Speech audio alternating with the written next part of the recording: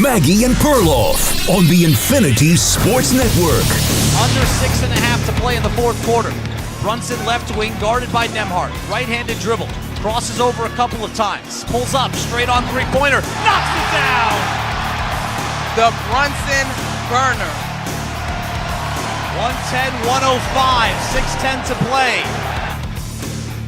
Courtesy of ESPN New York, the Knicks win last night over the Pacers. But the big question, are they actually a great team, or are they just the beneficiary of some really big calls? Hey, welcome to the show, Maggie Gray, Andrew Perloff. Wait. Nobody's asking, are they? Somebody is asking, are the Knicks a great team? They're asking if Jalen Brunson is a great player. Nobody's asking, is that a great team? The question is, are they being gifted this series by the officials? Now, that's the question. What do you say? I am not going to say, so the Pacers lost that game on their own last night, but I will say this. I am shocked after that terrible call in the last 20 seconds of game one. Yeah. I thought the way it works in the NBA is there's going to be a series of makeup calls, and they're going to give game three to the Pacers. Happened with the Sixers after they gifted the Knicks game two. They came back and gave all these calls to the Sixers. They tripled down on the New York calls last night. They have no idea how to call the series, and they are screwing it up terribly. So yes, you are blaming the officials. I'm not blaming the officials for the loss, but I'm saying the NBA is embarrassing themselves with the officiating in this series. And RickCarlisle, I actually tweeted that this is getting New York into the conference finals. I was kidding. So RickCarlisle, I am positive, follows me now because he said last night the bad calls are all over Twitter. And I put out a tweet last night. We got millions of engagements about this ridiculous call on Miles Turner that Jalen Brunson just flopped. I mean, a 5-year-old official could have seen this was not a foul. So the NBA is really embarrassing themselves with this series. I'm not saying that's why. The Pacers would have lost anyway. They're kind of a flawed team. They are way out of sorts on defense. But I think the officiating is a real problem in this series. It's really hard to watch. Listen, you can complain about the officials. I've complained about the officials. The Pacers have themselves to blame for what happened last night. Now, game one I thought was more egregious. Last night, what happened in this game and why the Knicks are up 2-0 is because the Pacers could not take advantage of Knicks injuries. You had Jalen Brunson, who left the game for the entire second quarter because he was dealing with a foot injury. Now, he ends up coming back. He ends up having an incredible fourth quarter where he scored 14 points, and he is clearly the closer right now, not just for the Knicks, but he's one of the best closers right now left in the playoffs. But you have an OG Anunoby, another player for the Knicks who plays a lot of minutes, is a great defensive player. He also left the game after he was putting together this awesome game. He leaves with a hamstring injury. You've got the Knicks who don't even have a bench, who Tom Thibodeau is allergic to having anyone play less than 48 minutes a game. He's the taskmaster.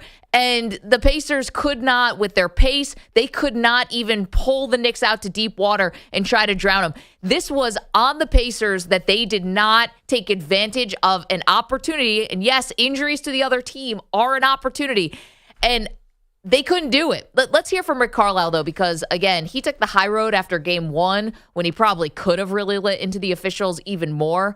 And then last night, he gets so incensed, he ends up getting ejected in the final seconds. Let's hear cut one. His team is not getting a fair chance from the ref. I'm always talking to our guys about not making it about the officials. But, you know, we deserve a fair shot. You know, and it's just not there's not a consistent balance, and that's disappointing.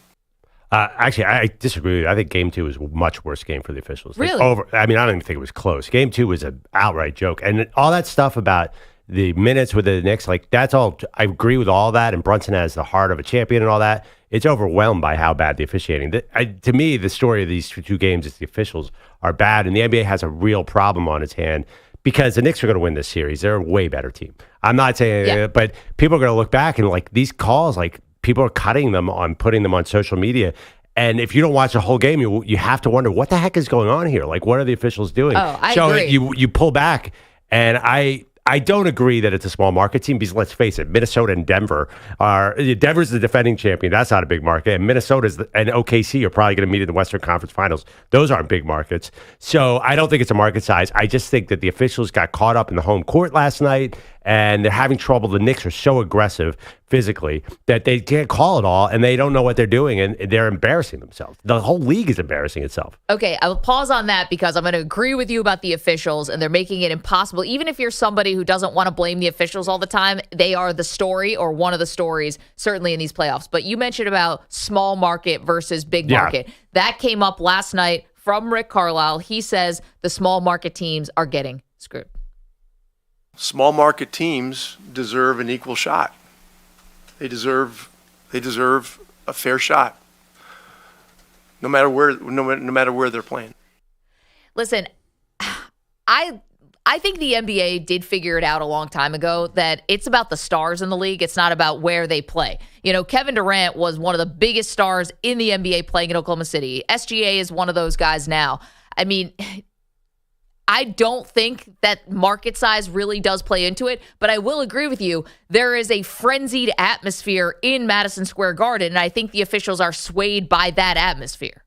Yeah, I absolutely agree with you, too. It also reminds me a little bit of the Seattle Seahawks defenders in the 2010s. If you foul on every play, the officials are like, I don't know what to do. You know, the aggressive team always gets the whistles, and the Knicks are the aggressive team. So it's a matter of style, too. But there was just a couple last night where like, whoa, like you are calling nothing. You're allowed to tackle a guy on the way to the basket, and then you call a little touch foul on Miles Turner, who they seem to hate with a passion. The refs? Yeah, I just think I'm so sorry. You said this after game one. It's hard to watch because the officiating last night was worse to me. I had to turn it off. I'm like, I can't watch this. It's cringy to see them let the Knicks get away with this crap.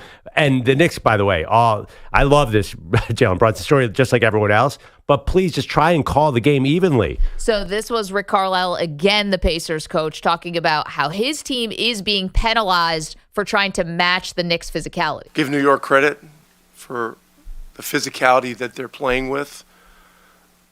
But, you know, their physicality is rewarded and ours is penalized.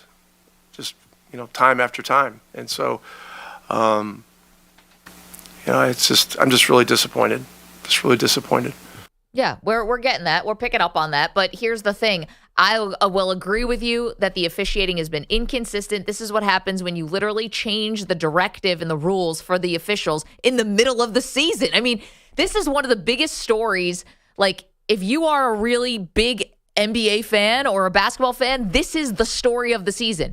And teams like the Knicks, who were good before they changed the rules, but teams like the Knicks and the Minnesota Timberwolves and others are going to be the beneficiary. Yep. Okay, great. And that's fine, but it is very, like, you have to look back at the Pacers when you had that in-season tournament, which I know you guys hated, but when everybody's scoring 150 points a game, this was like, oh, the Pacers might actually be the team here who could have an advantage come playoff time. And now all of a sudden, the league doesn't want 150 points a game. It was 130 last night, and that was very, very high. It has not been, these scores have not been this high in the postseason.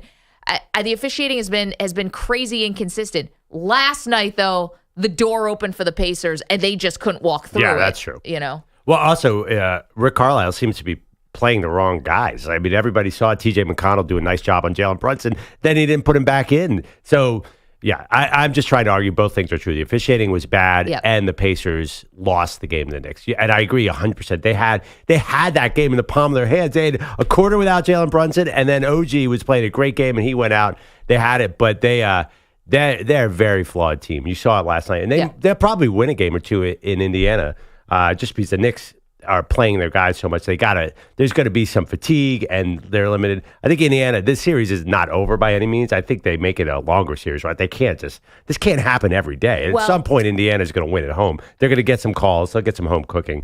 And they were close, but they let it go last night. Their chance to win the series went away with last night's loss. No doubt. I think the Knicks are definitely winning this series. I mean, how could you not think that in the way that this is being officiated, and also just the grit that the Knicks have? It's inspiring, to be honest. And, you know, I don't do any favors for the Knicks around here, but it is inspiring. You have to give it up for these three core guys and the ones around him in terms of Brunson and Josh Hart and Dante DiVincenzo, and then add Isaiah Hartenstein. OG Anunoby got hurt last night, but that guy's a dog too, in a good way. I mean, it's just amazing to watch. It's likable team if you're from New York, which has been a long time since you've had one of those types of teams. Now, the question is about Jalen Brunson's foot. And let's hear from Jalen Brunson. He says his foot does feel okay, and he doesn't really know what happened to tweak it. I'm all good, and that's it. You remember how it happened? No, that's one thing I don't know. Don't know. I just felt a little discomfort, and then went from there. Okay, Jalen Brunson is playing game 3. What more do you have to see from Jalen Brunson about how gritty this dude is, what he'll play through? Even if he's limited, this guy's definitely playing in game 3. But I don't know about OG Anunoby. He's probably going to have to get an MRI today to check on that hamstring. And now you also are down Randall, and you're also down Bogdanovich, and you're also down Mitchell Robinson. And eventually, just the lack of bodies, I think, might end up catching up to the Knicks. And there was a big question last night. I know Charles Barkley, they were bringing it up on the postgame show. The amount of minutes that these starters for the Knicks play is bordering on insane. I mean, Josh Hart plays every second of the game for multiple games in a row. At some point, will this catch up with the Knicks? Well, yes. I think it's going to be hard to imagine they're going to have enough in the tank to beat the Celtics. Now, personally, I think everything is falling right. They had a completely injured, messed up Sixers team, and now they have a Pacers team who shouldn't be in the second round of the playoffs. So we'll see. Once they play a real team in the conference finals, maybe I'm wrong. I mean, EJ has been trying to tell me that they match up well against the Celtics, but it does feels like they are a true David going against a Goliath in the next round. If they get to the next round, there's no way you can play all these minutes. There's no way you can really look at that front court. Like all of a sudden, Isaiah Hartenstein is, I don't know, Bill Russell. It's insane that dude's doing 45 minutes. You talk about Brunson, is he going to play in game 3? He played the entire second half. He didn't even come out of the game. It's not even a question. He's definitely playing. He just played 24 minutes in the second half of game 2. Of course he's going to play. I get it. I know there were questions about that. Like, is he going to be available? It's like, guys, he didn't come out the court. Yes, he's going to be available. Now, again, Anunoby, I'm not so sure about that. But is this the thing? Because, listen, this is the problem with it, right? Right now, with all these injuries, I get why Tom Thibodeau has to play his Knicks starters this type of minutes, right? He's never really trusted the bench. They're not a deep team. And now with the injuries, they're even shallower, thinner, whatever you want to say. But is this a little bit cumulative also? Because Tom Thibodeau, it's one thing to play your guys 48 minutes when you're in a playoff series and this is it and the season's on the line. We were having this conversation before the All-Star break. You know, this is the thing about Thibodeau, and it's followed him from Chicago and other places. He likes tight rotations, and he will play his starters into the ground. And so, again, I get it when you're locked in a dogfight with the Indiana Pacers in a game 2 at home, you feel like you can't take guys off the floor. But is it cumulative catching up to you from January and February when you could be able to stagger guys a little bit and he never does it? So I don't know the answer to that. I just know it's definitely a reputation that Tom Thibodeau, that follows him. And it's one that, quite frankly, he's earned, is that he plays his starters an ungodly amount of minutes. Yeah, I mean, it's so funny. They're going to make the conference finals probably this year. And everyone's going to say, well, look, the formula works. But it's going to be an unorthodox trip to the conference finals because, let's face it, you look around the West and you look around the rest of the East, this is quite the right matchups for the Knicks. Let's just say that. Pacers team. I don't want to take anything away from them. You know, they're playing really injured. Honestly, there's 4 of us right here. Give us a 5th and we'll score 97 points on those Pacers. They do not. The Pacers, have you ever seen a team care less about defense in the playoffs? Like they weren't even closing out on anybody. Yeah, well, this is just a carryover from the regular season. I mean, the Pacers were not exactly the bad boy Pistons all year. They never cared about defense. So this is an extension of that. Is Miles Turner the worst rim defender center in the history of the NBA? Honestly, I could walk in and dunk on that guy's face. I don't think so, dude. But I get the point. I don't want to take anything away from the Knicks just because things break right for them. Listen, things break right for teams all the time. Be realistic, though. If they get to the conference finals, is this proof of concept that you can play 7 guys and play your core 48 minutes? Is it proof of concept? I say not necessarily. I don't know. If it works against the Celtics, then I'm all in. But I have to tell you, if they get swept by the Celtics, then I'm going to be on the camp that Thibodeau is playing his guys too many minutes. All right, you just heard all of that. We just broke down a lot of Knicks go take a 2-0 lead last night against the Pacers. Calls that were questionable. Rick Carlisle not happy. Said they're going to send just stacks and stacks of papers to the league. Trying to, I don't know. So there were 29 missed calls, he said, in the post game in game one. There must have been 45 last night. Wow. And there were some that are just I have no idea what the officials were seeing is mind-boggling. How many different emails does that have to be in? That just can't be one email. There's too many attachments. It's got to be a zip drive. It's got to be a zip drive. It's a Google Drive. And then also on top of it, how gritty Brunson is. Listen, deserves everything, right? To injure your foot, to be out the whole second half, to come back, to play every minute basically in the second half, and to score 14 points in the fourth quarter and close this game on a bad foot is remarkable. And he deserves his flowers. Is this sustainable, though, with the amount of minutes and the amount of load that the Knicks starters are being asked to play? Well, yes. No, it's definitely not. But also, they're not a great team either. So if they lose in the next round, it's not just because they played all these minutes. They're without a bunch of guys. There's a talent vacuum because they don't have their full force out there too, right? I mean, if OG can't come back, I mean, what are we talking about here? How on earth are they going to beat a good team? It's going to be tough. 855-212-4227. We will let EJ get his rebuttal in on the other side of the break. And also Pete, noted Knicks fan. Hi. Tell us. I got stuff to say. You do? Okay, great. Hold tight. 855-212-4227. Are the refs screwing the Pacers? You can tell us what you think. Is this a small market, big market thing, like Rick Carlisle alleged after the game? Are the refs handing it to New York just to get more cutaway shots of Ice Spice courtside? Yeah, she could go to Indiana. That's super fun. I mean, the 90s Knicks being out there, that I've had enough of that. Well, they had Reggie back in the building last night. A lot of it's been a lot of Reggie chants. Lot of Knicks lore in this. Are they going to bring back all the Pacers for Game 3? I don't know. Rick Smits? Yeah, who is that? Rick Smits, the Davis brothers. Yeah, it's going to be Mark Jackson, right? It's not the same. It's not the same. 855-212-4227. Are the refs the story here, or is it New York? And how they're overcoming injuries and how well they're playing. A lot there for you guys to chew on. Again, you can watch the show, youtube.com/InfinitySportsNet, twitch.tv/InfinitySportsNetwork. We're across the country on our incredible Infinity Sports Network affiliates who we just spend all day thinking about you. What are you guys thinking? How can we better serve you? Also, the free Odyssey app and SiriusXM channel 158. You're in a 5-minute break.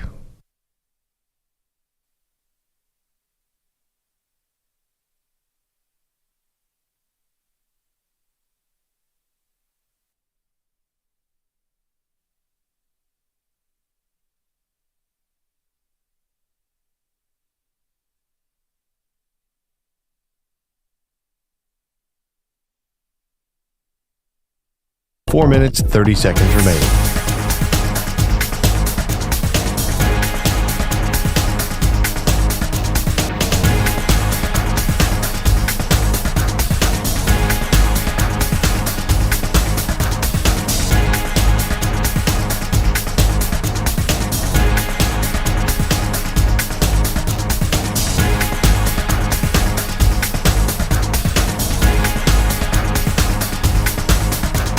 Four minutes remaining.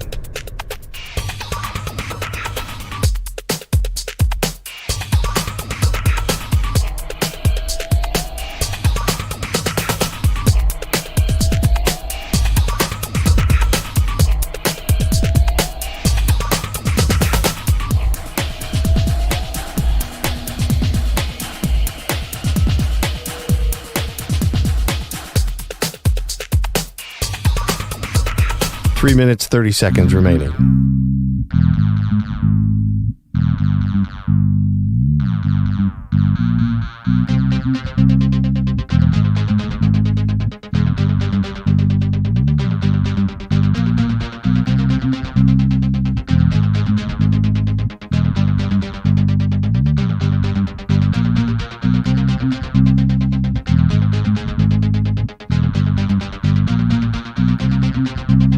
Three minutes remaining.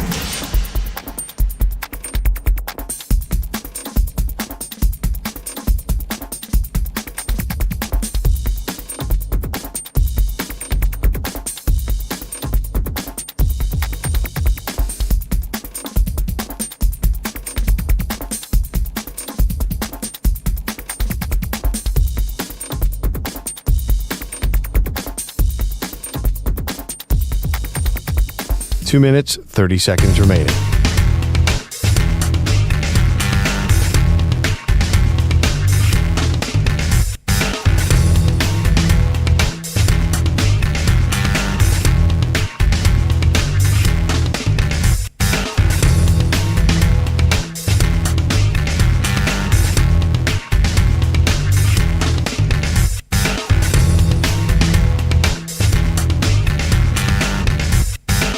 Two minutes remaining.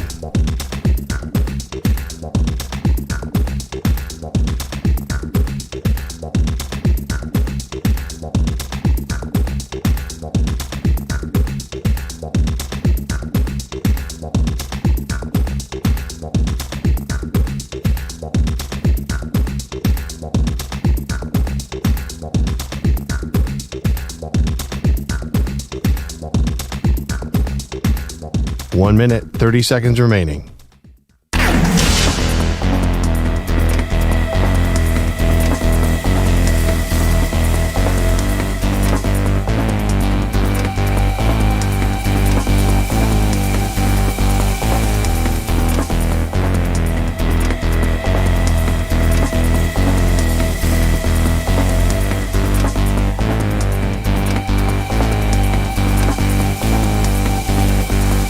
One minute remaining.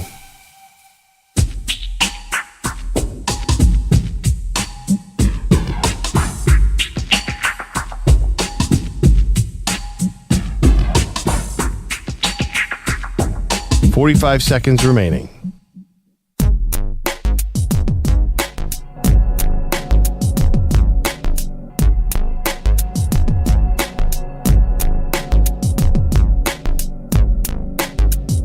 $30 seconds remaining.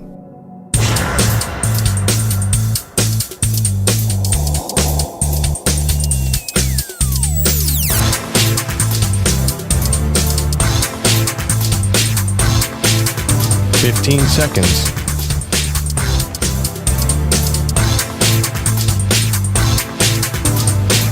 Break ends in 5 seconds.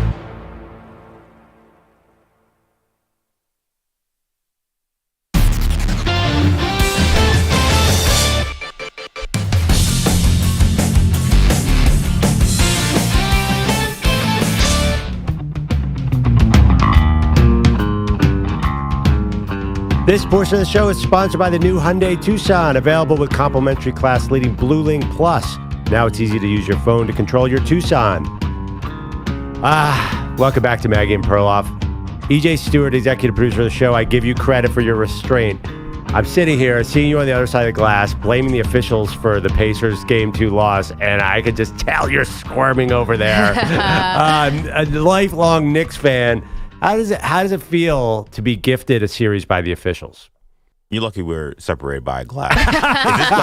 Is this glass bulletproof? I think I can just run through this glass. It's I don't double even think paned. I don't need a hammer. I don't need anything. EJ's gonna bust through this thing. It is the referee's fault that the Pacers went 2 for 7 from the free throw line in the fourth quarter. It is the referee's fault that Rick Carlisle forgot that T.J. McConnell was on his team. It is the referee's fault that they couldn't stop a man playing on 1 foot who scored like 20 points in the second half. It's all the ref's fault. It's because they're a small market team. Yeah. EJ, you sound like ladies and gentlemen of the jury. Yeah. My client is innocent. What about when the official high-five Latrell Sprewell after a Knicks layup? What about that, EJ? Look, you don't want to smoke with Latrell. Okay? Yeah, no, fair point. We all know that. So referees better be kind to Latrell Sprewell. I saw Stephon Marbury on the sidelines. It's cool to see him there, but it's a little weird. They're still intimidating those guys. Steph has had a huge comeback in this series. When did he start coming to games? Literally last week. I thought he was in China. I was shocked to see that. I didn't know if he was allowed in the building, to be honest. He looks like he can play tomorrow. He is he might be playing. Is he still playing in China? They've got a statue for him in China, Stephon Marbury. Yeah, he looks great. This sort of 90s Knicks, well, actually, Steph was in the 90s. Yeah, he was but 2000. This coming all together, it is, I imagine it's really fun for the Knicks fan. But I'm still maintaining the officials got to tighten up their game a little bit here. So Dexter Henry is in for Bagoosh today, and he was at the game last night, and I asked Dexter, were the Bleep Reggie Miller chants as crystal clear in person as they came across on television? Crystal clear. Yeah. Loud.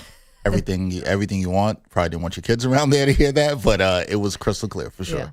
Yeah. Did he seem to be playing it up at all? They put Reggie Miller on the game last night, even though he's not calling this series, just to bring, enemy number one from the 90s back to the building and 2000s. It didn't seem like he was playing it up, but the fans definitely knew that was coming, and they were all over it from the beginning. They were all over that. So I saw the Ben Stiller, like the comedian and actor, even kind of inadvertently walked through one of Reggie's pregame interviews and was just like, giving him the business. Here's Josh Hart, who came over to Reggie Miller in the middle of the game to tell him, oh, you know what the fans are chanting, right?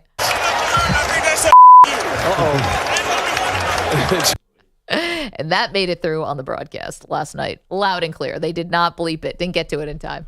That was on late, the broadcast? though. Okay. That was at the very end. I was, I'd stopped watching it. I like the Reggie Miller just was that after Carlisle got ejected? Oh, or was it right? I think this was before. I think it was right before. It was like with a minute and a half left. Yeah, maybe. The fact that the Pacers went up 10 at halftime with no Brunson and then just folded in the third quarter like that is pretty incredible. And it wasn't even Jalen Brunson coming back. That's why I kind of agree with this take. It was a Willis Reed type of inspiration because Brunson did nothing in the third quarter, and that was a crazy run. It's like everybody was so fired up. Everybody on the Knicks. I mean, the Knicks are. Let me ask you this question. Yeah. Knicks are playing over their head, right? Like these other players. Maybe not Jalen, but are they really that good? Well, it's a great question because you did see in the first series against Philadelphia, there were a couple games where DiVincenzo disappears. There's a couple times where Josh Hart, they were targeting him at the end of games because he was missed free throws. He's like a 70% free throw shooter. So, yeah, I mean, the fact that everything is draining right now for the Knicks. Yeah. But to be honest, I think the Pacers have a little to do with that too, and that's why I don't love Rick Carlisle blaming the officials after this game, because you play Olay defense, and that's not the Knicks' fault. They're taking advantage of it. You're not a tougher team. You're not a tough team. And that's why when I hear Rick Carlisle saying, well, we're not getting credited for matching the Knicks' physicality. When did that happen?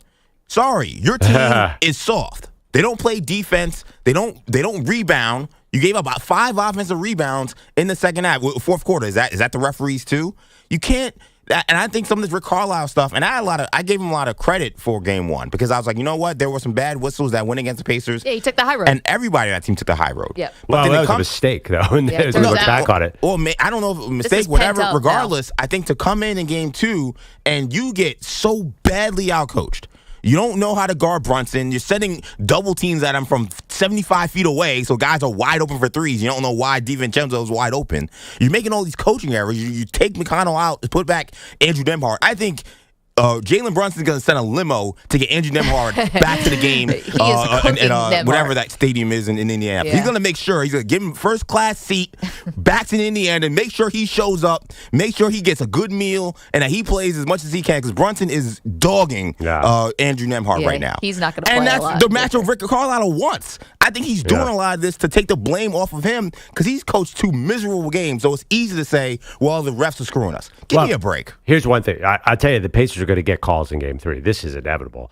And they got to do something. I think they're going to play McConnell and Obi Toppin more. I think they even up the series. I mean, obviously, Maggie and I talked about this before the show. Obi Toppin is clearly the most talented front court player. Siakam, what is he doing? Why is he out there? Yeah. Miles Turner is just bad. I mean, and the officials hate his guts. He scored 6 points last night. They need to play that guy Jackson, who unfortunately can't hit a free throw. But they need to mix it up to match the Knicks' energy and play more physical front court players. I think it's an important point you're making because this is the game that gets played here because Tibbs took a lot of heat in the first segment here, and look, these injuries are mounting up, so these questions are going to get asked, and they should be. How many minutes he's playing, at the same time, what you have with the Pacers are saying, we have all this depth, and they're playing their guys sometimes 32, 25. Like, their starters don't log a lot of minutes, so then you have this kind of weird game of, who do you play late in games? Like, I think Kenny Smith made a really great point in the post game where he's like, with the Knicks and with some of these other good teams, you know what their identity is late in the game. Yeah. What's the Pacers' identity? Well, what are they trying to do? I don't think anybody knows, which is why we can watch a game and see clearly TJ McConnell should be playing in the fourth quarter, but the Pacers don't really play him in the fourth quarter. So they don't have an identity. So if you want to watch the show, youtube.com/InfinitySportsNet and twitch.tv/InfinitySportsNet, where our very own Andrew Kaplan said TJ McConnell can't play 25 minutes for some reason. Now, I don't think I get what he's saying. They should have been playing more. It doesn't seem like there's anything there, though. That just seems like coach's decision. Yeah, he didn't put it. Everyone thought he was going to put him back in. That's the one thing the broadcasters were all over wanted. They put McConnell back in. He's doing a nice job. I mean, I give him credit. He's sort of rubbing on Brunson a lot, wearing him down. The guy I don't get is that Neesmith guy. What's he doing on the court?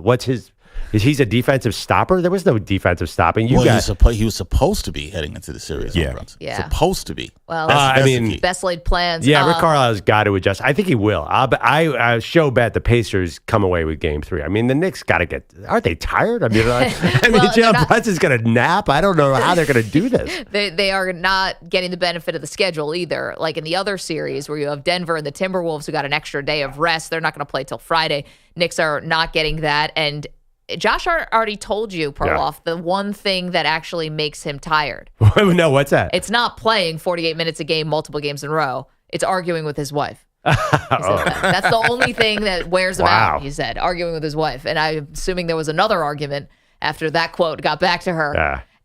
Josh Hart is playing really well and is crafting his own sitcom in real time as we go it's here. It's pretty amazing. Double duty. I said it's a reality show. Dexter Henry is here with headlines. Hello. All right, guys, we're going to start off by talking about what we were just talking about Wednesday night regarding Jalen Brunson suffered a foot injury in the first quarter, but he returned for the second half where he was cooking. Knicks on a run here. Brunson gets to the basket, is fouled, in pain on the floor.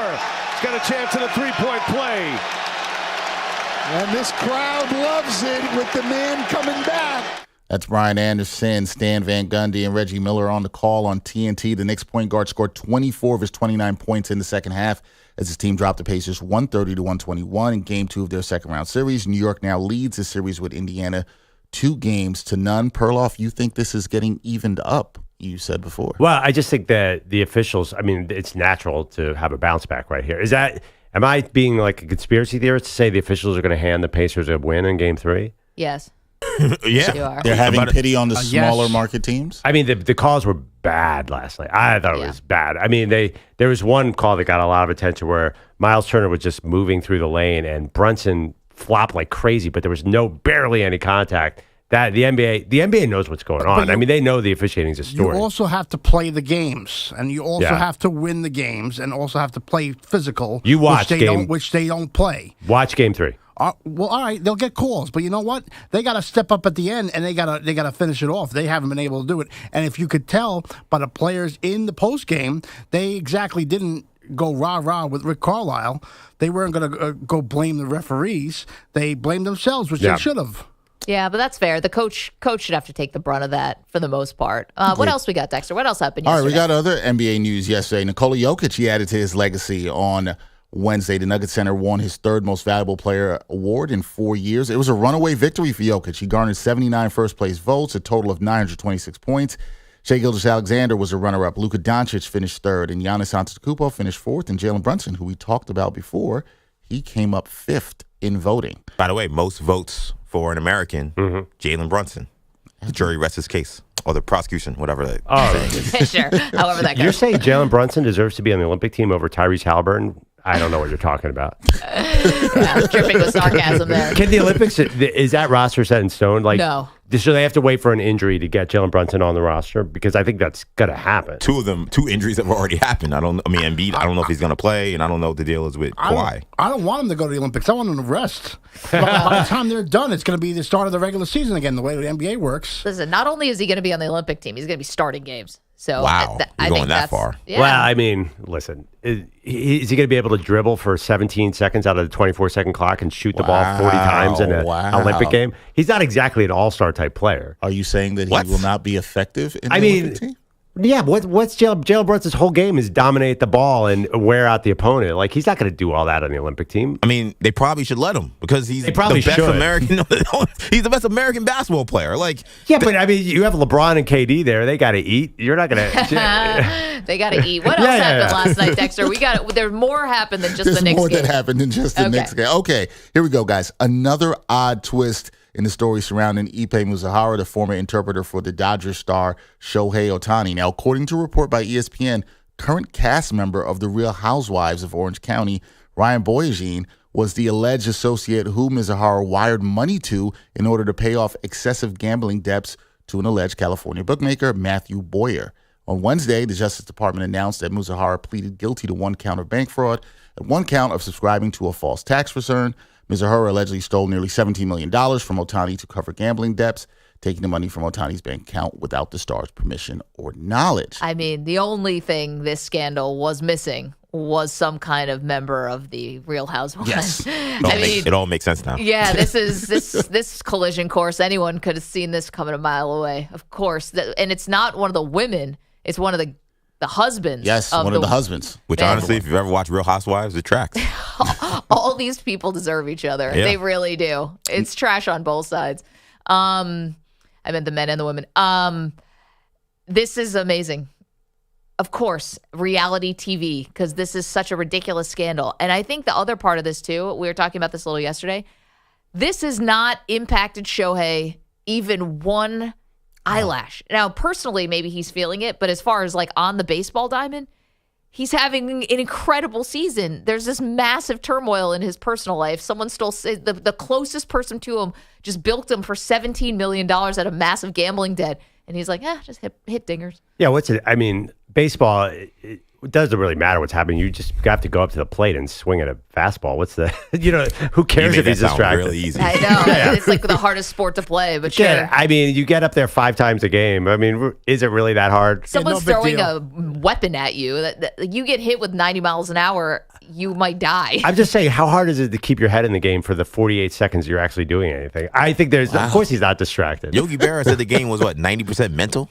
That's literally the baseball quote. That's the Bible, basically. It's one of the commandments of baseball. But we can't be that surprised that Shohei can slough this off and go out and rip the baseball. Of course he is. I mean, I've seen guys shrink under way less scandals in baseball and any sport. I don't know. Barry Bonds was like... They're throwing syringes at him. This is why it's so impressive, because it reminds me of Barry Bonds. Well, but his Barry scandal was literally him getting an edge. True. Helping him play baseball. This is a scandal where it's just all draining on you, I would imagine. I remember Manny Ramirez was always in scandals, and that dude did not care at all. He was unfazed. He was beyond unfazed. He barely even seemed to be aware of what was going on. Maybe Shohei's the same. Yeah, I mean, English is not his first language. He might not be following all this. Manny was taking a breather in the scoreboard.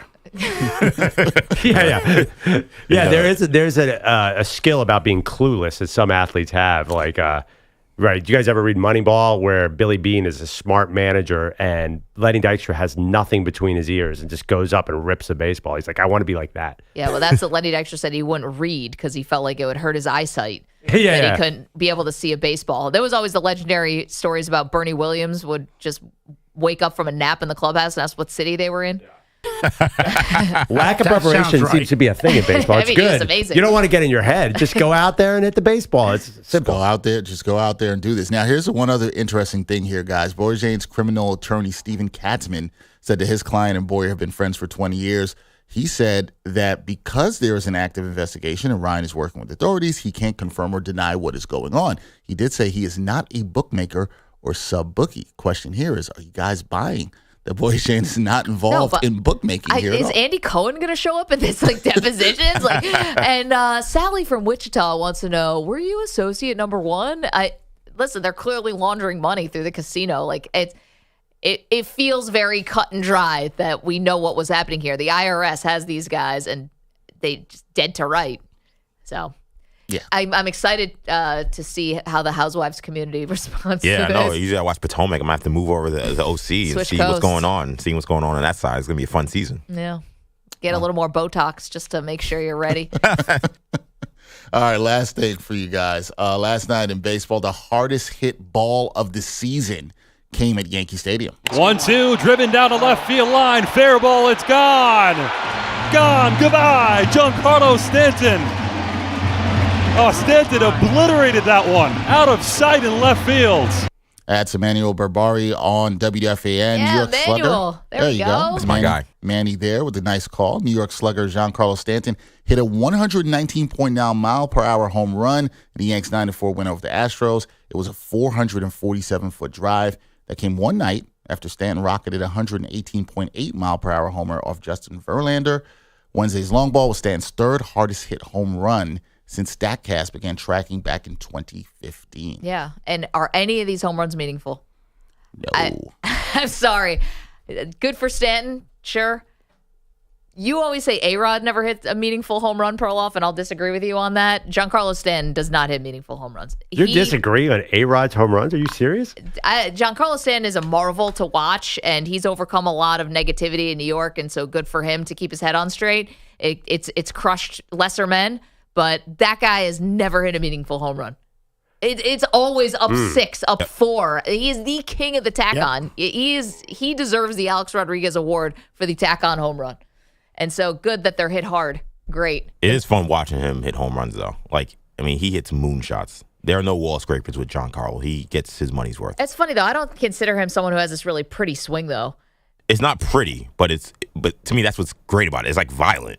It's almost like Sheffield. But he can't. Yeah, maybe it is violent. He can't hit anything. He's not a bad ball. This is not Vlad Guerrero who can hit anything. No. It's got to be lollipop, just right down the middle. It's got to be on a tee. Yeah. It's the ultimate ringer player when you're playing softball and you see that big guy that comes down. It's oh, he's not on the team and he hits home runs constantly. That's Stanton. He's the kid where it's get his birth certificate. There's no way that kid's 13. Oh, by the way, we had this whole conversation yesterday about crossover athletes and whether guys in the NBA could go play in the NFL and vice versa. Stanton apparently was a great football player. That I could see. I think I remember because he's from the Miami area, right? No, L.A. L.A., sorry. Yeah, that I remember that he was really good. Why is that? Why are baseball players so good at football? And look how big he is. Well, a lot of football players are good at baseball. Yeah, or vice versa. Yeah. Yeah. Well, now you guys saw the crossover athlete, right? Did anyone see the Devin Funchess highlights from the Caribbean Pro Basketball League? He can hoop. Yeah, I know we were kind of slandering NFL players playing basketball. He's really good. I'll save him, but there were 2 major developments in this argument from yesterday about NFL players playing in the NBA or NBA players playing in the NFL.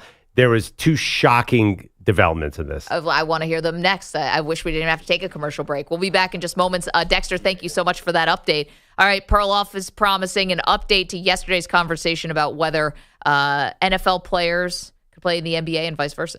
Oh, yeah. Let's bring that argument back, baby. I'm still into it. Maggie and Perloff, don't move. You're in a 5-minute break.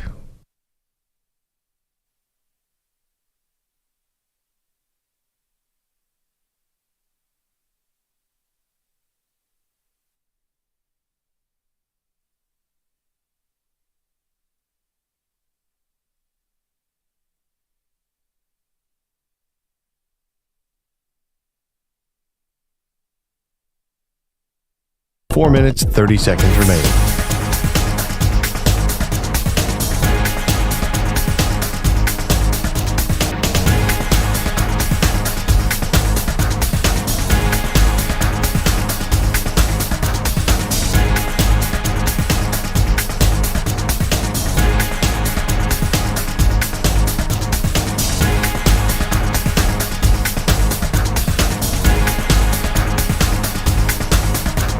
Four minutes remaining.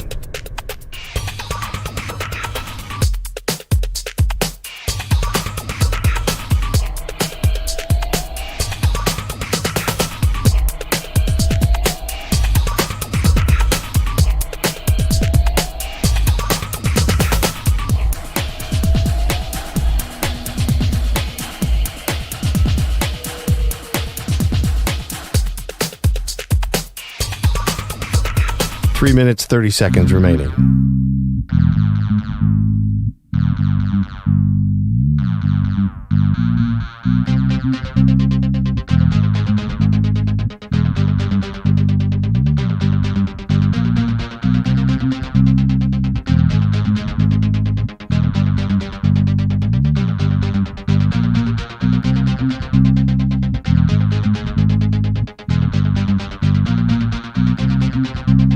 Three minutes remaining.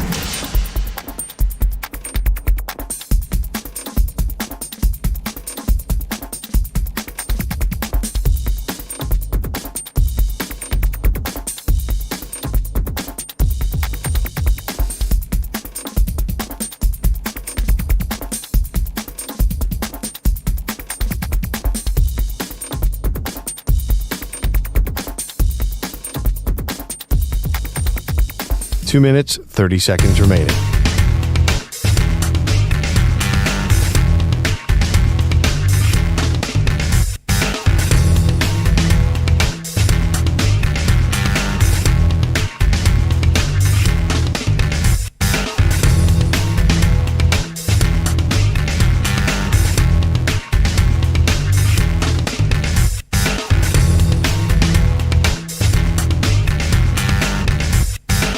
Two minutes remaining.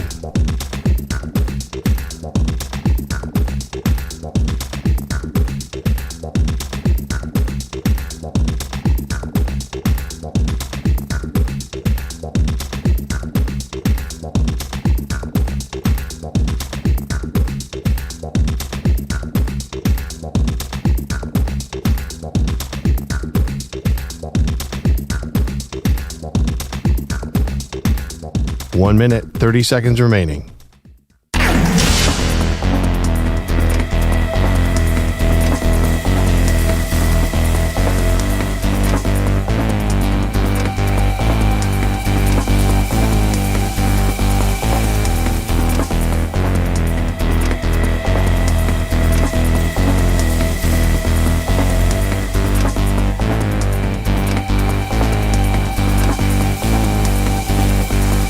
One minute remaining.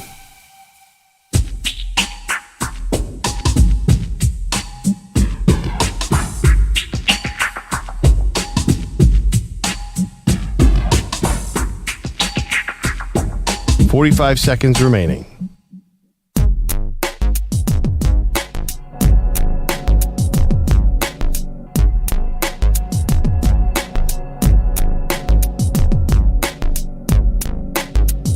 $30 seconds remaining.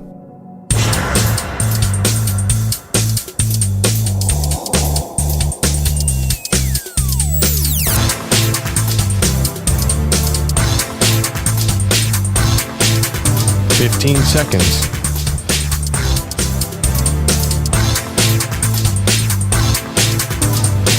Break ends in 5 seconds.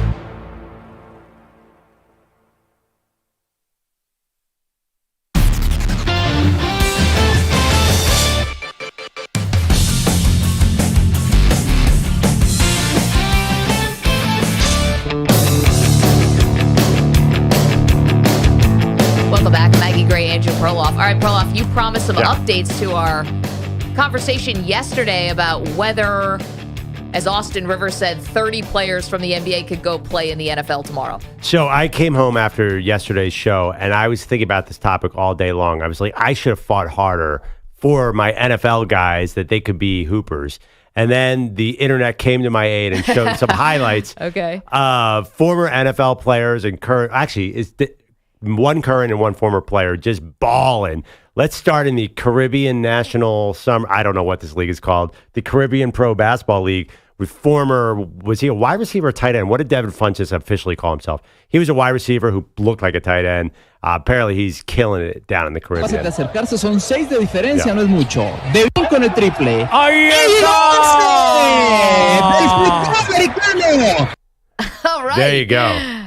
I love it. Yeah, he plays for the Caribbean Storm Islands of the Baloncesto Professional Colombiano. Yeah, that's after disappointing my fantasy team a few years when he was back with the Panthers. He's making up for it. But yeah, there was actually a highlight reel of T. Higgins, the Bengals wide receiver, who's in the news a lot this offseason, unhappy with his contract. Yep. Apparently, he has the power of flight. He is a high school Anthony Edwards, and his highlight reel is incredible. Do we have a highlight of T? Foul situation. They have 2 more to go as T's going to dunk it. Oh, man. Oh, man. Rebounded by T. Higgins. T brings it up the court, and now this is how the Wildcats want to play. T drives into the lane for a dunk. Yeah, so T. Higgins got offers from Louisville, Tennessee, and Auburn and chose football at Clemson. Kind of worked out, but it's interesting that he's kind of worked out. He's like on the verge of signing a massive contract, no? Yeah, it totally worked out. Well, he was a second-round pick, which was funny. I'm not sure, looking back on that, he's he could be in the NBA getting $60 million a year or whatever the max is now. He actually, I generally do believe it's. I was playing devil's advocate. I don't think there are a lot of NFL players who can play in the NBA. I watched this highlight reel of T. Higgins. Yeah. I think he could have developed into an NBA player because his vertical is just rare. You could see he has an alley-oop where the guy throws it from half court, and he pulls it out of the air and dunks it kind of like in a unique way. I think he might have been able to make that transition. So this was Oak Ridge High School in Tennessee, I'm seeing, for T. Higgins. Went on to play at Clemson, obviously. And then I'm wondering, though, if could there have been a possibility? And now Clemson obviously was an amazing program. They're vying for national titles when T. Higgins is there. But could he have played both maybe at Clemson? Kind of do the Julius Peppers thing where Peppers played in North Carolina, both on the football team and the basketball team. Yeah, I don't know why he didn't do that. He should have done that. I mean, a lot of players have done. Donovan McNabb played on the Syracuse basketball team. Kind of a bench warmer, though. He was yeah, but I mean, at least he got out there. There's a lot of guys who have played a little bit. What's that quarterback from Notre Dame? Rick Paulus?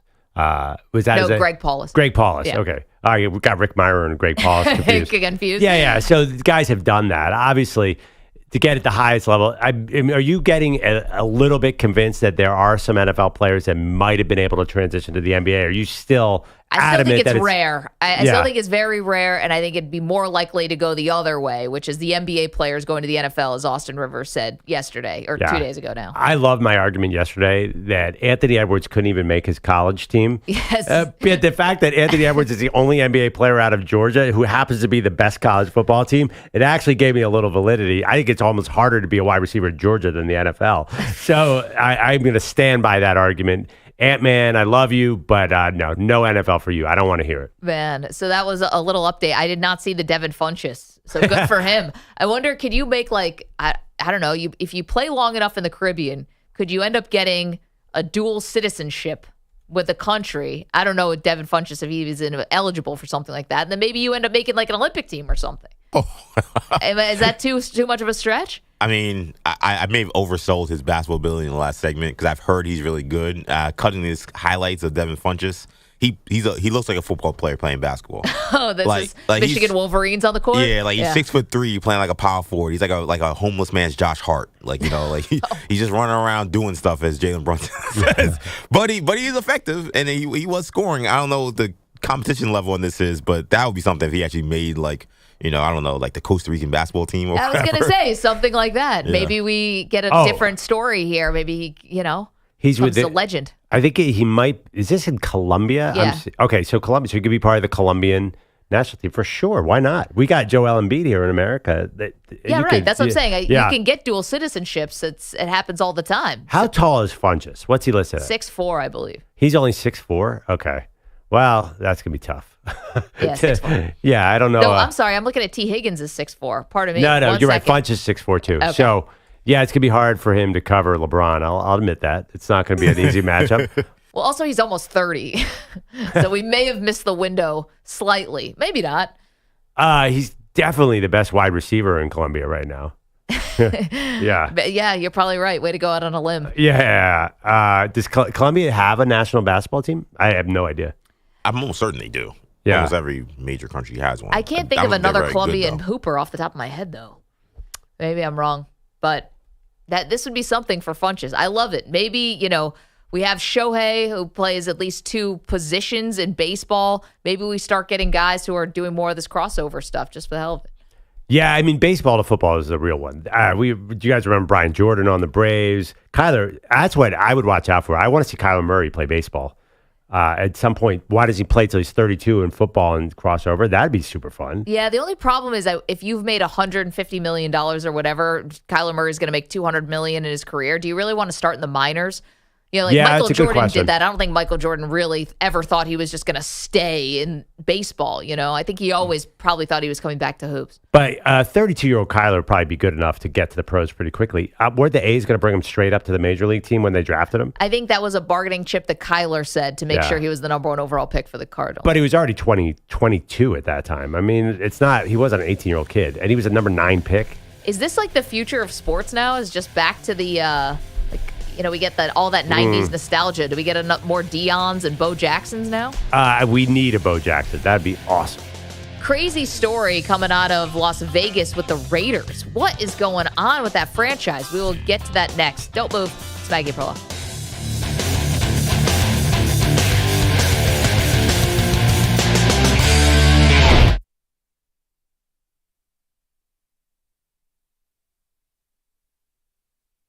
You're in a 5-minute break.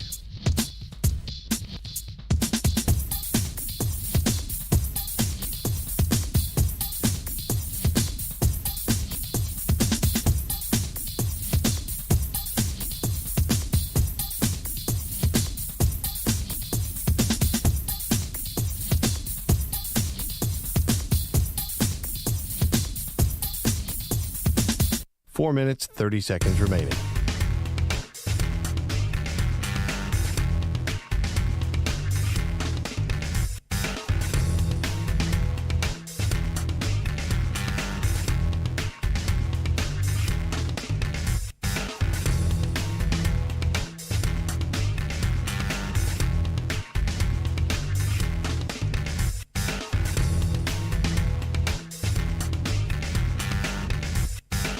Four minutes remaining.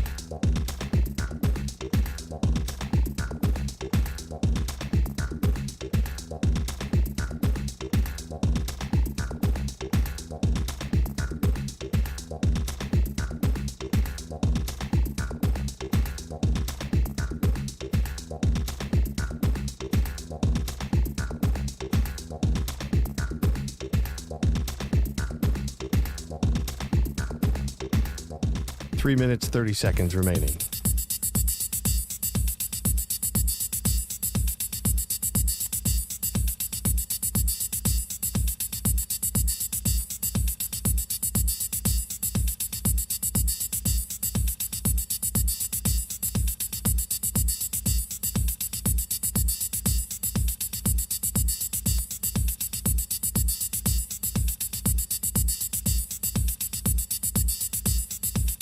Three minutes remaining.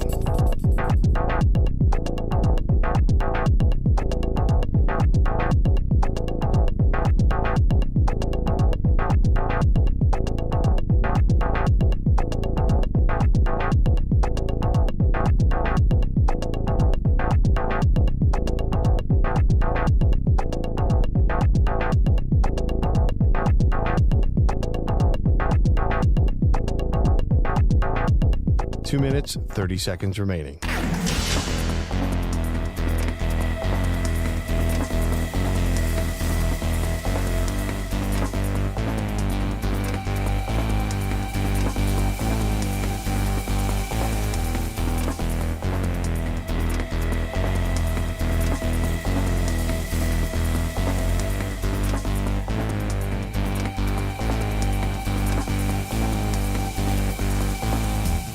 Two minutes remaining.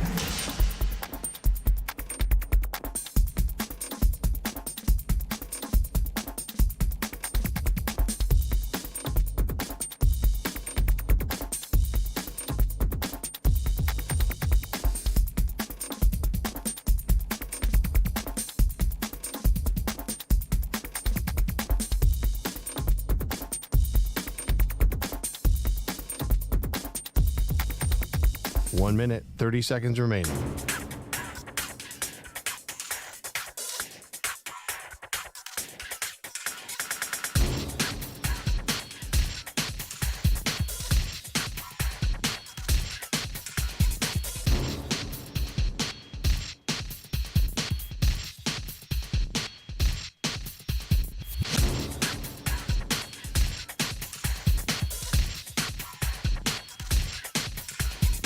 One minute remaining.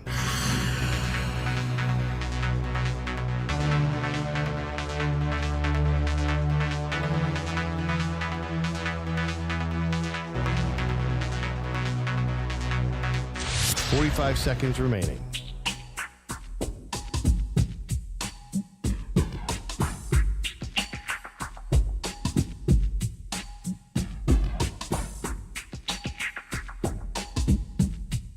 Thirty seconds remaining.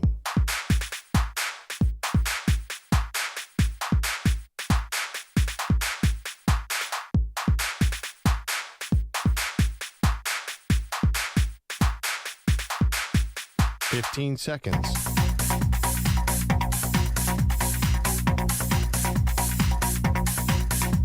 Break ends in 5 seconds.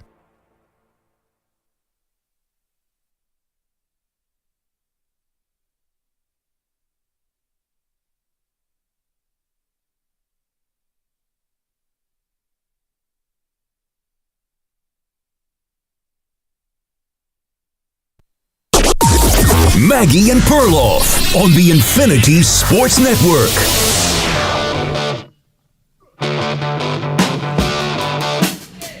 We've gotten to the point where you will believe anything about the Las Vegas Raiders. Hey, welcome to the show. Maggie Gray, Andrew Perloff, and Perloff, we're getting proof of that in a story that's come out over the last day or so. So here's the story. We know that the Raiders took Brock Bowers, the tight end, with the 13th overall pick in this most recent draft. Well, Terrion Arnold went 24 to the Detroit Lions. And he was on a podcast called Next Round Live, or maybe it was a TV show, whatever. And he talked about getting a call from Antonio Pierce, the head coach of the Raiders, after they passed on Terrion Arnold and took Brock Bowers at 13, okay?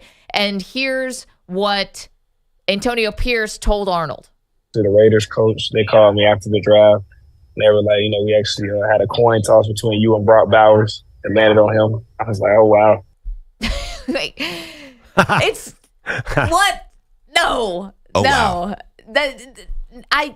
This is like a game of telephone where I think somebody says to you, hey, man, it was a coin flip between you and Brock Bowers. It's a term. It's a expression. It's a way to make Terrion Arnold. Maybe it's like you were really high on our board also, but nobody actually thinks that the Raiders are sitting there flipping a coin.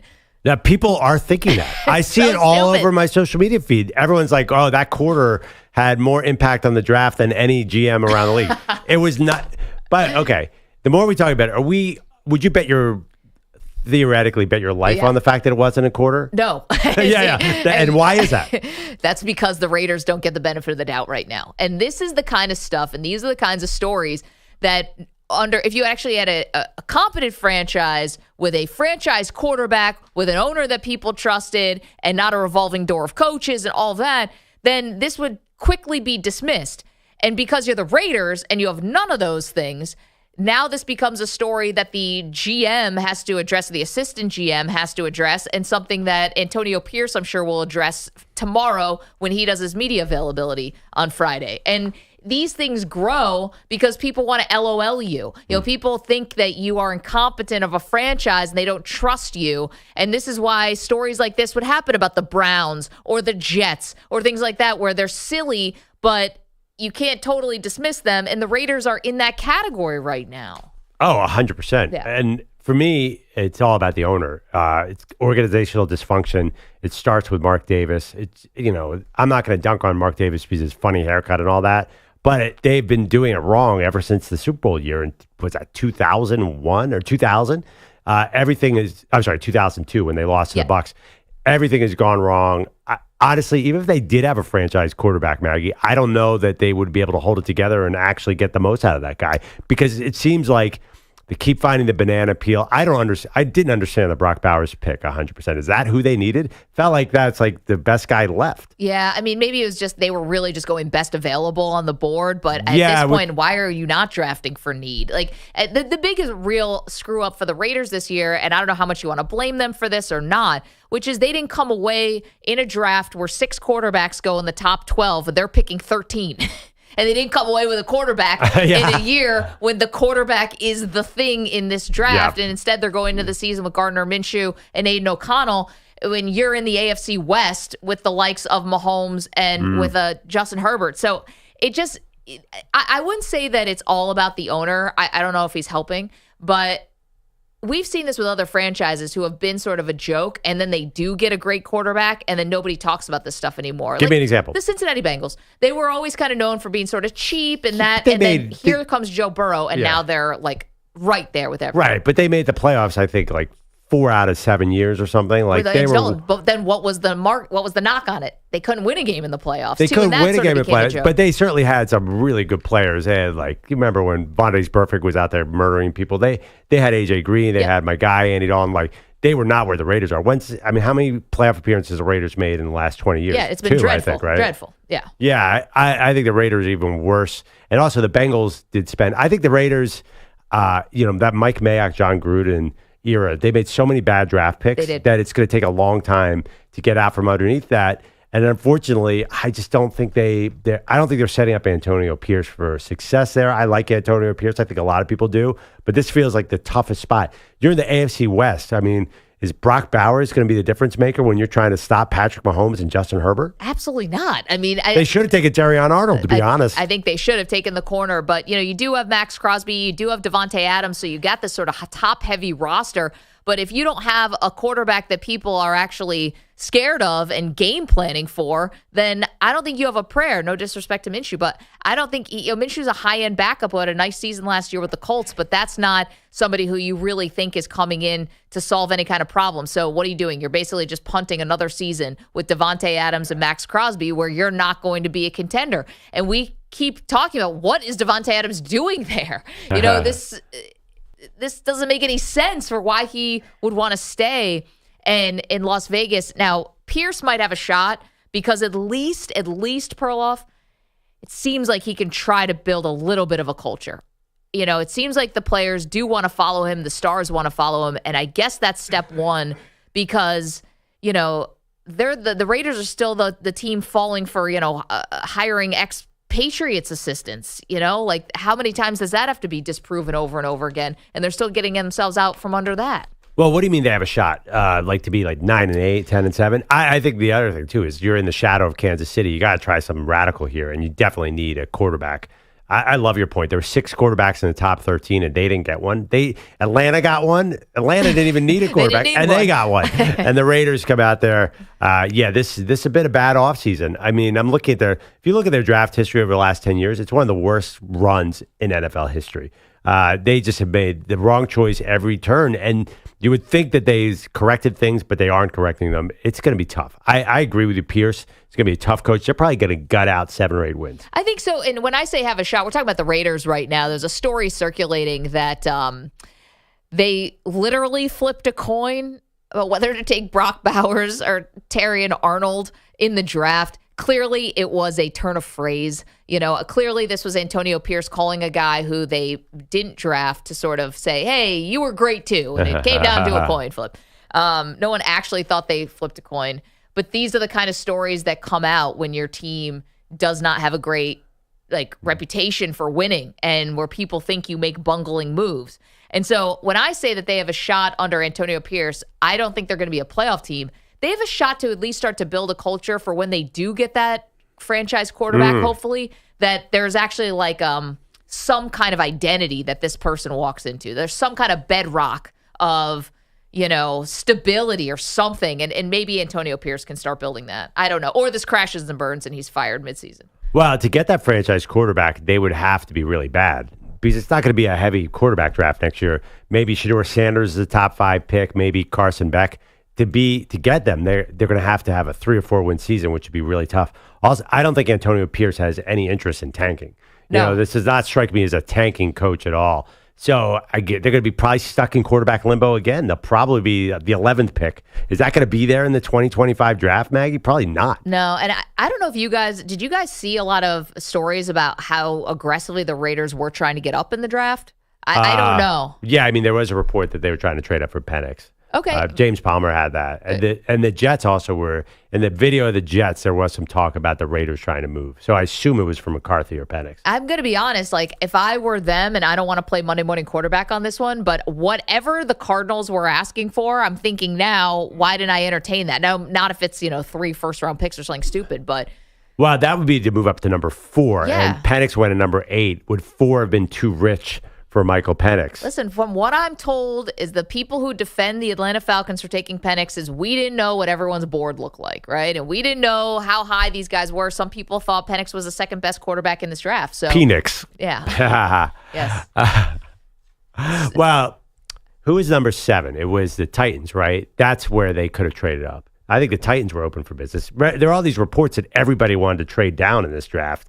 So you're right. The Raiders, I don't think the Raiders expected Penix to go 8, McCarthy to go 10, and I definitely don't think they expected Nix to go 12. But wasn't that kind of an open secret? Right. I think that's kind of why we're going back to this coin toss thing, wondering, hey, maybe these guys are that incompetent. Because how did you not know any of that was going to happen? And to your point, you could be absolutely right. But the Raiders get no benefit of the doubt. EJ, it's great because remember when Jay Glazer, right? Jay Glazer, who's got all the inside info and doesn't just throw stuff up against the wall like some of these other insiders. His stuff is usually pretty nailed down. And you brought that report where Glazer said 13 for Penix felt a little rich. There must, exactly. And that felt very pointed.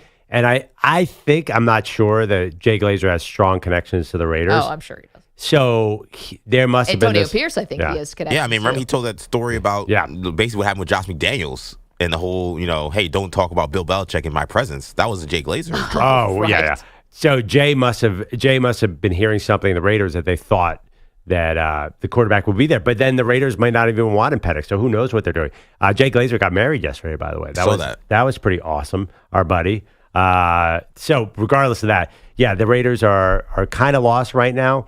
I like what you said, because the NFL needs the Raiders to be good. It would be great. They're still a very popular brand. Totally. It's fun when they're there. Las Vegas is a great town. So your take that, Antonio Pierce builds a culture, and when the quarterback arrives, there's something there. That is the best to hope for if you're a Raiders fan. Well, and they have to hope that maybe it coincides with Patrick Mahomes turning 40. I don't know when this is going to happen, but when he's on the downslide here, and he's 50. No, I kid, and I don't want to try to rub salt in the wound here for the Raiders, but no, maybe he does start to build a bit of a culture, and then if they get lucky next year in the draft and they get their guy, maybe it's Shedeur. Shedeur seems like that's a lot, right? If you have a franchise like the Raiders, who we just outlined, not exactly the pillar of stability.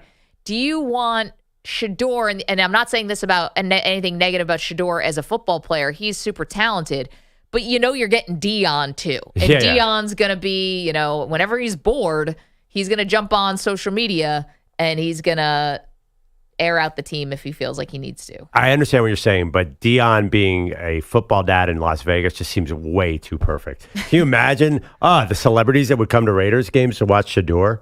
There's only two ways that could go if Shedeur's with the Raiders. Either this is the best thing that ever happened to the Raiders and they start a dynasty that rivals the Chiefs, or it crashes and burns. There's no middle ground. Actually, I disagree a little. I think Shedeur, I've watched a lot of interviews with Shedeur. He seems like a pretty all-together kid. I think he'd be fine. I would just not. The Dion-ness hovering around. The circus around him. But this is Las Vegas. They should be able to handle a circus. If any town should be able to do that. The Raiders have always been bigger than life. So I kind of like that. I understand what you're saying. Dion criticizing the team is not good. But to try something different, might as well. I mean, whatever they're doing now is not working consistently enough. 855-212-4227. Your thoughts on the Raiders, and do they get no benefit of the doubt? Literally, this story was circulating that they may have flipped a coin between Brock Bowers and Terrion Arnold. One's a tight end, one's a corner. One went 13 to the Raiders, the other went 24 to the Detroit Lions. And people believed it because they'll believe anything about the Raiders right now. That's how bad it is for Las Vegas. And would Shedeur Sanders be the elixir, the cure-all? Be fun. 855-212-4227. Coming up, separating some contenders and pretenders in the NFL. We do that next. It's Maggie and Perloff. You're in a 5-minute break.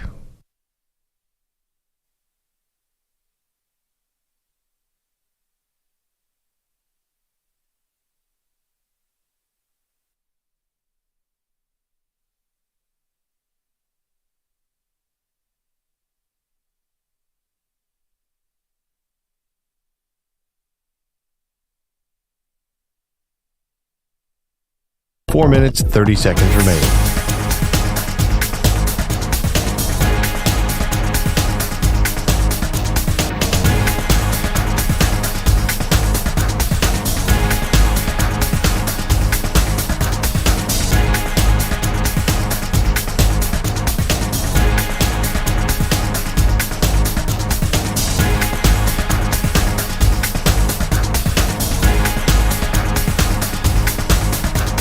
Four minutes remaining.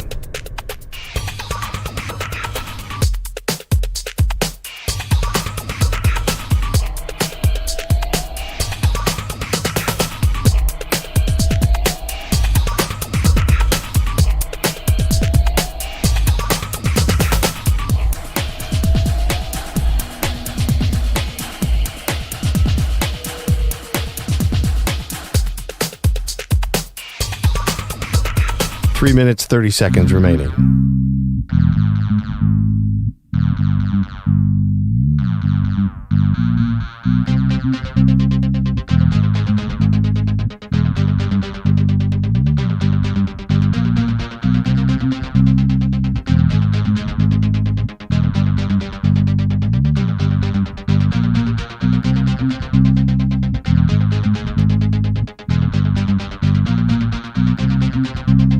3 minutes remaining.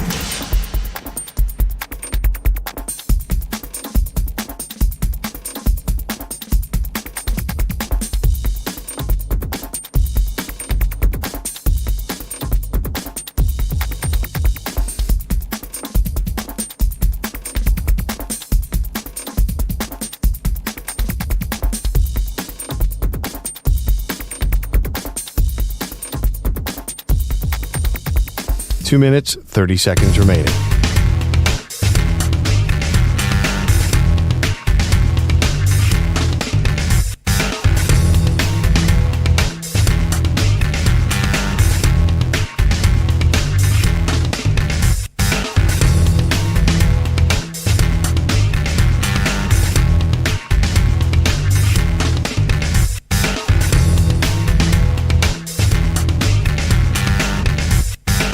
Two minutes remaining.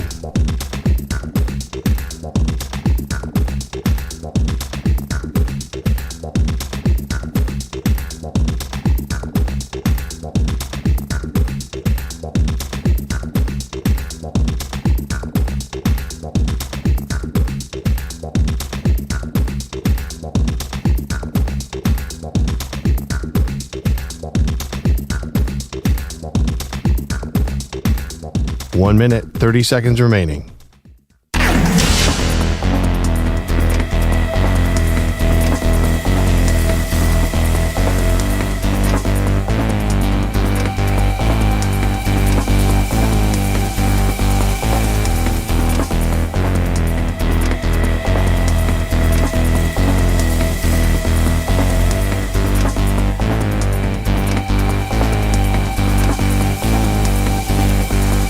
One minute remaining.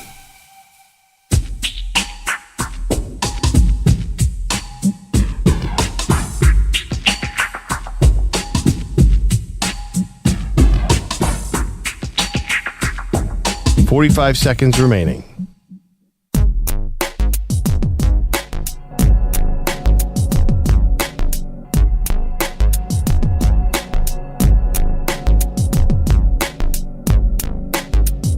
Thirty seconds remaining.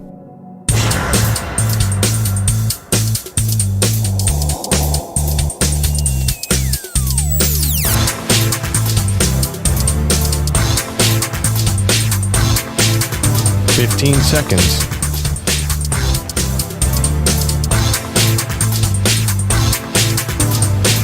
Break ends in 5 seconds.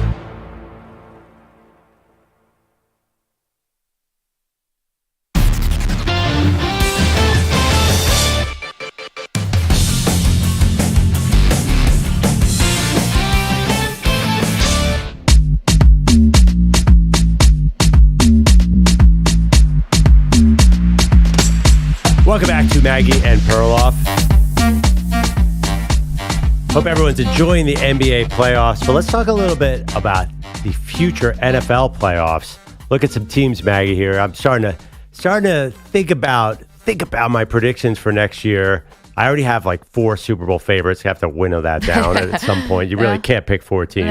I'll try. You will. You will pick 4 teams throughout the season. Oh, I'll jump on some bandwagons. Why not? All right, let's get into it, Maggie. All right, let's do a little contender pretender. And this is, are these teams legit Super Bowl contenders, right? We're not making our Super Bowl picks today, but are they legit Super Bowl contenders? EJ, toss out your first team. All right, so let's begin. Let's go with New York. New York Jets. Contender, pretender. You scoffed. I'll let you go first. Contender for what? Super Bowl. That's Super Bowl. The NFL Super Bowl? Yeah. The New the York NFL Jets. New York Jets, No, the NFL other Super Super Bowl. Bowl, yes. Pretender. Oh. What are we talking about here? You're starting off the Jets, the Jets Jets. The odds of this all coming together working perfectly with Aaron Rodgers at quarterback at 40 coming off an Achilles tear, not to mention Robert Saleh, your coach. This is not happening. This is a pretender. I'm going contender on this one. The Saleh thing scares the bejesus out of me, but I'm going to have to put all my faith here in that Rodgers is going to be fully healthy. They did shore up the offensive line. They've got weapons here, guys. They've got weapons on the offense, And the defense already was good. They won 7 games with Zach Wilson playing quarterback. They're a contender. I did that last offseason, Maggie. You're going to live to regret this. Let's stay in the AFC East. Let's head south for the Miami Dolphins. Contender, pretender. I actually think the Dolphins are a contender still. I'm still hanging on. 30-year-old season from Tyreek Hill and Tua playing for a big contract. Here's the question. They've lost a little bit on defense, Perloff, but it seems like the defense was really unhappy last year with telling Vic Fangio to kick rocks at the end of the season. So maybe they've end up finding a little bit more harmony. I think that Mike McDaniel might have a different gear. Like, they're touting him as this offensive genius guru, all the things we throw around. He's got to come up with some better game plans here in terms of keeping that offense stout against good teams. And I think he's got another trick up his sleeve. Just a question, though. The playoffs happen in January, right? I know. Not in September. You need home field. That is, they're not shouldn't even be in this discussion. They're a total pretender. There's no way they might make the playoffs, but there's no way they get out of the playoffs. Tua is not elite like Patrick Mahomes. He might get paid like that. Tyreek Hill, as you just mentioned, getting old. Defense took a step back. No way, pretender. Okay, so let's go to the South again, or stay in the South, but go to the NFC. How about the Atlanta Falcons here?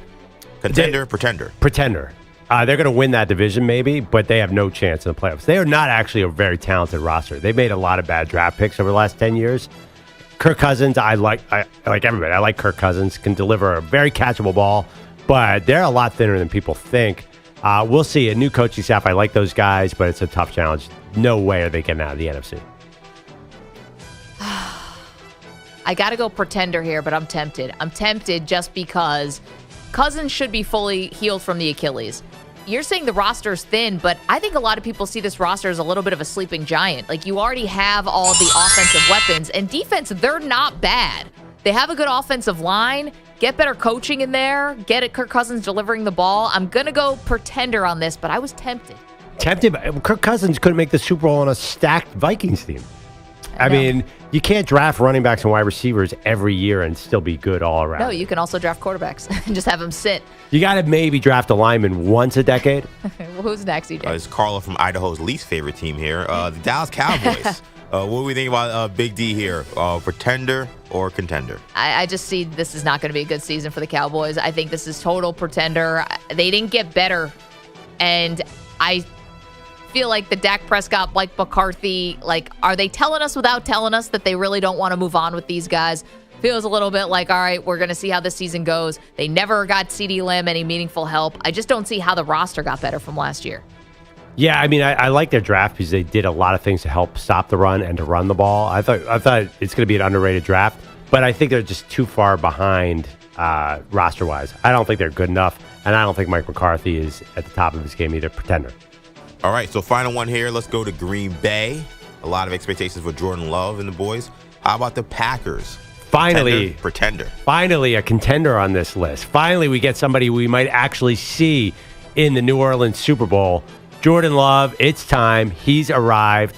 You got these young receivers who are getting older. You've drafted defense for the last 20 years. Those guys, some of them must be good. I like, I think Matt LaFleur has proved he can coach without Aaron Rodgers there. This is a legit contender based on the fact that they really should have beaten San Francisco in that playoff game. And San Francisco is a very good team. It was in San Francisco. It was raining. I thought that kind of screwed up Love at the end of the game. I think they're right at the doorstep.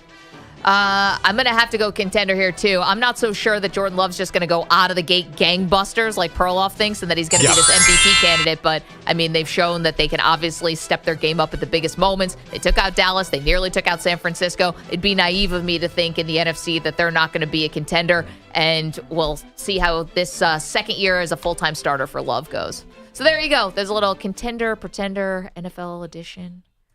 Yeah, you're pretty liberal with contender. You put the Jets and the Dolphins in there. That means there's no room for your Bills. You can't have three contenders out of the AFC East. Why? There's three contenders out of the AFC North. Yes, because that's the best division in football.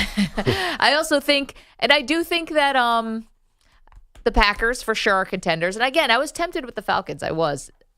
They're taking a lot of heat right now, including from people like me who thought the Michael Penix pick was just ridiculous to pick him that high when you just paid Kirk Cousins $100 million. But there is talent on that roster. I disagree with you on that. Dexter Henry is here. He's got headlines. Hello, Dex. Hello, guys. We're going to start this one off with baseball, where the number 1 pick in last summer's draft, Paul Skeens, is being called up by the Pirates. He's going to make his Major League debut on Saturday against the Cubs. Now, Skeens, he made 7 starts in AAA this year, 0.99 ERA, 5.63 strikeout to walk ratio in 27 in the third innings. He struck out 42.9% of the batters that he's faced thus far this season. He's got a four-seamer that averages 100 miles per hour. So, guys, how excited are you to see what Skeens can do? Oh, just wait. Perloff's going to be head-to-toe Pirates gear in a week. Oh, here we go. Go on, Perloff. Yeah, I zoned out for a second when you said Pirates, but I'm back in. I'm all in. 100 miles an hour and four-seamer. Let's go. That's all you needed to hear, right? What does that mean, by the way? Sorry. It's a pretty fast pitch. That's all you need. Well, you're hitting 4 seams. Is that... Well, yeah, explain. It's where your hands are. No, I understand. I understand Right. that, but is that unusual? Is that supposed to slow down the pitch a little? And it's notable. Two-seamer is the one that's slower. Right. Okay. Yeah. So the fact that he's averaging 100 miles per hour at a pitch that's already fast, like he's consistently hitting that. That's what's important. Okay, now we can finally have the discussion that's been sitting on our rundown for a month. Yes. This has literally been a month. Future topic. More exciting for baseball fans. Your top prospect gets called up or you trade for a star. EJ's been wanting to do this topic literally since opening day. Well, the kid from Baltimore kind of was a little bit of a bust, so we couldn't really talk about him. I know. And it just got buried. I was like, this topic's happening. So here we go. I think calling up your guy is the most exciting, but it can be a little tempered for a team like the Pittsburgh Pirates or something because it's the countdown already on before you're going to be trading this guy away to the Yankees or something and just totally getting mad at your team. So I think calling up the top prospect is the more exciting than trading for a star. I think but the point you're making there, Maggie, is a good one. It depends on your team and who they are and what there is. I would agree with you. Like, I'm a Mets fan, and I was really excited about Christian Scott, seeing him last Saturday. But, yeah, if you're a Pirates fan, you're like, this is nice, but is he going to be here? Can I remind you of the last time we got thrilled about a Pirates guy, O'Neal Cruz? What happened there? Well, you know. Broke his leg. Yeah, that didn't help him. Tough break. That's a little derailed. But I'm just saying, I think all prospects are different. Like, some of them work out. Like, Ellie Dollar Cruz is fantastic. Of course. But that's not the other thing about it. You bring up the prospect. It's never a guarantee. That's what I'm saying. You mentioned Jackson Holiday. Right. You really do not know how you get excited that first week. I'm with you excited in the first week, but admitting that it might not pan out. Because I've seen that so many times. You're more about trading for a star. No. I get excited. No, I could care less about trading for a star. I'm all about the next guy. But you have to be honest with yourself that that next guy could start out with a great week and then fall apart. I think it's a clean sweep. I don't know how Pete feels. I definitely feel like the prospect would make me more excited. But this is the only sport where this is a thing. I feel like if a team drafts a great pick in the NFL or in the NBA, it's great. It right away. Now, unless it's Wemby, that's a whole different thing. But I think most rookies, you'd be more excited if your team traded for, I don't know, star? LeBron. I think you'd be like, or even like a Devin Booker. I think you'd be like, oh my God, we got Devin Booker. We win a championship. Like, I feel like baseball is the only thing that happens where you're bringing up a rookie, and that's actually for many franchises more exciting than trading for a star. Well, the NFL, I think definitely you get a chance. You're the Bengals, and all of a sudden you get the number 1 pick, and Joe Burrow sitting there coming off a season where he threw 70 touchdowns. You're like, we did it. We're here. We are like we're awesome now, and we're going to be instant overnight. We're going to be so much better. So I think the NFL's like that too. NFL doesn't have traditionally big trade. Like, you're not getting a quality guy via trade. Like, if there's a trade, that means the one party was flawed. Although we talked about Devontae Adams when he got traded to the Raiders, that was a big day. Yeah, and I'm thinking about. I know we don't see quarterbacks move, but Joe Burrow, that was exciting for Bengals fans. But was it as exciting as Jets fans getting Aaron Rodgers last year? No, because of the Jets, though. I don't think it's because I think Aaron Rodgers could win anywhere. It's like we got Aaron Rodgers. I think it would be. Cause I think we don't do the mental gymnastics that Perloff just talked about. With this rookie might not be good when it comes to prospects for some reason. In the NFL, we do. We always say, well, this pick could be a bust because we've seen a million of them. I think that tempers expectations for a lot of these rookies. Can I ask you a question, a little background here? Who are some of those prospects that have come up? I remember Ryan Braun when he came up. Like, sure things. It's not every year you get one. Like, we're talking like the top of the top. Yeah. Bryce Trout. It was like Chris Bryant. That was a big one because they kept him down in the minors. They were suppressing the playing time and all that stuff. Like surefire number ones, like generational kind of guys. Strasburg was supposed to be like that. And he was pretty good. Like that. Yeah. Very good. Yeah. I mean, he got hurt, but yeah, when he pitched, he was great. So I think we have to set our terms here. Like, I mean, Aaron all-time Judge guys. came up and he was like really bad at first, but then you knew. But was he like a number one pick who all the fantasy players were watching to wait when he came up? Yeah, I mean, he's looking at like his physical stature. He came up and I think he was just a September call-up, right? And he had all these strikeouts, and then the next year he was in the Rookie of the Year race. No, but I'm talking about like the guy who that comes up. We're talking about the guy who comes up in May that they've been sitting on, right? Right. That's a different kind. Yeah. Wait, so what's this guy's name again? Skeens. What's Skeens is his last name. Remember from LSU? First name is Paul Skeens. Isn't he dating somebody, another athlete at LSU? Didn't this make a... He's from LSU, that's correct, yes. Is he dating the gymnast? Oh, the famous gymnast? What's her name? I'm forgetting. Livy Dunn? I believe that's her name. I'm forgetting who. Are they? I think I did see. I was wondering why Livy Dunn was throwing up on my stuff, and I was like, that had to be why. It's funny because I'm looking at the first thing that comes up. Who is Olivia Dunn dating? And Paul Skeens. Yeah, it's the other way around. I'm just looking at some of like the number one picks that have been also the top prospects in the last whatever years. Vladimir Guerrero, or top prospects rather in the last whatever years. Vladimir Guerrero Jr. That was big. Joe Mauer, who's just going to the Hall of Fame. Jason Hayward, David Price. There are some great names here, but then there's a Delman Young. There's a Jurickson Profar. They're also. Where's Jason Dominguez? Been waiting for him forever. Right. Like it's definitely a hit or miss, just like it is drafting a quarterback high in the NFL. Okay, so have you guys seen Paul Skeens? I don't know does he still have the mustache? He's committed to the stash. You guys know how I feel about this. Solo stash? Yeah, the ironic stash, the trying to be Keith Hernandez stash. Yeah, not a fan. I'm not feeling It's this. not my thing. It feels like he's wearing a costume. It's like, this is not you. This is you're trying something out. And I'm all for taking liberties with your facial hair. I get it, guys. You have all this stuff to play around with. Why not? But this looks like he's wearing a Halloween costume. He looks like he should be a villain in a Toy Story movie. Exactly. This is not him. This is not you, sir. You are trying on something. This is an alter ego. He can dress like Rex, but if he goes up there and strikes out 20, I'm happy. Just no Mets. That's all I got to say. No Mets. What else you got, Dex? All right, we got 2 games on the NBA playoff schedule tonight. Got a pair of game 2s. The Celtics, they will look to go up 2-0 in their series as they host the Cavaliers. And the Thunder, they're also going to do the same. They're looking to go up 2-0 as they host the Mavericks. Do you guys like either of the road teams to even up the series at a game apiece tonight? I like, if Luka's healthy, I like the Mavs. I like the Mavs in game 1. What makes you think he's healthy? He didn't look healthy in game 1. No, he did not. Yes, that's why I put a big if there. Yeah, I just kind of like them. I feel like the OKC hype is out of control. I saw Kendrick Perkins say that they're winning the title this year. They're ready to go. I just think the Mavs are a team that you always forget about. Then they're just come back and at an inopportune moment spoil the party. What do the Thunder have to do to convince you? They have to win the NBA title. I've been trying to convince you since December. They have to win the NBA title, and it can't be like 6 games. It's got to be convincing. This is like EJ as the car salesman, and Perloff walks on the lot. Like, what do I have to do to get you in this Honda today? You can leave with this tomorrow. You guys will admit that all the hype is going to Minnesota, and OKC is just behind. Meanwhile, they haven't lost a game. 2 small market teams who have not but lost they played They played the Pelicans without Zion, and then Luka was clearly hurt in game 1. So I don't know what hasn't lost a game really means. It's kind of like the Knicks have beaten the Sixers and the Pacers. What does that prove? You're just always here for the disrespect to the Knicks. I see this. Oh my God! Yeah. You're here for that. I see. You're welcome to the show. Man.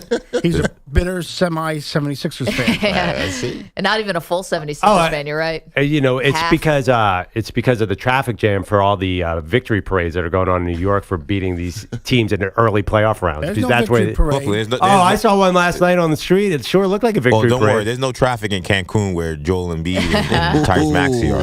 It's clear, clear traffic, just bicycles and beaches and sun. That's all they got to deal with. What's that have to do with me? I'm a Minnesota Timberwolves fan. Always have been, always will be. Before that, he was a Bucks fan. Before that, he was a Pistons fan. Do love the Pelicans. Bucks. The Pistons are not really my team. Moving around. Dexter, welcome to the show, by the way. This is how it works. Yeah, I see. I totally see. All right, guys, we got one other thing here. The NFL, they have plans to host 3 Christmas Day games this season as they did last year, and those games could have a new broadcast home. Former CBS broadcaster Boomer Esiason said on his Boomer and Geo show that we should keep an eye out for a potential partnership between the league and a major streaming service. Do not be surprised if the NFL, oh boy, and Netflix, oh boy, get in bed, oh man, for a nice little Christmas Day, football games. Wow. I would not be surprised. I'm sorry, Giannotti's reactions here. Yeah, It's he's like great. the NFL, yeah. Oh, boy. And a streaming service, oh boy. On Christmas, oh no. This is a good one from Boomer yesterday, right down the hall. Wouldn't be I love surprised. it. I'm all about this. I can't stand the other streaming services because it's too hard to get in and out. Netflix is my go-to, and my remote, this can be realistic here. My remote has a button that says Netflix. So I just hit that. I don't know if you guys have that. Anyone else have that? My TV does that. Yeah, so I just go there. It is so much easier to do a Netflix live game than to go in and out of Amazon or Hulu. For me, I mean, those are okay. I'm getting used to that, but Netflix is great. I like them as a live TV partner. Better than Amazon? Yeah, because Amazon, I got to go to my home screen, then I got to hit up Amazon. Not because the quality of the broadcast. I'm talking two less things on my remote. Oh, just the quality. Quality of broadcast. What do I care? It's football. I don't even. You guys are the ones who listen to the broadcasters. I just want to see the game. No, I'm talking about sometimes on Amazon. I don't know if this happens with you guys. And I don't know if it's their fault, but sometimes it buffers. Sometimes it can get a little bit blurry. I do like the function where they will catch you up on key plays that you missed, or you can just catch right up. I thought that's a really smart thing that they do. I like that. Oh man. Uh-oh. But of course, these streaming services are just going to buy all these games a la carte. Why wouldn't they? The NFL clearly wants to sell them to them, just like Peacock got a playoff game for $90 million or whatever. That was annoying. Well, see, that's the thing. That was annoying. Is that good for fans, right? Well, Now, the question I was going to ask you guys. Everybody has Netflix, Well, right? these That's guys the didn't most mind. popular. Pete and EJ didn't mind because they have Peacock because they're such big WWE fans. And I have Peacock because I'm a big English Premier League football fan, so that's why I have Peacock. Right, but Netflix has a much, much bigger subscriber base. So they're a lot less unhappy fans. I mean, what was the playoff game? Sorry, it was the Miami, Kansas City. Right, like a lot of my friends were passing around passwords for that one because they were annoyed. Netflix, I don't think they'll have that. Everyone I know has Netflix. It's sort of like the Kleenex of streaming services, right? So I think this is going to be okay. We've talked about it before. I just don't think we're going to have these channels anymore. Like, streaming is going to be our future. So it's one of those things where, like, get used to it. Like, it's tough. Like, I'm not going to say I do feel bad to some degree. I have never had an issue because I use these services for various reasons. I need Disney Plus to watch X-Men cartoons. I need Peacock to watch wrestling. Like, some of these things I'm beholden to. They've got you, yeah. Yeah, so it's unfortunate that there are fans who aren't like that and they're having to pay. But I'm telling you, Super Bowl on streaming is 100% going to happen. Well, let's figure this out, please, so I don't have to pay about $300 and all this, and all charges for all these things. I'll tell you what, you're right. The cable, the whatever bill, the streaming bill, it's getting out of line. It's out of control. Yeah. There's 400 streaming services. I think I subscribe to 399 of them, and it's nuts. And I don't even know what I use, what I don't use. I'll get something just for one game or one show I want to watch, and then I got to remember to cancel it, and I never remember. I think if you look really big picture, 40, 50, 60 years, I think sports are going to be much less popular because of this. I think the next generations are not going to watch sports. It's going to get less and less popular. I already know young kids are not into sports like we were into sports. Yeah, we didn't have TikTok to distract us. And video games are so much more popular. I think that this is going to water down.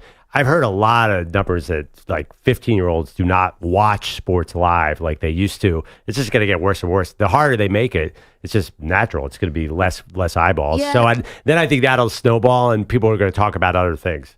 It's interesting because there's two different things, though. It's like they're less accessible to watch the games, but there's more commentary around it than ever. They tripled down on the New York calls last night. They have there's like you could get into a sports argument and not watch the game. That seems to be the thing now. It's kind of crazy and a little sacrilegious for what we do, but I think that it's just interesting. Like, you can get package highlights. You can find all this stuff everywhere. It's all over social media. The NBA's been great about that. They don't take down highlights when people try to cut their own highlights. Like, they let everybody cook on YouTube, and they're not precious about it. So you have access to all these highlights. But again, who's watching the games from start to finish? Well, I think this is related to the old sports radio argument. Putting on games late at night, especially on the East Coast, like to have a finals game start at 9:20, are you going to lose young fans? Yep.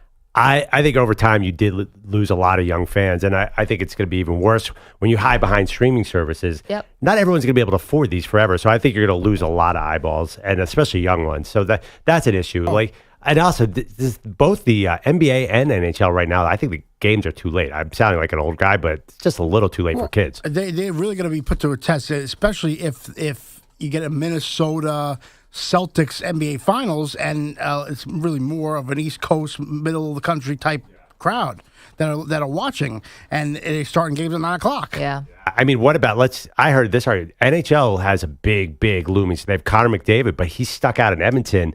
I don't even know what time zone that is, but that's not good. So no hockey fans getting to watch him. Well, you know that the time zone thing is real, and I don't want to seem like we're East Coast bias here, but you know it's real when Monday Night Football basically moved up their broadcast an hour. Mm-hmm. You know? Monday Night Football, didn't it used to start at 9, and now it starts at 8? Same thing with Sunday Night Baseball, too. They were at 8 o'clock. Now they're at 7. They moved it. Well, yeah, I mean, my girls don't watch a lot of sports, but Pete, I don't know if you have kids. Are they less into sports than you were because it's harder to watch, or is this similar? Well, Pete's kids are too little. They're too little, but my son is starting to get into the sports, and he's starting to like. Well, I'll watch it, and he'll watch it, and he'll go to bed, but it doesn't really affect me now. Sorry. But I have a nephew that bedtime, it affects him if he has to go to bed for school or whatnot. He's going to miss the Knick game. He's going to miss the end of the Knick game. He's going to be told it during the school day. 855-212-4227. Dexter, thank you so much. And the idea that the Super Bowl will be on a streaming service, I agree with EJ. It's happening. Not next year, not the year after, but it's totally happening. Someone's going to bid like crazy for that. I don't know. I'm going to be old school here, and I think that the NFL cares about getting the maximum number of eyeballs. They really care because they make money off in so many different ways off the Super Bowl. It's a gigantic branding opportunity. They're not going to give that up for cash. Delta's in the chat. Time is just a construct. Thank you for that. 855-212-4227. Let's always keep that in mind. And a flat circle. Yeah, time is a construct when we're staying up till 11 to watch an NBA game knowing that our alarm's set for 3 o'clock. That ain't a construct. That is our reality. Again, 855-212-4227. You want to get in touch with the show, come on in. Coming up, we're really confused by what one team is doing. It makes no sense to any of us. Maybe it'll make sense to you. We'll get to that next. You're in a 5-minute break.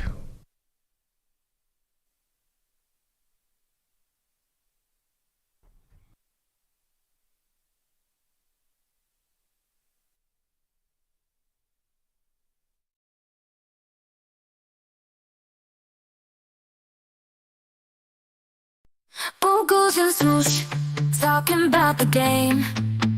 Yeah, that's the vibe. Boogles and swoosh, on top of the game.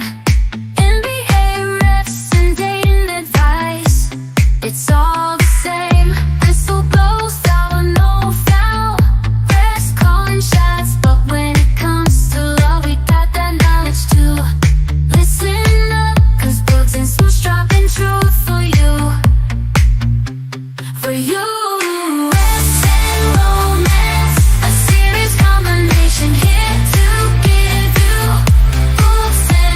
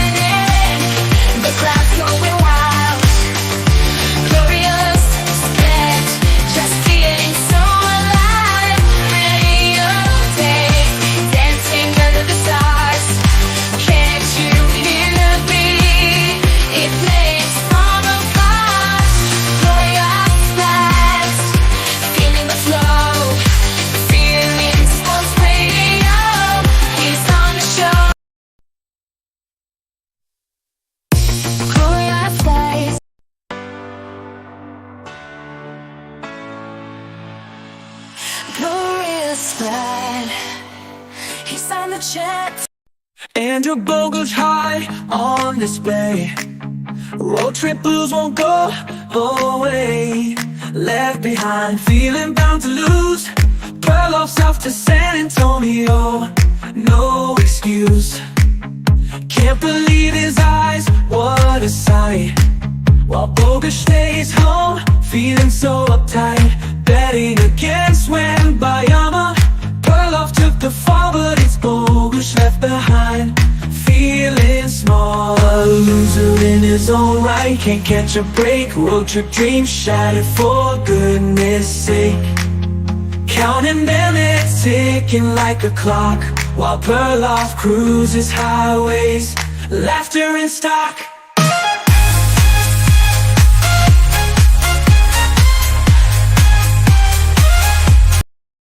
And your boat.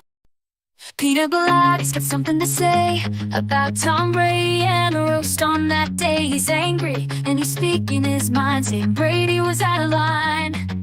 Should've known better, should've thought twice before agreeing to that roast. It ain't right, talking about his ex-wife crossing the line.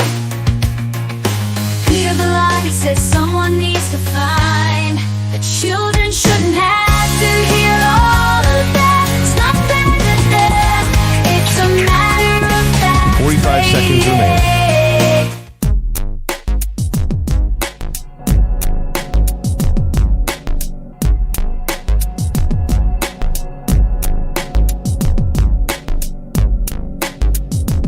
Seconds remaining.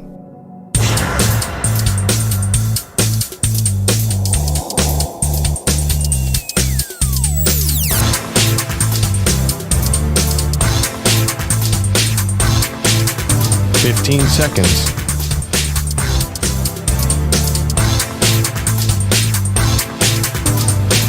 Break ends in 5 seconds.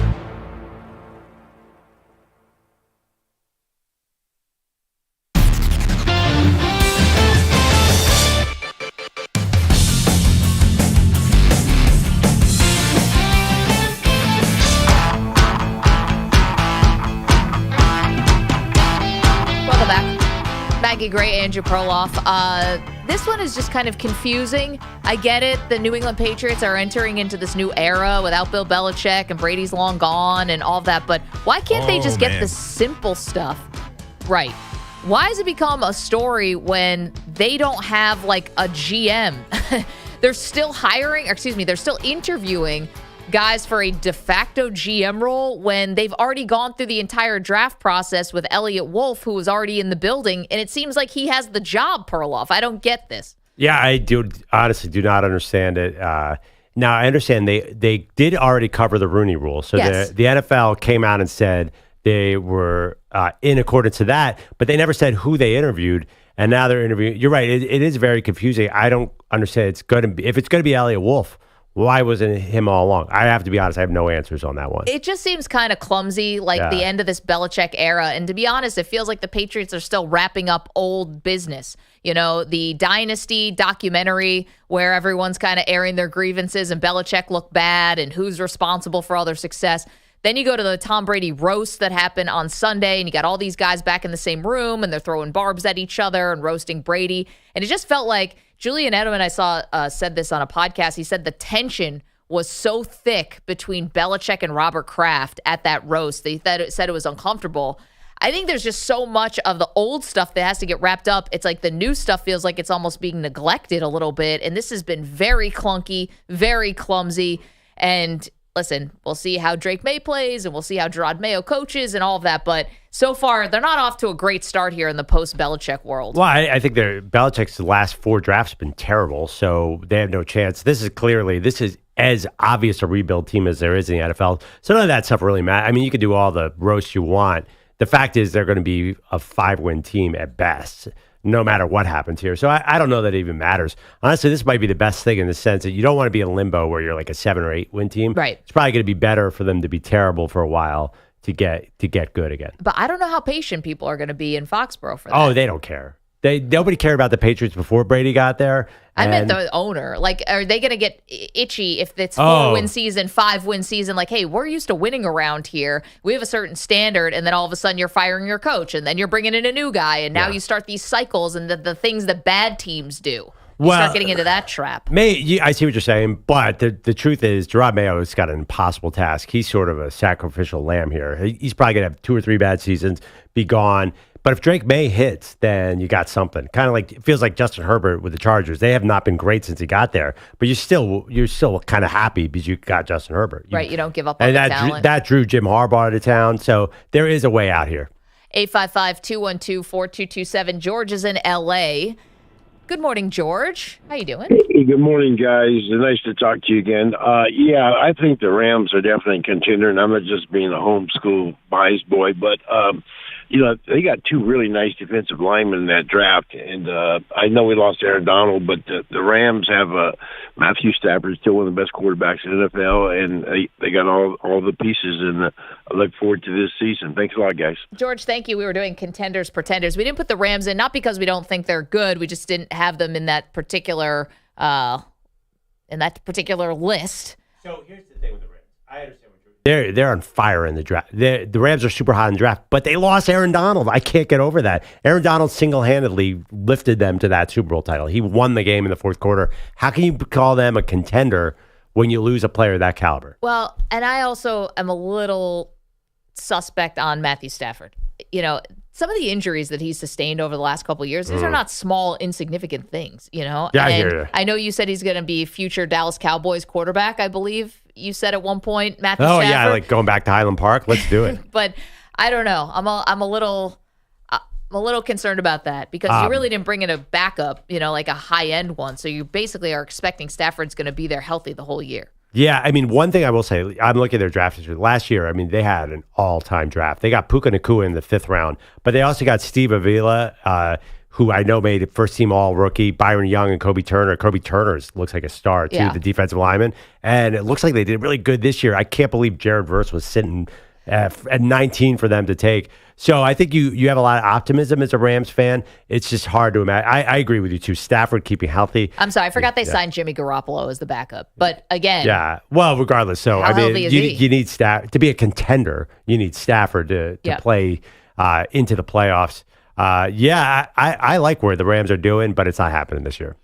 Sorry, George. And I love George's optimism as a caller for the Rams. It just makes me be in a good mood immediately. Why wouldn't you be in a good mood? They won the Super Bowl a couple years ago. You're still in the glow of the post-Super Bowl, aren't you? Are you? I think George is pretty much the only Rams fan I've ever talked to, so I have no idea. Well, nobody's in the glow of that. Things move fast. But he's not just in the glow, Maggie. He thinks they're going to be back this year. That's a great thing about George. He thought last year they were really good, and he was pretty much right. He's thinking Super Bowl. Maybe we should listen to him more. Yeah, maybe the Rams. The problem is you got the 49ers sitting right there, and that's going to be a problem. So you're not going to get the home field advantage. You're going to be a wild card team, right? If we believe that the 49ers are not going anywhere. I do like, you got Kupp and Nacua as great a wide receiver, and then Kyron Williams came out of last year, looked like a superstar, got hurt. There's a path for them being very good. I like the next 5 years on the Rams. Don't love this year. Interesting. Who's going to be their quarterback? Oh, you're LA. You'd be like the Lakers, just bring in free agents. That's how they got Stafford. That's funny. 855-212-4227. Yeah, those Matthew Staffords aren't like generally hanging around, but every year there's one now. There was Rodgers last year. There was Kirk Cousins this year. Stafford a couple years ago. Russell Wilson, but that didn't work out. Yeah. As great as we thought. Let's forget that one. Let's focus on the Stafford. Stafford. Well, Rodgers didn't work out either. Actually, most of these don't work out. It's hard. Remember when Peyton Manning went to Denver? That was good. Yeah, that one worked out. He won an MVP and then eventually won a Super Bowl that you give him no credit for. Yeah, well, how about when Favre went to the Jet? Oh, I mean, when Favre went to the Vikings. 855-212-4227. Get back to hoops in just a moment because Rick Carlisle, the Pacers head coach, went off last night. Was he on point or was he off base as his team goes down 0-2 to the Knicks? Here's what he blamed the loss on. We'll get to that next. Maggie and Perloff. Don't move.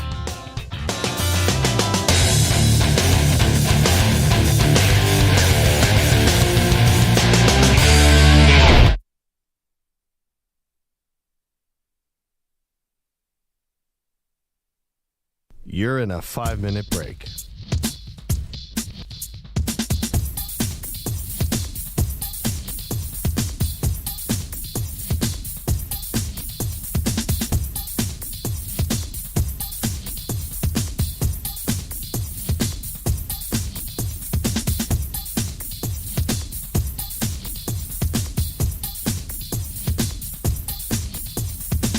Four minutes, 30 seconds remaining.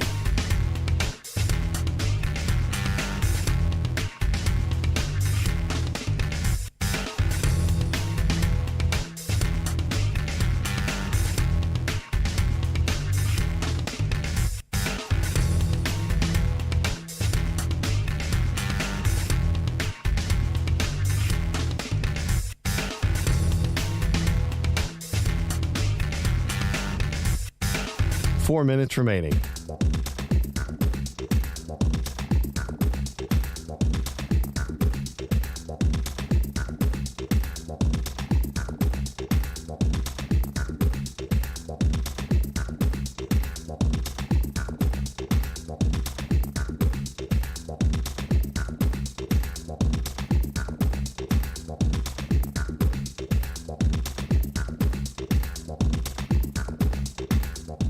Three minutes, 30 seconds remaining.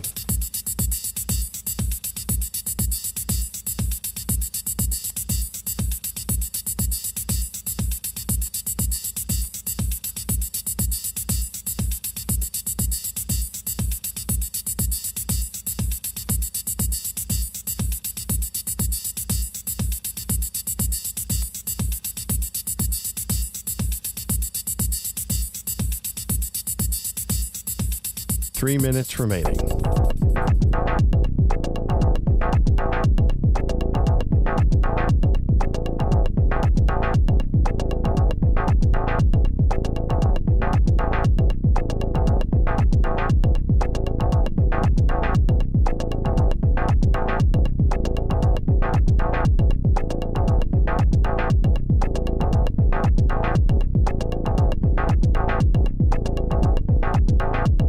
Two minutes, 30 seconds remaining.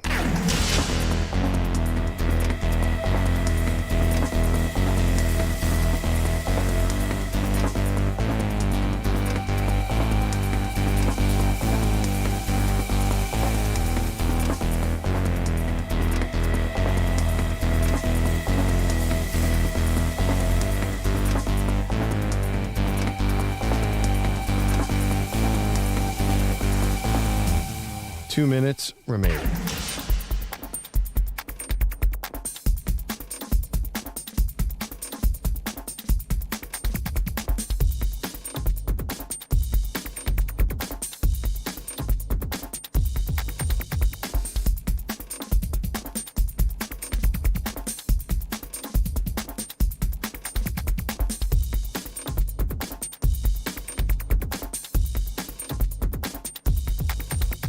One minute, 30 seconds remaining.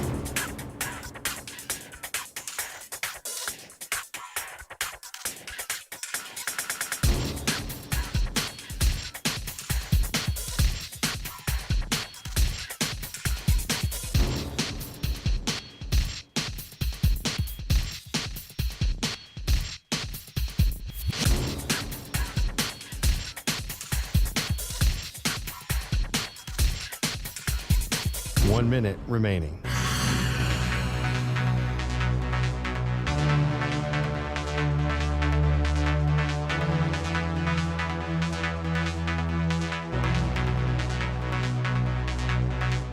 Forty-five seconds remaining.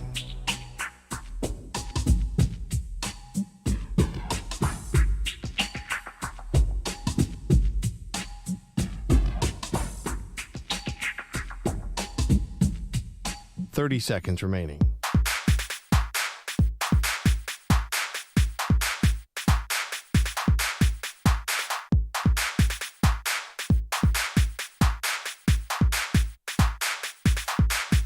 Fifteen seconds.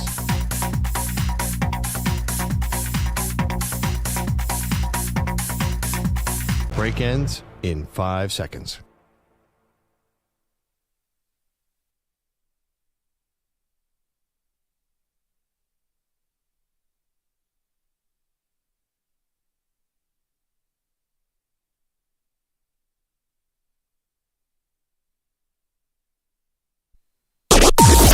Maggie and Perloff on the Infinity Sports Network.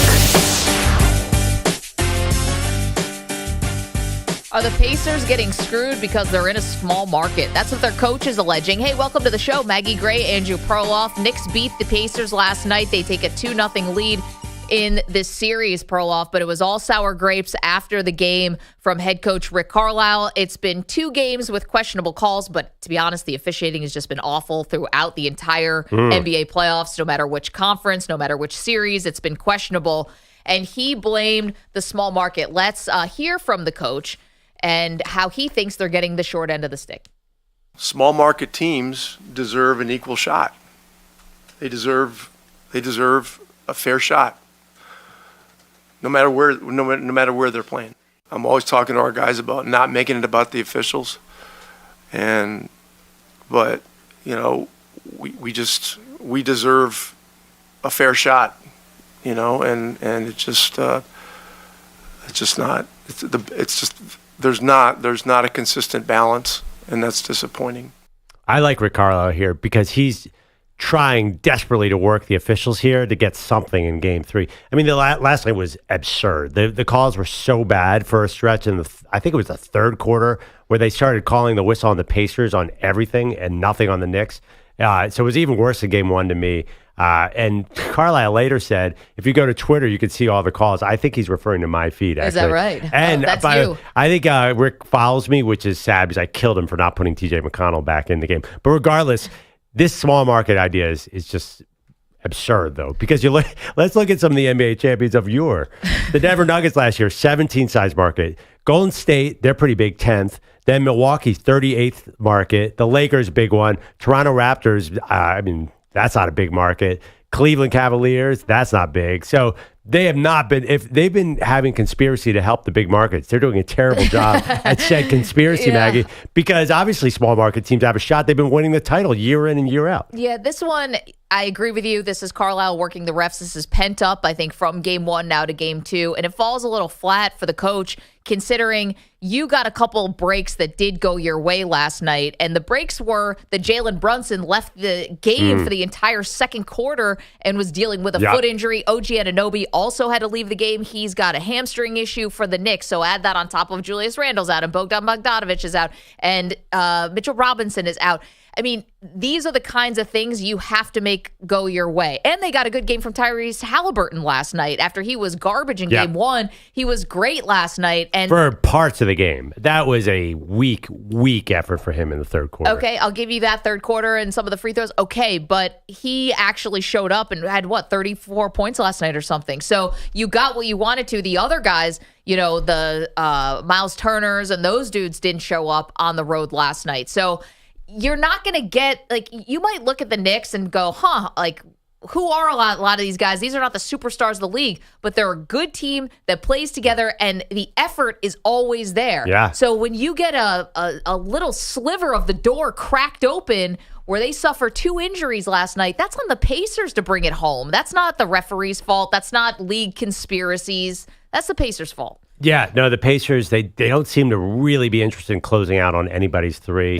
I don't totally get their rotation. I got to admit, I didn't study the Pacers all season long. I don't understand why some of their bench players aren't playing more.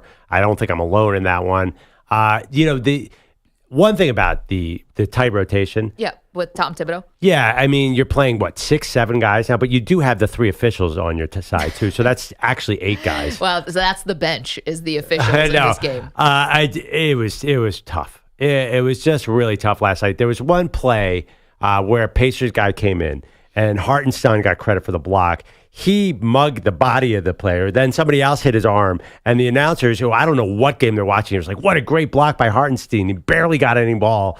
And I thought the broadcasters should be calling out the officiating more too, but everybody seemed to be caught up in the hysteria of Madison Square Garden and Reggie Miller being there last night. Nobody was noticing that the officials just did not know what to do. They were totally lost. I know, but here's the thing, and you're right about that, and we've called out the officiating because this is so odd that the NBA would literally change the officiating tact in the middle of the season. Now, they obviously were desperate, right? The All-Star game was a disaster. It's embarrassing to have games be 150 to 147 regulation games. Right. We're not even talking about overtime games.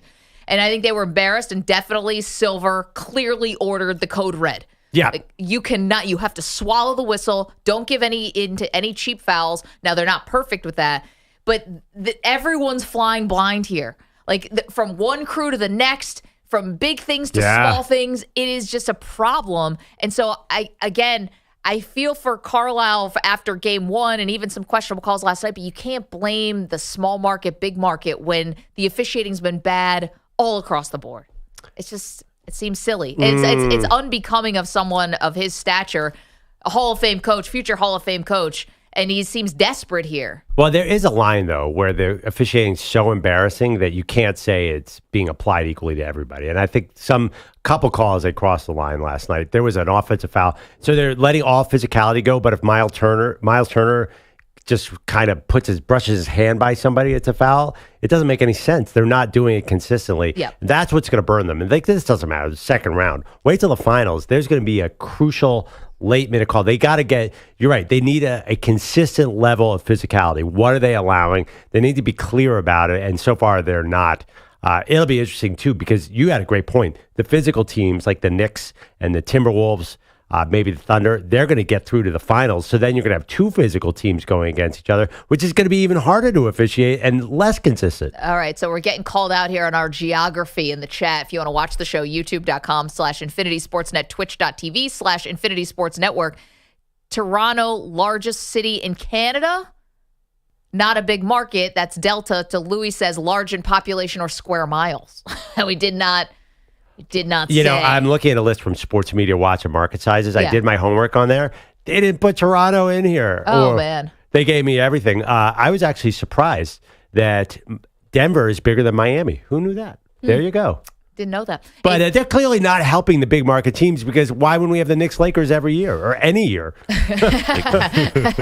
Well, the teams also have to be good, and the Knicks have not held up that end of the bargain until recently. Maggie, you worked at the NBA. I need you to go on the record here. Is there any chance that they are really having a conspiracy? Adam Silver is sitting in a boardroom, like, how do we get the Knicks in here?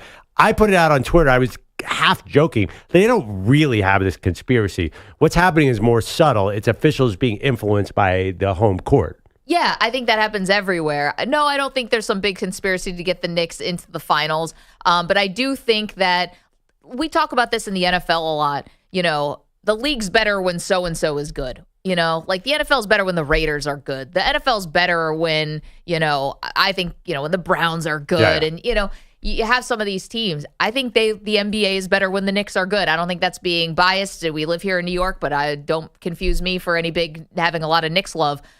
I do think that they like it. I think they like the celebrities showing up to the games, and in LA the same, but they like the celebrities showing up to the games. They love showcasing Madison Square Garden on TV. It's just one of those things. But why does the NFL not have any concern with that? They're getting Kansas City is a very, very small market for a pro team, and they're dominating the ratings right now. It doesn't seem like the NFL has any connection to market size. Yeah, I mean, listen, the NFL, it's Patrick Mahomes is not just a star, but he plays in this really exciting style. And even they got a boost from Taylor Swift. So, the celebrities do help. She brought in a whole new audience. That might be true, but the year before, they were already starting to challenge the Cowboys as the most rated team. And Dallas is actually a pretty big market, but that's not why they're so popular. It's the national thing.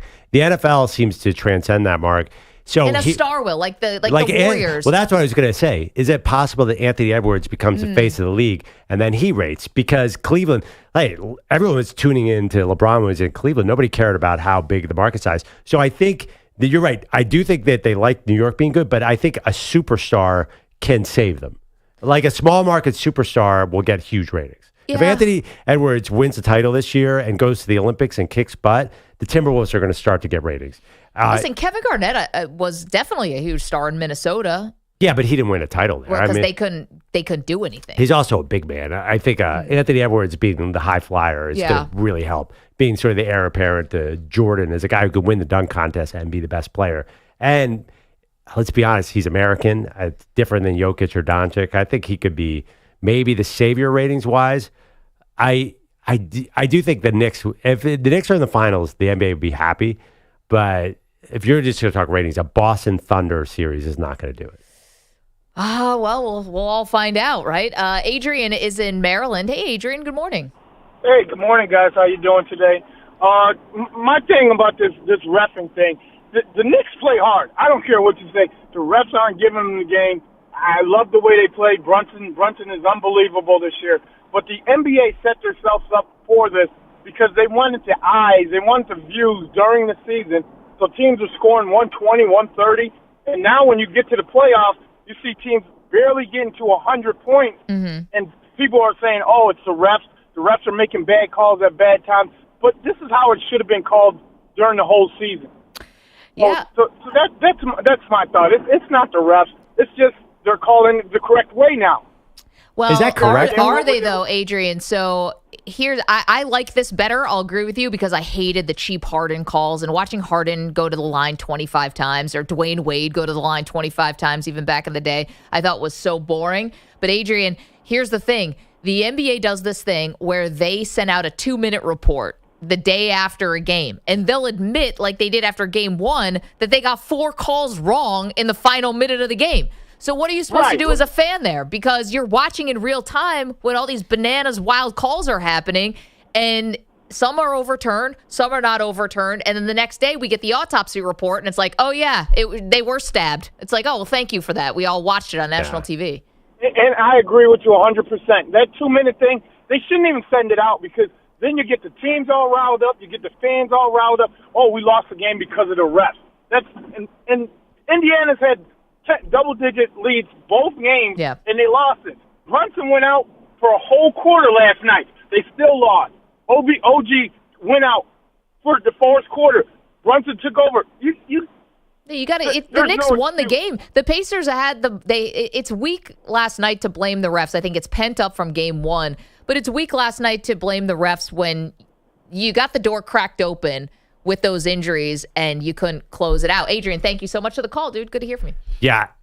I have a little bit, I think, against the grain take on last night. By the way, I think the Knicks might have won without Jalen Brunson, too, because the Pacers' defense crumbled so hard in the third quarter. It had nothing to do with Brunson. What was the run?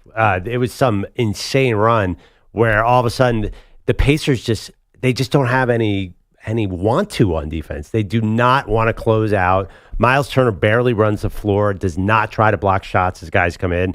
They are just a mess. Honestly, they got to change up their personnel, Maggie, because those guys are not playing hard defense. It's not fun to watch. They were outscored 36-18 in the third quarter, and that was Jalen Brunson, who missed the whole second quarter with a foot injury, played all 12 minutes of that third quarter. But then he scored 10 points. Yeah, I mean, 10 points, but obviously everybody else was hitting all their shots too. It just became here's the question: was it a Willis Reed type inspiration, or was it just because Brunson was out there? I think it was a Pacers meltdown, and they let up 27 points in the second quarter when Brunson wasn't there. Who was scoring those points for the Knicks? Isaiah Harden. OG was scoring all the points. It was OG Anunoby, and then he got hurt. And DiVincenzo got hot there too. I mean, the Pacers have a problem. Let's go to Charlie. He's in Vancouver. Hey, Charlie, what's up?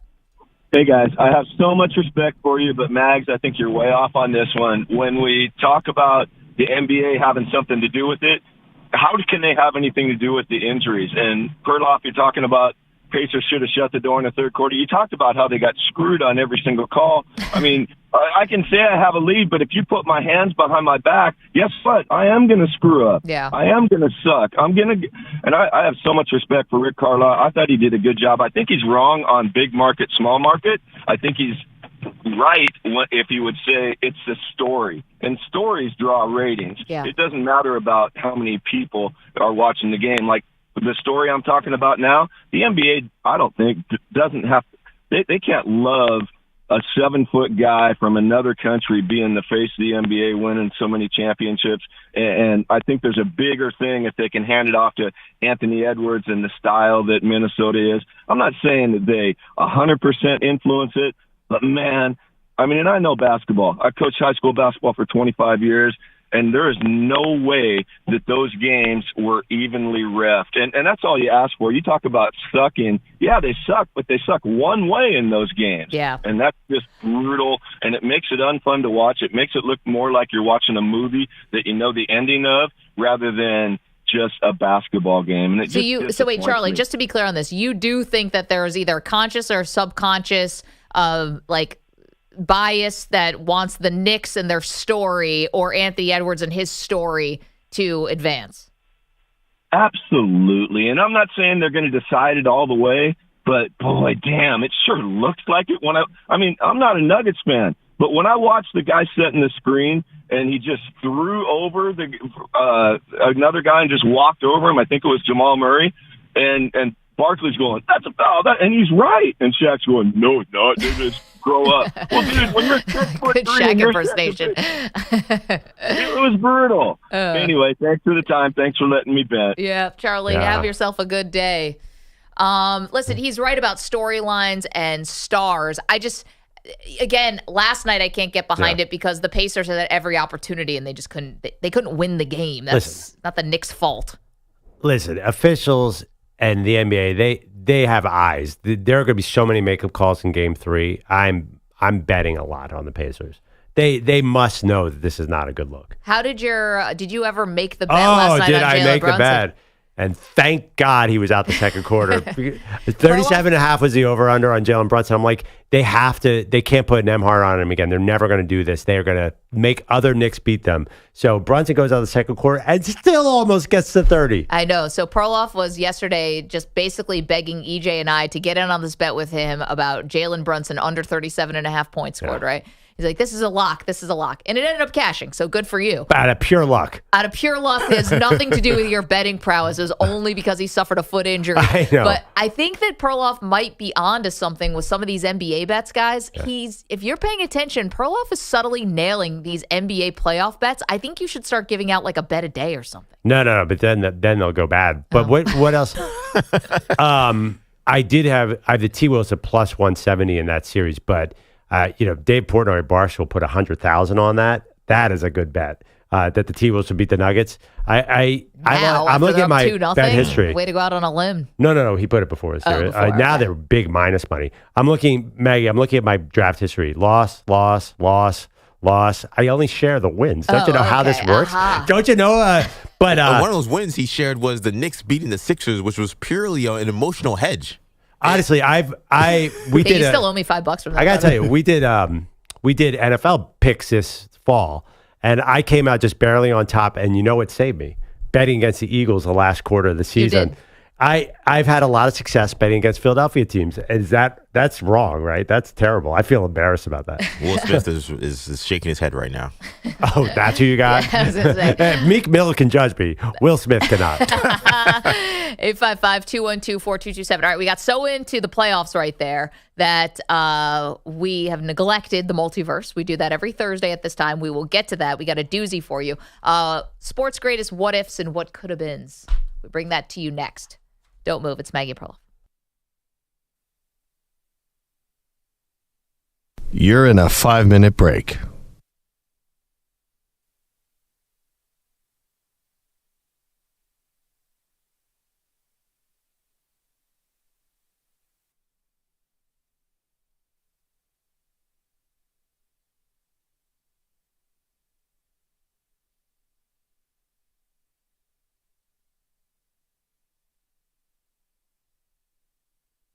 Four minutes, 30 seconds remaining.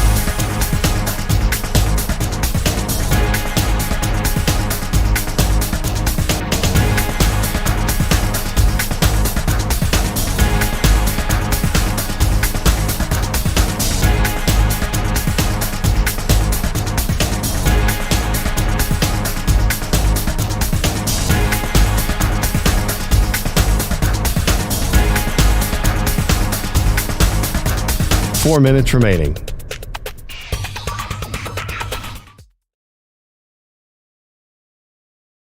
Bugatti has got something to say.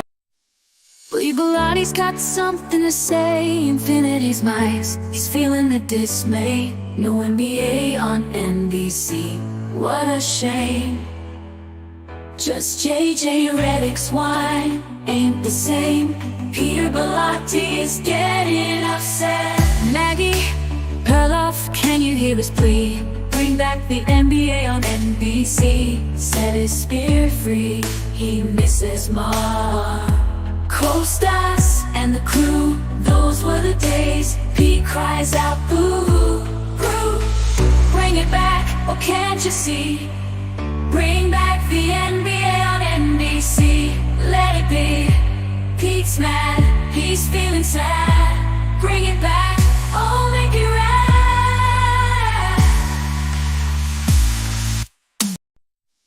Biglotti's got something to say. Infinity's mice, he's feeling the dismay. No NBA on NBC, what a shame.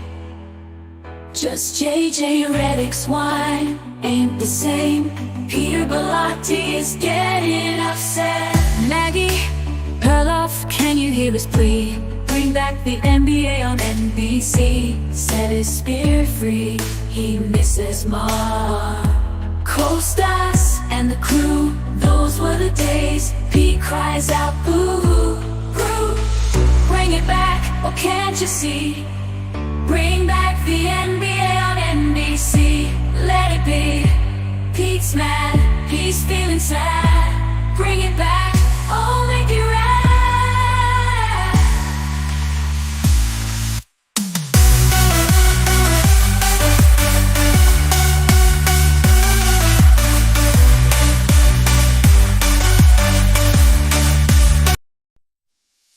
Biglotti's got something to say. Infinity's mice, he's feeling the dis.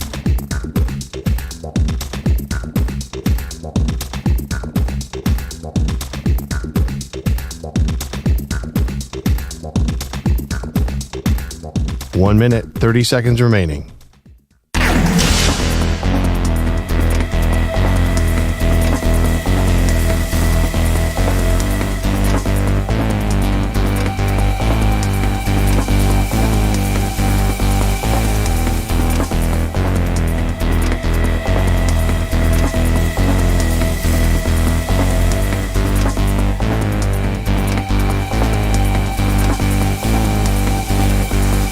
One minute remaining.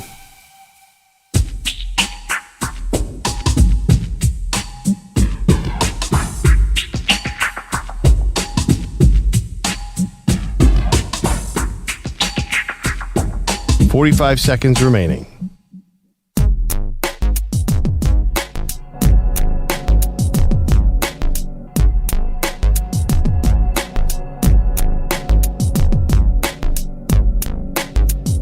"30 seconds remaining.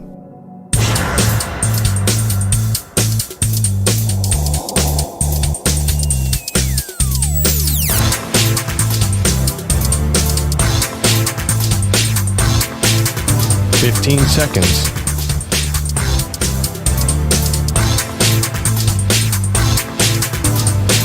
Break ends in 5 seconds.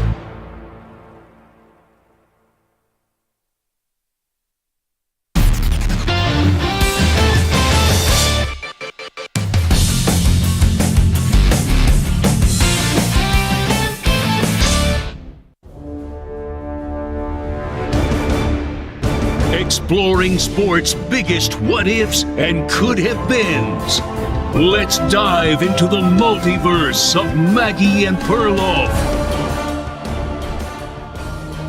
Let's get right into it. This week's multiverse is a question that I think has been on NBA fans for a long, long time. What if Kobe Bryant and Shaquille O'Neal had not feuded and stayed together in Los Angeles? What would have happened? Let's start with you, Maggie. What do you think? All right. If Kobe and Shaq never break up, how is the world and the NBA totally different? Kobe and Shaq played together for 8 seasons and obviously won 3 titles together. And how I think the world is different is I think they win 6, 7, maybe 8. Who knows? The sky's the limit for how many titles they could have won. They were so dominant during that run that they become the dynasty that's right on par with the Chicago Bulls. And so what happens with that? You know, Shaq, I think, was going to start tailing down a little bit because of, you know, his physical stature and all that stuff maybe starting to decline. And I think Kobe would have continued to rise. So if Kobe and Shaq stay together and win all these titles in this multiverse, I believe that we are talking about Kobe Bryant in the GOAT conversation. We are talking about him right there with Michael Jordan because the rings would have been so on par. And on top of that, you have LeBron James now getting pushed down the list because if he would be fighting the ghost of Jordan, and he'd be fighting against Kobe in terms of who's the greatest, and Kobe would be at the top of that pyramid also. So I think LeBron James's legacy would take a hit. Kobe's would obviously have gone up because I think he would have gotten the majority of credit when all's said and done for the dynasty. Okay, in this scenario, how long is Shaq hanging out in L.A.? I think they have to be all together, right, for the whole time. So maybe Shaq retired. Well, I mean, Shaq retired officially in 2011. Right. So, and Kobe won his last title in the 2009-2010 season. Okay, so at least through that era. Yep. Okay, I'm going the exact opposite. Not only does Kobe and Shaq not win again, Kobe does not get those 2 last rings because Shaq is sitting there holding the team back. There's no Pau Gasol coming in 2008 if Shaq is there. Let me just read a couple scores to you here, Maggie. In 2004, the Lakers scored in the finals against the Pistons 87 points in game 1. They scored 99 in one game 2, then 80, 68, 60. Then they scored in the 70s. They had nothing in that Detroit series. They were headed downhill so fast. There's no way they were keeping this together. Shaq's scoring fell off completely after that year. He never had a dominant Shaq year again. How were they winning the title? They were headed south anyway, regardless of the feud. They were not staying together, and Shaq was going to get reinvented. I know Kobe played really well, but Shaq would have held them back because I think to incorporate Shaq into that offense would have held Kobe back from basketball standpoint. There's no way they were winning another title. No, I think so. This is the multiverse of Maggie and Perloff. We're discussing what if Kobe and Shaq had stayed together instead of breaking up. So the reason why is I think a couple things. Maybe I know Phil Jackson ended up leaving, but they ran into a Pistons team that was like one of the awesome defensive teams of all time. And they were doing the Lakers went the wrong way in signing the Gary Payton, Karl Malone, and the ring chasing stuff. I think they would have. Kobe clearly steps to the front as the number 1A, and I think that you're not getting Gary Payton and Karl Malone. I think that was more of a Shaq influence about why those guys even got to LA, and I don't think that Kobe would have had a say. You'll remember going back through history, I believe that those guys were signed after Kobe was dealing with all the stuff in Colorado with the rape accusations. So it was definitely would have been Kobe's team, and I think he would have had to say over personnel, and I don't think they would have gotten so old so fast. Yeah, but if Kobe was getting so good, why did they stink after Shaq left? And nobody around him. Exactly. So they would have had a declining Shaq. They would have gotten worse if Shaq had stayed around. I mean, I think there's no way to argue that they're a better team if Shaq sticks around to 2011. Can I give you another tentacle of the multiverse here? Again, multiverse of Maggie and Perloff. What if Shaq and Kobe had stayed together? You're not getting a Spurs dynasty in my multiverse, right? So why the Spurs almost beat them when they were at the height of their powers? You don't think that they could have knocked off that Lakers team? I think that they end up stiff-arming the Spurs, and the Spurs, instead of being remembered as, basically a dynasty, a mini dynasty, I think that the Spurs become more like the Portland Trail Blazers, the New York Knicks of the 90s, teams that we know were good, but never broke through in a big, big way because there was somebody standing in their way. And I think it would have been Kobe and Shaq. When? I don't understand. I mean, the Spurs won 99. They get that one. Yeah, okay, so that one they'll get. 2003 they get because Kobe and Shaq were together. Then, so you're saying in 05 the Lakers would have knocked them out. I think the Spurs were so close to them anyway that they were going to get the 05 and 07. And then 2014 is a different conversation. So they were, I don't think the Spurs were so close to the Kobe, Shaq, Lakers anyway. And that's when Shaq was at the height of his powers. A little bit of declined Shaq, and they would have had no problem with them. Yeah, I mean, listen, Shaq did go on to win another title. Now, Dwayne Wade was the focal point there. So you had a little bit of a proof of concept. If you have a younger guy who's peaking at the right time, it's not like Shaq's a total zero. He can still contribute to a championship team. And the Heat are proof of that. Yeah, I mean, honestly, I think this worked out the way it had to for Kobe. That's all I would say, because they needed to clear out Shaq and get Gasol and Lamar Odom and all those guys in there. And it worked out great, and it could really be Kobe's team. I'm not sure it's really Kobe's team if Shaq is still there in a way. That's fair. Yeah, he was such a larger-than-life guy. It's an interesting vibe. I understand what you're saying, and I just worry Shaq declined pretty quickly right around then. I love this idea. I think we maybe focus too much on the breakup because I'm not sure, but Shaq just didn't keep it going. Maybe, by the way, if they get along better, maybe Kobe inspires him to stay in better shape, gets a few more years of dominant Shaq. That'd be interesting. I would have liked it. It would have been fun. But this idea that they would have rewritten NBA history together, I think is fan fiction. 855-212-4227. So that's the multiverse of Maggie and Perloff. What would have happened if Kobe and Shaq had never broken up? I see a much rosier outlook for the Lakers. Perloff, not so sure. Yeah, I think it hurts Kobe long term. I think Shaq would have held that dude back. I mean, let's not pretend like it was all roses for Kobe. I mean, he basically had to threaten to go to the Clippers so they would get Pau Gasol. Talking about Smush Parker. And I thought it was the Bulls trade. Which one? Did he also threaten to go? I can't even remember. Kobe was so mad. Yeah. Did we forget any tentacles there, EJ? Well, I think the Spurs revisionist history, I think on Perloff is not great. Those Lakers teams smoked the Spurs. Smoked them. 3-1 in those series. Once they swept them, once they beat them in 5, and that 0-14 that was washed that we keep talking about, they still lost that series 4-2. So I don't know if the Spurs, those Spurs teams did not match up well with the Lakers. They beat them in 0-3, and I think that was because the Lakers weren't winning 4 in a row. Like, that train was going to come down at some point. But I think the Spurs, I think there is a situation where maybe they don't get as many rings as we see. I don't know if they get none, but they did not match up well with those Lakers. I mean, they would have got 99. They got 0-3. I mean, we can't. So that's 3 that they're. Yes. So you're saying they at one point they lost 8 out of 9 games against the Lakers in the playoffs. I was saying, maybe they go from 5-3, but they definitely got 3 that have nothing to do with this multiverse. 0-3 specifically, Kobe and Shaq were still together. Yeah, so that is the multiverse of Maggie and Perloff. The what if, what could have been, what happens if Kobe and Shaq stay together? Dexter Henry is here. He's got headlines for us. Hi. Yeah, hey, how you doing? In this verse, we've got Caitlin Clark. She's back on the hardwood tonight. Clark will make her Indiana Fever home debut in a preseason game against the Atlanta Dream. And the game was moved up a day early because Game 3 of the Knicks versus Pacers series, scheduled for Friday night at Gainbridge Fieldhouse. Now, the Fever, they're going to open up the third deck of their home arena rather than having seating only in the lower 2 decks. The change means that Indiana could draw more than 17,000 fans. So, guys, will we see a sellout at Gainbridge Fieldhouse tonight for a WNBA preseason game? Ooh, I don't know. If I could get on a plane and go there, I would. I think. But for preseason, I think tough. I'll bet that it's pretty close. I will say sellout. You're going to go sellout, okay. What about the Fever, the tickets for the home opener? It's May 14th, right? Next week? Yes. It's here, right? No, that's the Liberty home opener, which is against the Fever. I thought that's on so the the 19th. Fever have a home game before they come to New correct. York. Okay. Their first game of the season is for next Tuesday at home. Do you guys mind? Do you mind looking this up? What's the ticket price for that Fever home opener, the regular season? I'm dying to know. What else you got, Dex? All right, guys, remember last week when the Pacers bounced the Bucks out of the playoffs? Wasn't that long ago? Milwaukee guard Patrick Beverley, he hurled a basketball not once but twice at Indiana fans toward the end of his team's first-round Game 6 loss at Gainbridge Fieldhouse, which we just talked about. Well, now, for that incident, Beverly is currently under police investigation. A spokesperson for the Indianapolis Metropolitan Police Department told TMZ Sports that officers did end up taking a case report on May 2nd. The report has since been forwarded to detectives who are now trying to gain access to more video from the arena, as well as interview the involved parties. The NBA has not yet announced a punishment for the Milwaukee guard. So what kind of punishment, if any, should Beverly face?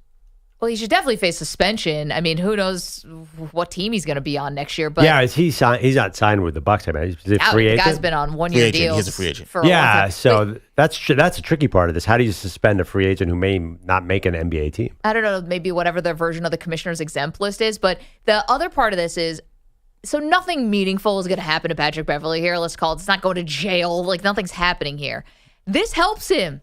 This helps his podcast and all the attention that Patrick Beverley wants. You're just handing it to him. I'm not saying you shouldn't take the police report and stuff like that, but he loves this. He's an agitator. It's his whole reputation as an agitator, and I think this is gives him something to talk about on his pod. Yeah, it's so lame. Maggie, does anybody care about him as an agitator if he's no longer in the league? We only care about this part of Patrick Beverley. Nobody cares about whether he can help a team win at all. I mean, listen, fighting a fan is Charles Barkley threw a guy through a window, and he's the most popular broadcaster in the country. This is not going to kill your career. The one thing, how hard is that police investigation? We all saw the video. I can investigate that. You don't need a top-notch police guy. So Yeah, I agree with Maggie. I think this is ironically going to help him. He's going to become like sort of the bad boy of sports media. Imagine that police report where it says, oh, yes, Brian Anderson on the call last night said that Patrick Beverly threw a basketball. And video evidence from TNT shows the ball being thrown in the stands in the right corner of the arena. Or it could be like, did some Instagram users have it too? Like, like Tall Bill has this Instagram clip. Yeah, this is real deep investigation, guys. Real deep. Did the person he throw the ball at get hurt at all? I actually don't know what happened on the other end. The woman that got hit in the head, I couldn't tell she got hurt, but it definitely hurt in the moment. She definitely was dazed. The guy, he seemed a little more ready for it, but he was old. He looked like he could have been in his 70s. Is there anything on the back of your ticket? Like you go to a baseball game and they try to tell you on the back of your ticket if you get hit by a ball or bat or something, like you can't sue us. I don't know if anything like that exists on the back of a basketball ticket. If our shooting guard pops you in the head with a basketball, we are not liable. Yeah, I don't think so. Not sure about that. Lawyers of America unite. It's going to need a little bit more fine print. Lawyer up, Pat Bev. We're coming for you. Lawyer up. He should do that. All right, guys. So the Pacers, well, we know this with Rick Carlisle. They're really salty about how their series is going with the Knicks, especially the officiating. According to ESPN, Indiana submitted 78 plays that they felt went against them incorrectly during games 1 and 2 against the Knicks. After his team's Game 2 loss on Wednesday night, Rick Carlisle spoke to the media and said Indy has identified 29 questionable calls from Game 1. The Pacers then identified 49 such plays from Game 2 and submitted them overnight to the NBA office. So 49? Guys, yeah, 49 from Game 2. Are the Pacers doing too much here? No, some of them were so obvious that they have to send. How many of the 49? Well, the push on Halliburton was obvious. The offensive foul call, Miles Turner, that everyone made fun of, where Jalen Brunson flopped, that was obvious. And then there was this foul that people are not paying enough attention to, where Miles Turner may or may not have put his hand barely on Isaiah Hartenstein. There were 3 huge egregious ones. Wait, but what happens here? So basically, they were terrible calls. You got some intern to compile this stuff to send it to another intern now at the league who's going to get all this stuff in their inbox and do what with it? You're not going to. The answer is nothing. Well, you're not going to redo the game. The answer is not nothing. The answer is it's going to be Isaiah Hartenstein's going to be. He climbs over everyone's back on every offensive rebound. They're going to start calling. Gosh. Well, Josh Hart is running around like a free safety. At a certain point, they're going to call that stuff too. I was thinking Josh Hart really could play in the NFL. I was like, he's the guy that Austin Rivers is talking about. Cam Chancellor. Yeah, he talks about it. He says, I think I could play. He said that multiple times throughout the season that he views himself as a defensive back. Yeah, we're all picking up on that. Well, the funny thing about the Knicks too is like what Jalen Brunson does. I swear to God, when I used to play basketball, that was an offensive foul. He just runs down and rams his shoulder into the defender every time, but they don't call that in the NBA. How is that legal? Why is that legal? EJ always yells at me for this. I'm like, he's clearly fending off. Either he rams his head into the guy's stomach, rams his shoulder into the guy's stomach, or rams his elbow into the guy's groin. Well, the guy's not in a legal guarding position, so if he's not going to take a charge, then you got to just play on. Yeah. I think that's simple. That guy could play in the NFL too. Jalen Brunson I can't remember a more physical point guard ever. He's very strong. Yeah. There's no doubt about that. I mean, he almost kind of reminds me almost like Sam Cassell used to really bully smaller guards too. But I think all this like that, the Knicks physicality is really hard to understand. I think that's where the Pacers hard to understand. Yeah, I mean for the officials, it's really hard because Jalen Brunson's always initiating contact. I think it's a really hard game to officiate. Maggie, former softball umpire, I think you'd be really stymied with this one. I've officiated I've officiated basketball games, intramural in college. Every call was an anticipation call. A guy would go up. I'd blow the whistle even before the hit. All right, boom, you're out. I'm like, I didn't even touch him. Too bad. I already blew the whistle. What is done is done. Perloff, the Scott Foster of the rec league at Dartmouth. Way to go. It's really hard to officiate in real time. No, Sounds like you had a lot of questionable calls there. Oh, they were terrible. I get it, but the $12 an hour you were getting paid, slightly different than what these NBA refs. I mean, can we not expect any kind of... This is supposed to be the creme de la creme, and it's not even the regular season where even you get some wonky referees. This is supposed to only be the best people, and they don't know what the heck's going on. The kickball, not a kickball, who's off what. They can't figure anything out. Well, you think refereeing at college intramurals is bad? Try refereeing at a summer basketball camp after the kids just had a bunch of, sugar Kool-Aid and stuff, and they're doing it in afternoon games. Try to ref those kids at 10 and 11 years old. I did that for 2 or 3 summers. I tell you guys a story. I was a softball umpire, And I blew a call at third base because there weren't a lot of calls made at third, and I was just so excited I was actually going to get to make a call. I Leslie Nielsen this thing and punched a girl out like, get her out. Just really sold the call. Yeah. Safe by 15 feet. Chaos. Everyone's, the bench is cleared, the dugout's cleared, like coach is screaming in my face. Put the girl back at third and got everything settled down. And then I'm going to my car. I'm 17 years old, going back to my Volkswagen, and the coach followed me to my car. Screaming at me. I started crying. It was bad. How about call your own fouls? What do we think about that? Let's call your own fouls. Yeah, games would be 5 hours long. I think the Knicks well, I don't know. It was like I was down at the courts the other day working on the jump shot back in the lab. Dexter, no big deal. And 3 courts lab over, was Chernobyl. 3 courts over, I heard screaming at each other. I actually thought violence was. I got a little nervous because guys were screaming over a bad call. That's what they should do. The Pacers and Knicks should make their own calls, then fight it out like real men in a pickup game. You got to remember this from playing pickup, right? Yeah. You know when the game was tight and you're playing and somebody's up 2 or up 1, and nobody wants to lose, and then somebody goes to the hoop and they're just going to call foul every time because they don't want to lose possession. Yeah. That's what we would see. Yeah, EJ, you know exactly what I'm talking about there. Oh yeah. That's what we would see. That's exactly what very it is. negative flashbacks. And that's how those arguments break out. It's usually over situations like that. Yeah. The amount NBA has wanted to curb fighting. You want to increase fighting in the NBA? Make the players call their own fouls. Yeah. And watch what I was happens. going to say, then someone gets to leave the arena, go get their cousin, come back, also fight. Like, let's really just play this whole thing out. And could we be honest? If there was a Knicks-Pacers fight, that would not be pretty for the Pacers. Well, we saw a Pacers Pistons fight once upon a time. Yeah, that was many years ago. I'm going to pause. I was about to say, yes, you're right, but, Pacers got that assassin on the bench. Oh, who's that? James Johnson.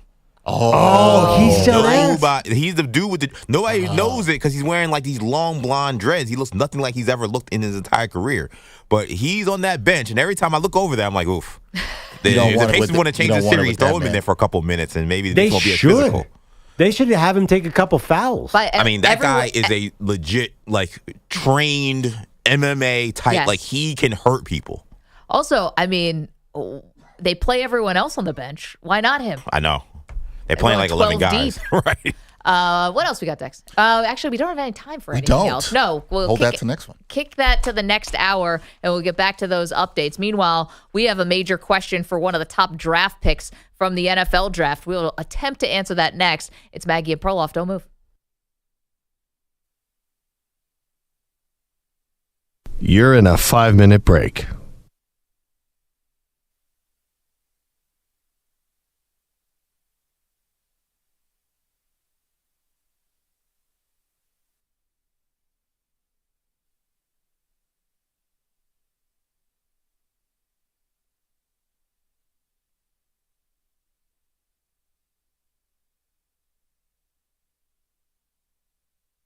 Four minutes, 30 seconds remaining.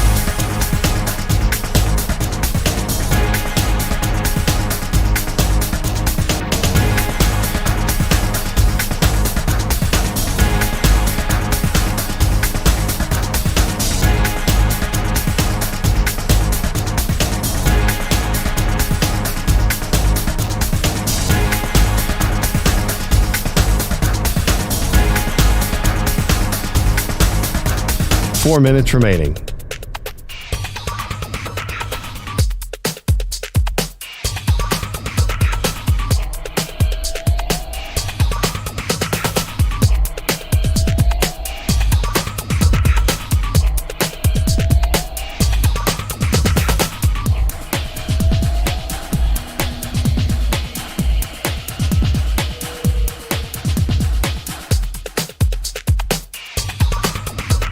Three minutes, 30 seconds remaining.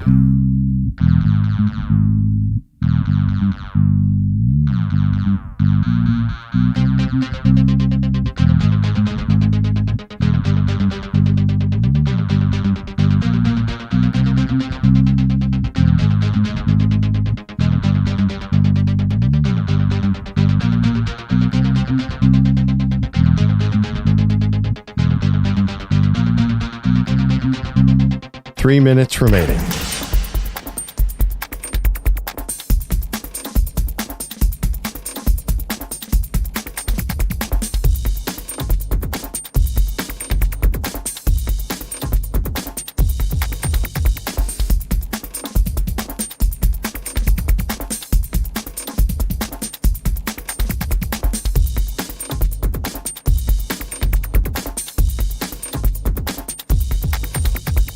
2 minutes, 30 seconds remaining.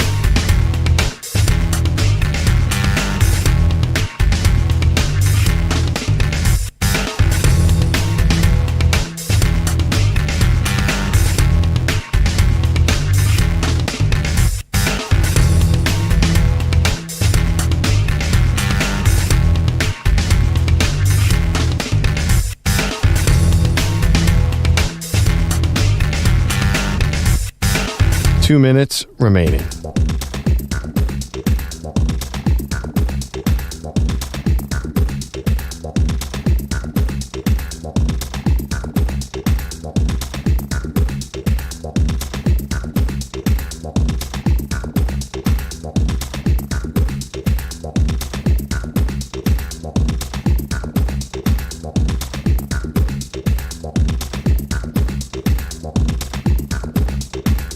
One minute, 30 seconds remaining.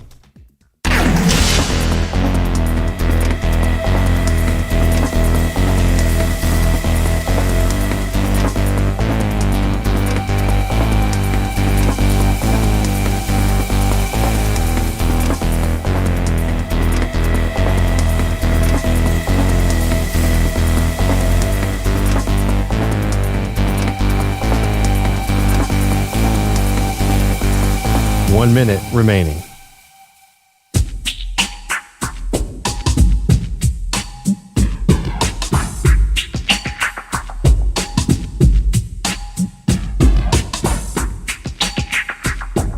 $45 seconds remaining.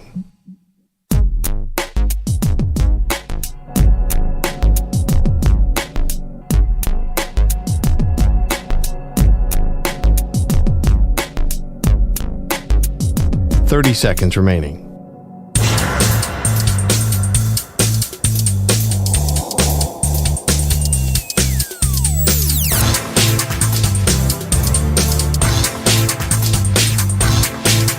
$15 seconds.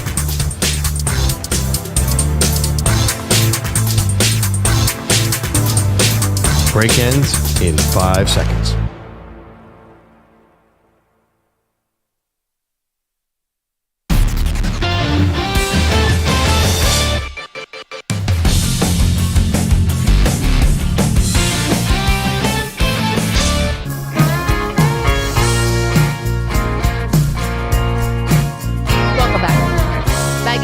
Maggie Perloff. We'll get back to hoops in a minute, but we got to pause on the second overall pick from the NFL draft, Perloff, and that is Jayden Daniels, the reigning Heisman Trophy winner out of LSU. He was on a podcast called All Facts, No Breaks, and was asked about whether or not he'll be starting week 1. I mean, I'm confident in my abilities, but if that's a decision that they got to make. That's above And I me. ain't asked you, stop. Man, That's a decision. Do you, as the number 2 pick of the draft, anticipate starting? I mean, Or you think they're going to bring you along slowly, so to speak? From what I heard, when they said whenever I'm ready, I'm ready. There you go. That's Keyshawn Johnson, who you heard there too in the All Facts No Breaks podcast. Keyshawn Johnson has a podcast called All Facts No Breaks. This There you sounds go. awesome. Yeah, there you go. So Jayden Daniels starting week 1, Perloff. Yeah. Oh my God. If there's anybody, I mean, Caleb and Jayden 1 and 2, but Jayden's a sure thing because he's going to turn 24 this year. He's not 21 years old. He's been playing football a long time. He's ready to go. Well, Michael Penix is probably going to turn 25 soon. Yeah, and he's going to honestly, sit for 2 years. He should be starting. I don't know if, by the way, with Kirk Cousins coming off an Achilles, we'll see if Michael Penix sits for 2 years. That being said, Jayden Daniels is so ready because he's got the safety valve of being able to run. You watched him play last year. He's such a mature passer, too. So his game is so ready for the NFL. I can't see any excuse for him not being out there. And the team is kind of built to help him out, too. They have a lot of shorthanded receivers. This is the easy no-brainer start in week 1. Yeah, so he's going to start because his backup's Marcus Mariota. And I know we have a lot of fans in Oregon, but Marcus Mariota's not a starter now, right? Marcus Mariota is definitely a backup, and even as a bridge, I don't think that works. So I think they kind of told you without telling you when they were kind of unserious about signing a true backup who could push the starter. So I do think he is going to start, but I don't see that the Commanders have all this pressure year 1 to make this thing work where, I get it. You have a new ownership group and you want to erase the stench from Daniel Snyder, but you have Dan Quinn, new head coach. You got Cliff Kingsbury in as your offensive coordinator. You're in the NFC East. Like, I think people are going to give you a minute here with Jayden Daniels. I don't see this as a pressure-packed situation for the Washington Commanders. I think if they wanted to build this thing the right way and if they wanted to bring Jayden Daniels along slowly, they have the room to do that. Yeah, but I don't think they need to. There's no reason to. He's super old, first of all. But also, this is so set up, he's going to be able to hit immediately. So he's third in Rookie of the Year odds. Caleb Williams is number one. Marvin Harrison Jr. is number two. And then Jayden, I'm putting money on Jayden because look at how they basically, it's the RG3 rookie year all over again. In the sense that we're only worried about him being injured. He is unbelievably fast for a quarterback. So he's going to have the running. But look at his weapons. He's got Austin Eckler, who's automatic 700 yards. Boom, just like that. Terry McLaurin, so super solid. Jahan Dotson. I love their draft pick of Luke McCaffrey. He's going to be a little slot receiver.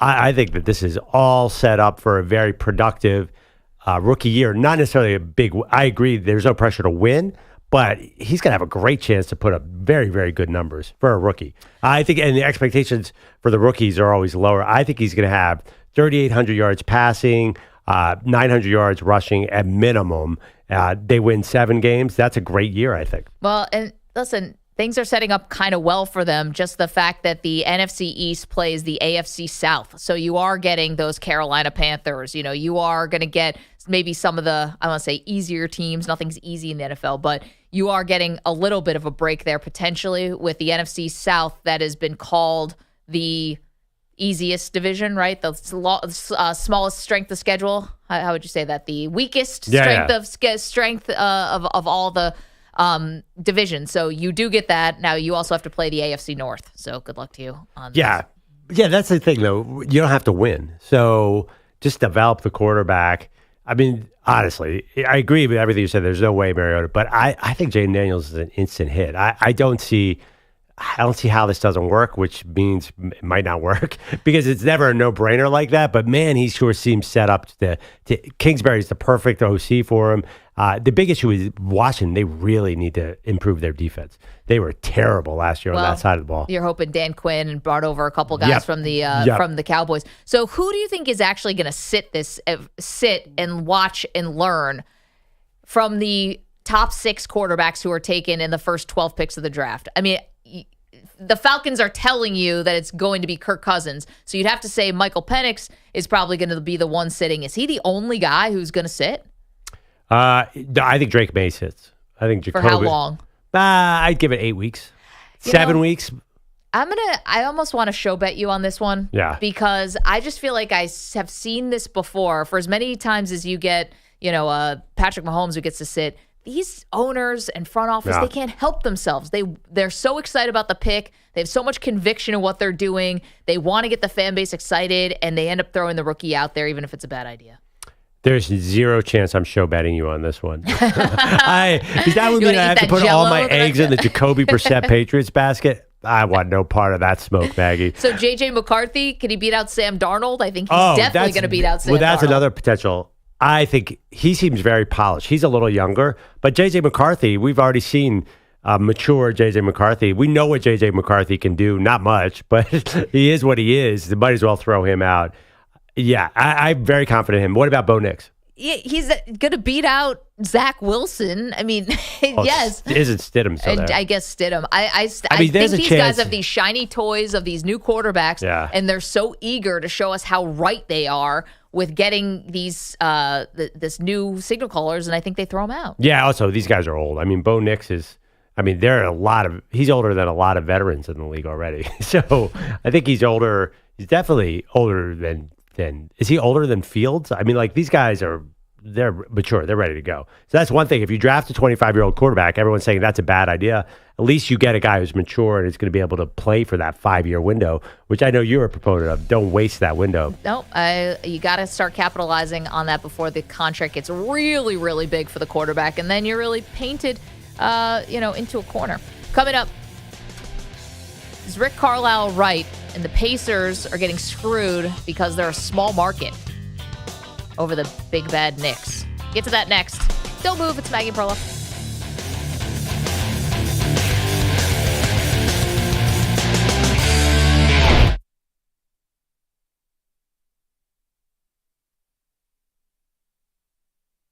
You're in a 5-minute break.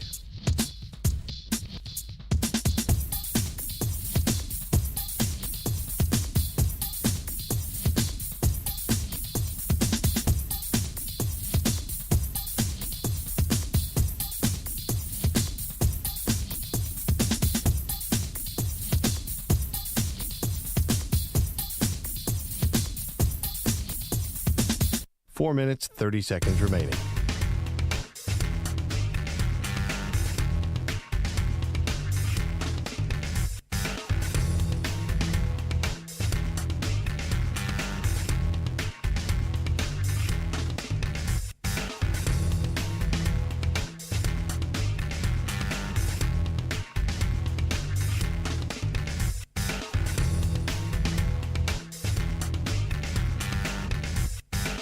Four minutes remaining.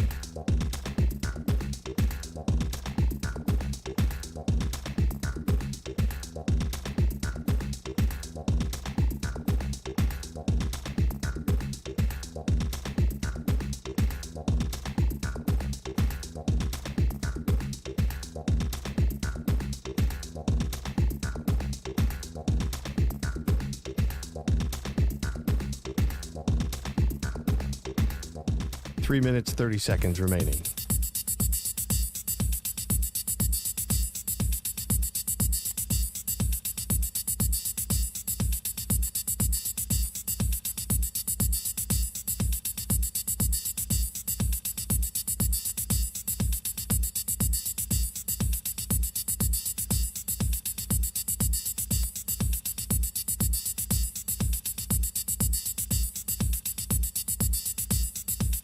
Three minutes remaining.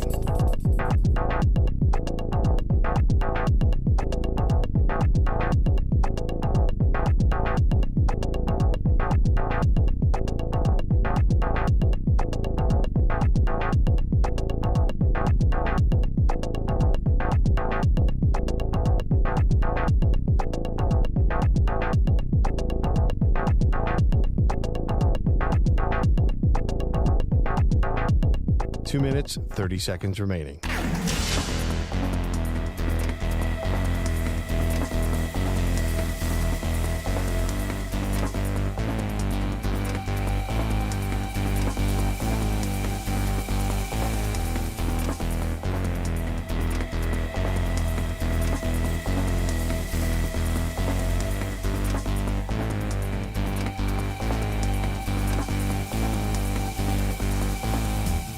Two minutes remaining.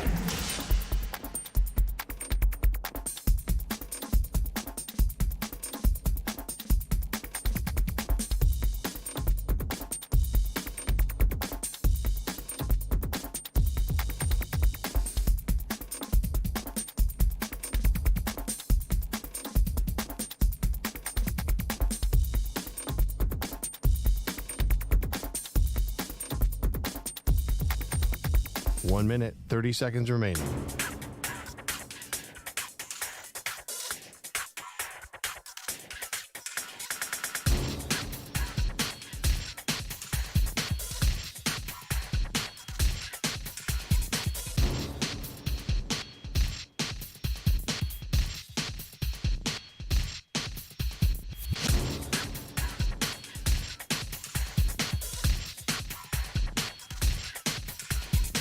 One minute remaining.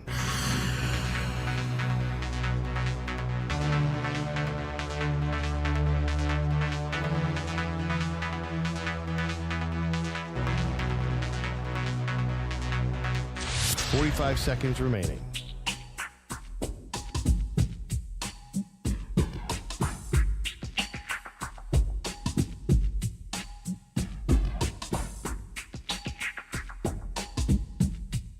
Thirty seconds remaining.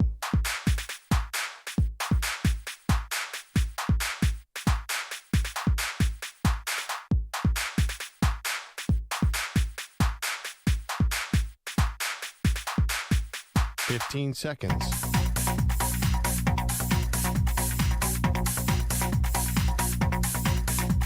Break ends in 5 seconds.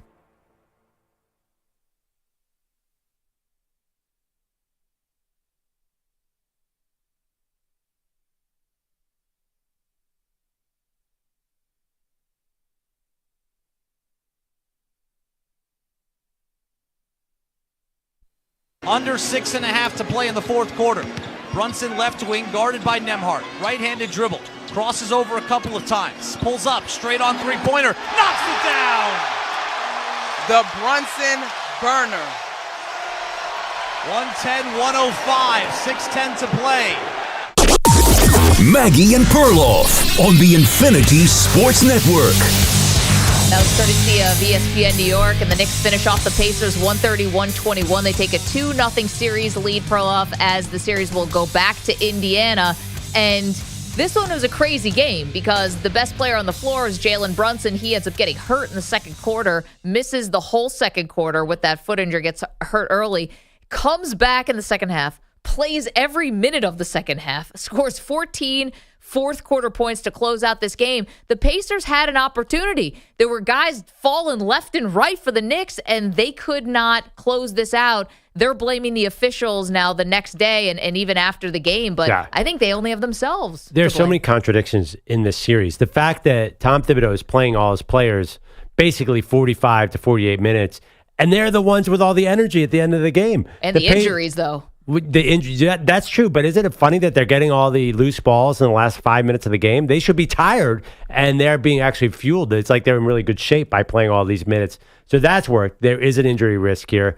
And, you know, the other thing about this series is it's amazing to me, Pacers defense, like the lack of effort. And what defense? The not wanting loose balls in the I mean, they did offensive rebound more than the Knicks all night, but in the crunch time, they didn't want it. It's just a bizarre series. It's funny. I really think the Knicks are going to win it. I do think Indiana has the talent to win a game here, especially if the Knicks are hurt. If OG is out, he's such a key player for them. So maybe Indiana even wins 2 games, and then the Knicks win it at home. I think that 2-0 right now feels like it's a Knicks series, obviously. I'm curious what the sort of call to action here is for the Pacers. Are they going to man up and really play hard? I think there's a little soul snatching going on. And could be. I think that regardless of what happens in game 3, because Rick Carlisle, the head coach of the Pacers, came out after the game adamant, calls weren't going our way, we're frustrated by this, and even went as far to say is they're getting screwed because they're a smaller city than New York. Small market teams deserve an equal shot. They deserve a fair shot. No matter where they're playing. Right. So, I mean, this is a well-worn trope that doesn't really feel all that true. And it feels like the Pacers coach is just grasping for anything here. I get being frustrated by the calls. According to Brian Windhorst this morning, they sent 49 questionable calls from last night to the league office. That's 78 calls that they believe, the Pacers believe, were questionable over the first 2 games of the series. I mean, maybe that makes you feel a little bit better. Nothing's going to happen because of it. Well, maybe you'll get calls in game 3. Phil Jackson used to work the refs in his post-game press conference all the time, and it worked. Yeah, okay, maybe it flip-flops a little, but again, I just don't, this falls really short to me, especially when guys like TJ McConnell, who was asked about this, of course, the Pacers guard, was asked about this after the game, and he didn't see it the same way as his coach. I mean, we love Rick showing that type of energy on the court, and unfortunate that he got ejected, but that's not the feeling that we have in the locker room. We're not going to sit here and blame officials. We got to be better. It's just that simple. They smashed us on the boards again tonight, and just brought more energy than we did. So we got to fix that. Yeah, so I mean, it's like even their players saying what the coach is, alleging here is not something they want to blame their loss on. And again, I think it's a little in the head. Like when you have a team that is playing all these minutes, as you said, who's out hustling you, out rebounding you, yes, getting some calls, but being the aggressors all night long, how does that not weigh on your psyche? How do you think, we just can't beat this team? Well, I hear you, but back to that officiating, you can't ignore the fact that there was a bad call in the last minute of game 1. There was an offensive foul called on an illegal pick. The Pacers had to think, they're gonna help us out here. There's going to be a makeup call. It is a makeup call league. We see it every single game, 50 times a game. One bad call is they always make up for it. And the fact that they went the opposite direction and gave even more calls to the Knicks, they really did. Over the course of the night, the first game was closely officiated. This one was egregiously pro Knicks. I'm sorry, EJ's over there looking at me like I'm crazy. It was crazy. So I think they had this expectation that they were going to get a little, you know how it balance. works. Give me a little something back. And the fact that the officials went the exact opposite direction must have infuriated him and made it sounded like Rick Carlisle was going to cry there, and I don't mean that as a compliment. He's definitely frustrated. But the thing is, so they said in the 2-minute report, because the NBA basically tells on itself after these games are over by giving us a 2-minute report the next day of all the things they got right and wrong in the last 2 minutes. They're doing it in the name of transparency, but I think it ultimately hurts them. They said that illegal screen was the right thing or whatever. That's totally irrelevant. But they missed 4 other calls in the final 2 minutes. And so now we'll see what happens with this 2-minute report. It's just a mess. No, they actually got lucky because the game really lost control. It wasn't that close in the last 2 minutes, so they didn't have to worry about the bad calls. Otherwise, they would have screwed it up. Well, they still had a weird call where they called Isaiah Hartenstein for a double dribble when he clearly didn't do any of that. Now, they end up correcting it. So that's not going to make the 2 minute. No, but it still stopped the flow of the game. It was still kind of silly that they would, what are they looking at? I'm not really sure. Anyway, the officials are one part of it, and that's been really bad, I think, throughout the entire playoffs because they're being asked now to officiate things in a totally different way. As far as Rick Carlisle thinking that Indiana is getting, the old screw job because they're based out of Indianapolis and the Knicks are in New York, I just, again, I see what he's trying to do.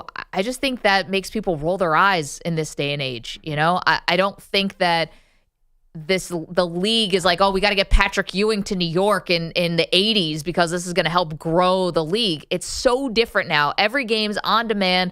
The market size does not matter as much. I agree. The market size is just not working because all sports are very national right now. I think actually sports betting has made sports even more national because you're interested. You have to follow the other teams because you're betting player totals and you're betting over under. I just think that everybody knows the scene now.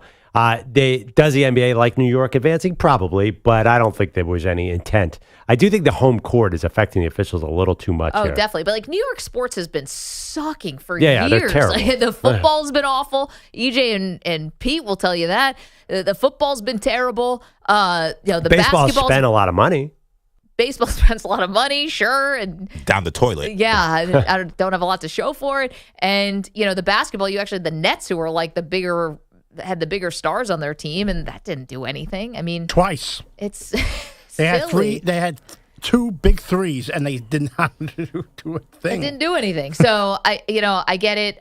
The coach is frustrated, and he is a good coach, but they've got to get back into their bag if they're going to get into this series because you have a Knicks team. Here's the thing. If the Pacers were a little better, I could see the strategy of them trying to pull the Knicks out to deep water and drown them. And what I mean by that is forcing, Tom Thibodeau, his tendency. He wants to play all of his starters 48 minutes or close to it. So if the Pacers were actually being strategic about this, maybe they think, oh, we'll wear them down. They'll get injured. We'll elongate the series. We're going to make these games up and down, up and down, up and down. And we're just like last night. Yeah, like last night.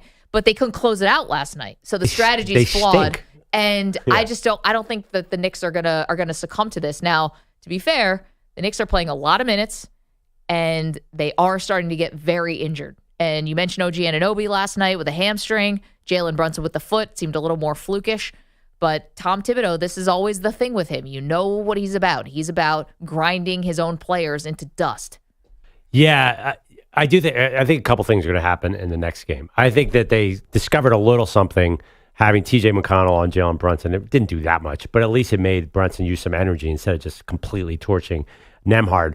The other thing, too, is they got to get Miles Turner some better calls. I think the NBA will admit, we got a little problem here. They clearly think this guy is a sort of a doofus. They're calling everything on him. So I think Miles Turner gets a little help, and he's probably a little more effective because he hasn't really been great. Here's my big problem with Indiana. Okay, go ahead. Pascal Siakam, what are you doing here? He needs the ball in his hand to generate offense. He's just not good enough to do what he's supposed to do on this team. He should be a 2 or a 3, and he's kind of a de facto 1 because Halliburton completely disappeared for huge stretches of the game.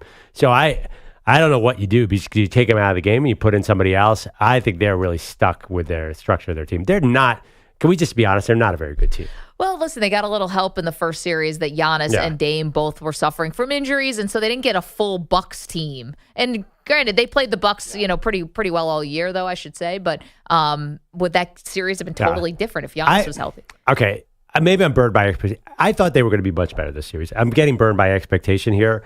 I'm very disappointed in the way they're doing everything here, and not just the officiating. They should be way more disappointed by the effort they're playing with. That is what's really just disheartening. And maybe that's what Carlisle's trying to do.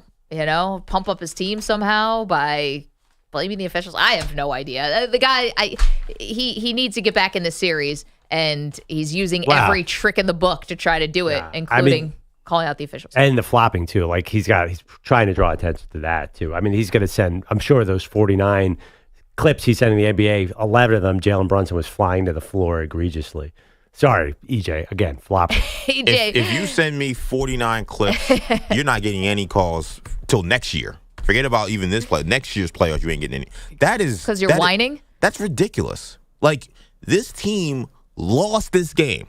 We're talking about pushing the back in the third quarter and a phantom screen in the third. That's what you're complaining about? Rick Carlisle got run last night because he's complaining about the referees getting the call right. Isaiah Hartenstein didn't double dribble, dude. He didn't double dribble. So now so he goes crazy on the sidelines on a play that was corrected, and after the game he's like, "Well, I think they just corrected it because Tibbs said so." So you're mad they're getting calls right? What do you want, Rick Carlisle? Come on. What do you ultimately want the league to do when you send them 49 calls? They don't do anything when you send them one call. You're going to send them 49 calls. Well, we're going to overturn the game, and we're going to go replay it. That's not going to happen. So either you're going to go out and try to rebound off of it and play harder and play more physical and avoid the referee discussion however you can, or you're going to go be whiners. And but these officials are humans. They have access to my social media feed. They know what's happening here. There's going to be makeup calls. They're coming. I think that's what Perloff's saying, that maybe the officials, because they want to get some of this monkey off their back smoke, to clear, that they want to give Indiana the home calls this time and make it feel a little more balanced. Okay, well, the league's not going to do anything because all these leagues and all these umpires and referees and whomever have strong unions, so you're either going to go against everything or you're not going to go against anyone. I don't know if baseball that's true.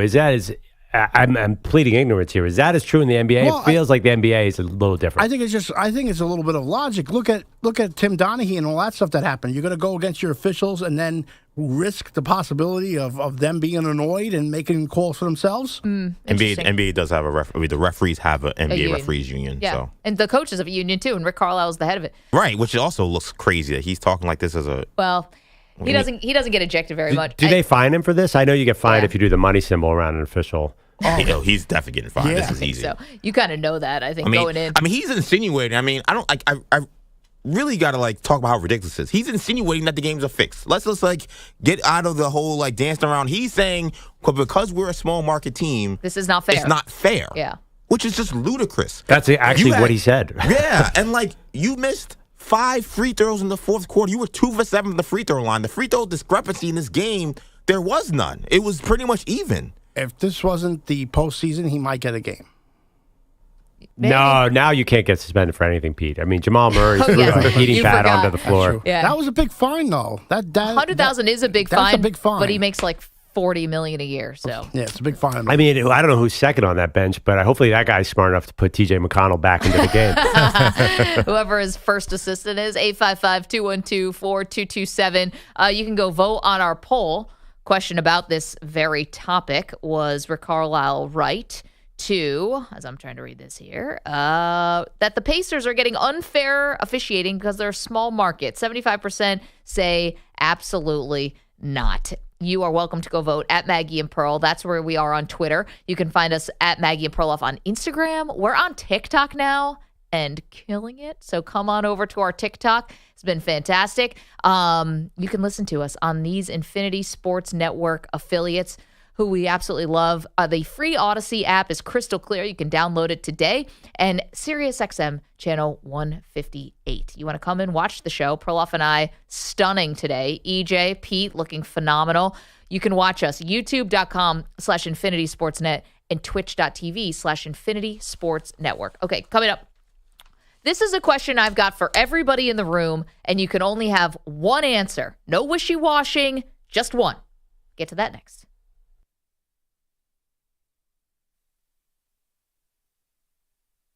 You're in a 5-minute break.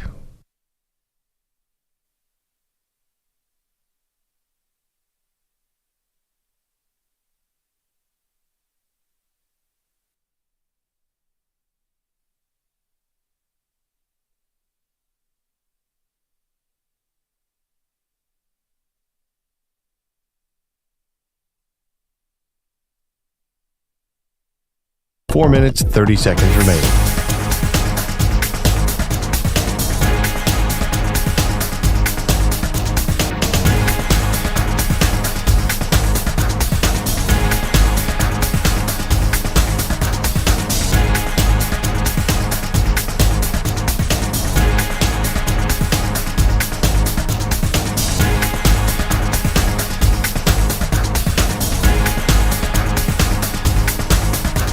Four minutes remaining.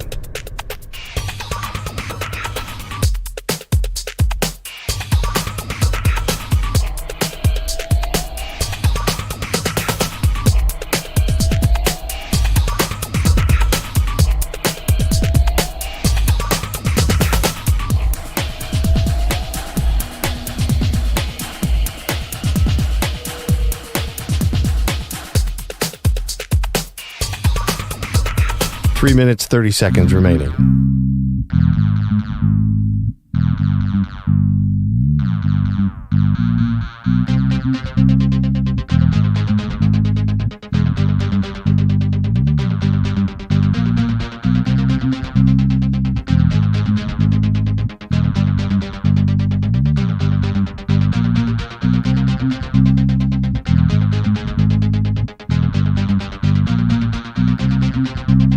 Three minutes remaining.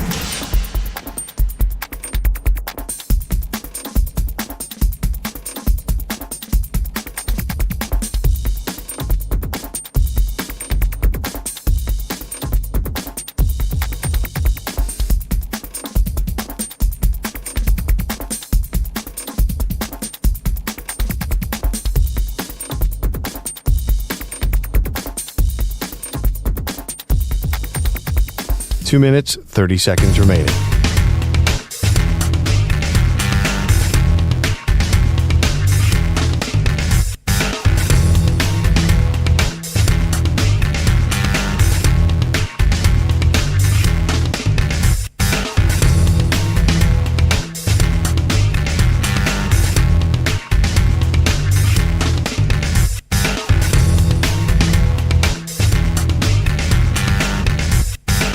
Two minutes remaining.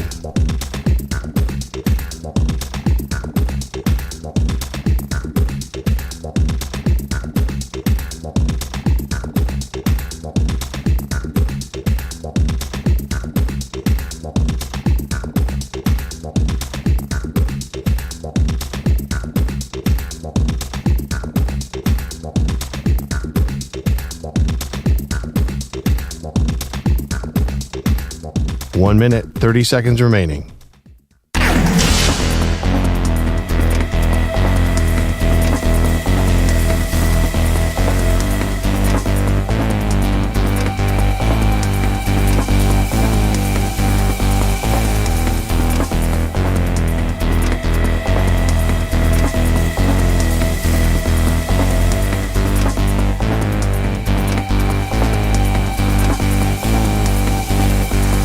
One minute remaining.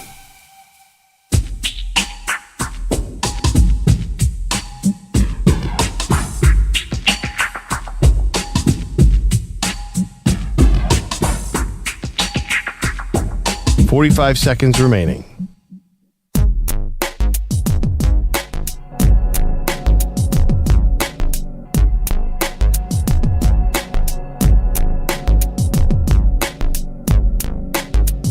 "30 seconds remaining.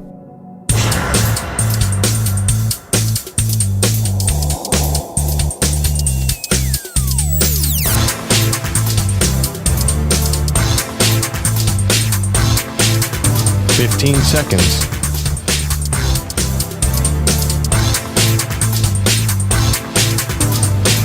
Break ends in 5 seconds.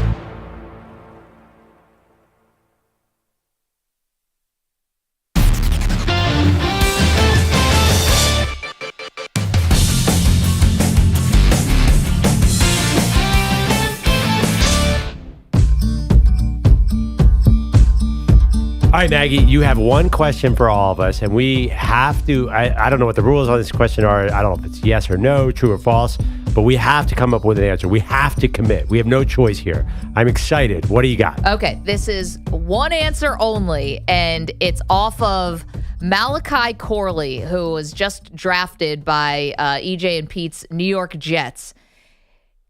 He posted something on social media that he's going to be living at Aaron Rodgers' home, at least for the next couple weeks or something. Okay. So Rodgers kind of taking him under his wing. He's a young receiver. And so Rodgers offered, hey, do you want to stay at my house in New Jersey? And he said, lovely. Yes, I'm going to take you up on it. If you could live with one current NFL quarterback, it could be a starter or a backup, one current NFL quarterback, you could only have one answer. Who would you want to live with? Oh, my God. I almost want to say, can you give us some choices here? No. Just refresh our... You got to pick. Any quarterback you can live with. Well... And they're very different because some guys are like 21 years old. Some guys are 42 years old. Some have families. Some don't. You've got to pick and defend who you want to... I'll tell you mine. I've got mine ready to go. Yeah. Go ahead. Why don't you start? Okay. Don't be obvious. What? You can't do your team's quarterback. No. Right? Oh, gosh. Did you live with Josh Allen? No way. No. I think Josh Allen would be popular choice, but go ahead. No. I'm a Bills fan, but I don't want to live with Josh Allen. If I could live with any quarterback in the NFL, like Malachi Corley is going to live with Aaron Rodgers, I'm living with Russell Wilson and Ciara. And you guys are crazy if you're not picking this one. Have you seen some of the photos of their homes? Do a quick Google search. The one in Denver had 12 bathrooms and an indoor pool. Guys, you got to go for the amenities on this stuff. You got to pick the rich quarterbacks so you can get like your own wing of the home and you get all the perks. Plus, you got like famous celebrity wife. You get the Hollywood side and the football side. This is going to be endlessly entertaining and I'm going to be in luxury. Like, it's a no-brainer. I'm going to live with Brock Purdy and share an apartment with a couple offensive linemen. Get out of here. I have to give you credit. I think you honestly picked the person that most people would rank 32nd among quarterbacks. Nobody wants to be around Russell Wilson. Nobody wants to live with him. Ciara, yes. I think a lot of guys would vote for that because of Ciara. Nobody wants to live with Russell Wilson. Guys. Heck, I got to be honest. I was looking at this list of quarterbacks. I'm like, Ciara comes down in the morning. Listen, it's not for that. That's not bad. Let's not make it weird, guys. I don't want to be a weird house guest. Come on. There's no way you would want to hang out with Russell Wilson. I mean, he'd be sitting there watching TV at night, speaking about like a self-help book. What are you talking about? Limited. I could become an optimal human, and I could live in a place with 12 bathrooms. That's so cool. And an indoor. What else? Who would you want to live with? There's only one answer to the question: Which NFL quarterback would you want to live with? Like Malachi Corley is going to live with Aaron Rodgers. All right, I can't say my good friend Case Keenum, who's a backup in Houston. He's got young kids, so I'm going to actually knock him out anyway, but he is super nice, and he would play golf with you every day. It'd be super. Purdy has roommates. I thought about him. Let's see. Jalen Hurts seems like a very quiet guy. He's probably super neat. I don't know if I could live with him. I think it's Tua Tagovailoa. Now, there's a little bit of a problem with the constant guitar playing. Yeah. Like, that'll keep you up at night. Kind of annoying. But Tua and his family seem like a super fun time. I'll bet you they cook huge meals and have barbecues. I'll bet you it's a constant party, but not in an annoying way kind of party. I'm sure like a luau. I mean, not to be cliche, but I do picture a constant luau, and I love that kind of Just food. everyone from Hawaii is in a constant luau. Yeah, that seems Tua would be my number one choice. All right, you could only have one answer to this. Which NFL quarterback would you want to live with? Like Malachi Corley is going to live with Aaron Rodgers. EJ? I want to kick it to Pete first. So I'm going to go last. Okay. I have a special reason why. Dexter, you can get in on this too. Patrick Mahomes. He's got young kids, Well, though. No. You Dude. know what I don't this mind is like. kids. You have your own young kids I at don't home. mind kids. Come on. You're not doing Patrick Mahomes. If I'm living in Patrick Mahomes' home, I'm probably in the very far end of it and have my own space. Okay. And also, the people that are coming through those doors are probably the A-list celebrities. So You want to live with Jackson Mahomes and Brittany Mahomes? Yeah, dude, come on. Let's be real Yikes. here. I know. Look, Patrick Mahomes came in here right before he got drafted and was a pleasant guy. He chewed bubblegum with us, and I think he still is a pleasant guy. So Yeah. I'm going to say Patrick Mahomes, just from my experience with star NFL quarterbacks, which is about 20 minutes. Okay. I mean, he chewed bubblegum with you guys, so game, set, match. No, Mahomes is awesome. Right. He's so much fun. It's the brother. entourage. Yeah. It's the brother. The brother's a problem. We're worried about him. Maybe the keep wife. the brother away from me. I'll be in the far end of the like the west wing of the house. Yeah, if you watch the quarterback show on Netflix, they are building this huge house. Yeah, I mean, I thought a lot about that Netflix show and the fact that Kirk Cousins has that awesome fire pit in the back. That would be fun, but there's, again, too many kids running around. EJ? Okay. So my quarterback is not even a starter, though I think he actually will end up being starting at some point this season. I'm going with the guy who I know will be up at 4 a.m. with me watching cartoons. I like cartoons. That's something. I'm a big Looney Tunes fan, primarily because my kids, I have two beautiful young boys, 5 and 3, and we don't watch too much Looney Tunes because I get a little silly when I'm watching Looney Tunes. I don't want to see me in that space. But that's one thing. What does the silly Jameis Winston off the Looney Tunes look like? I mean, what's up, Doc? You know? I mean, you may have picked the single most annoying person.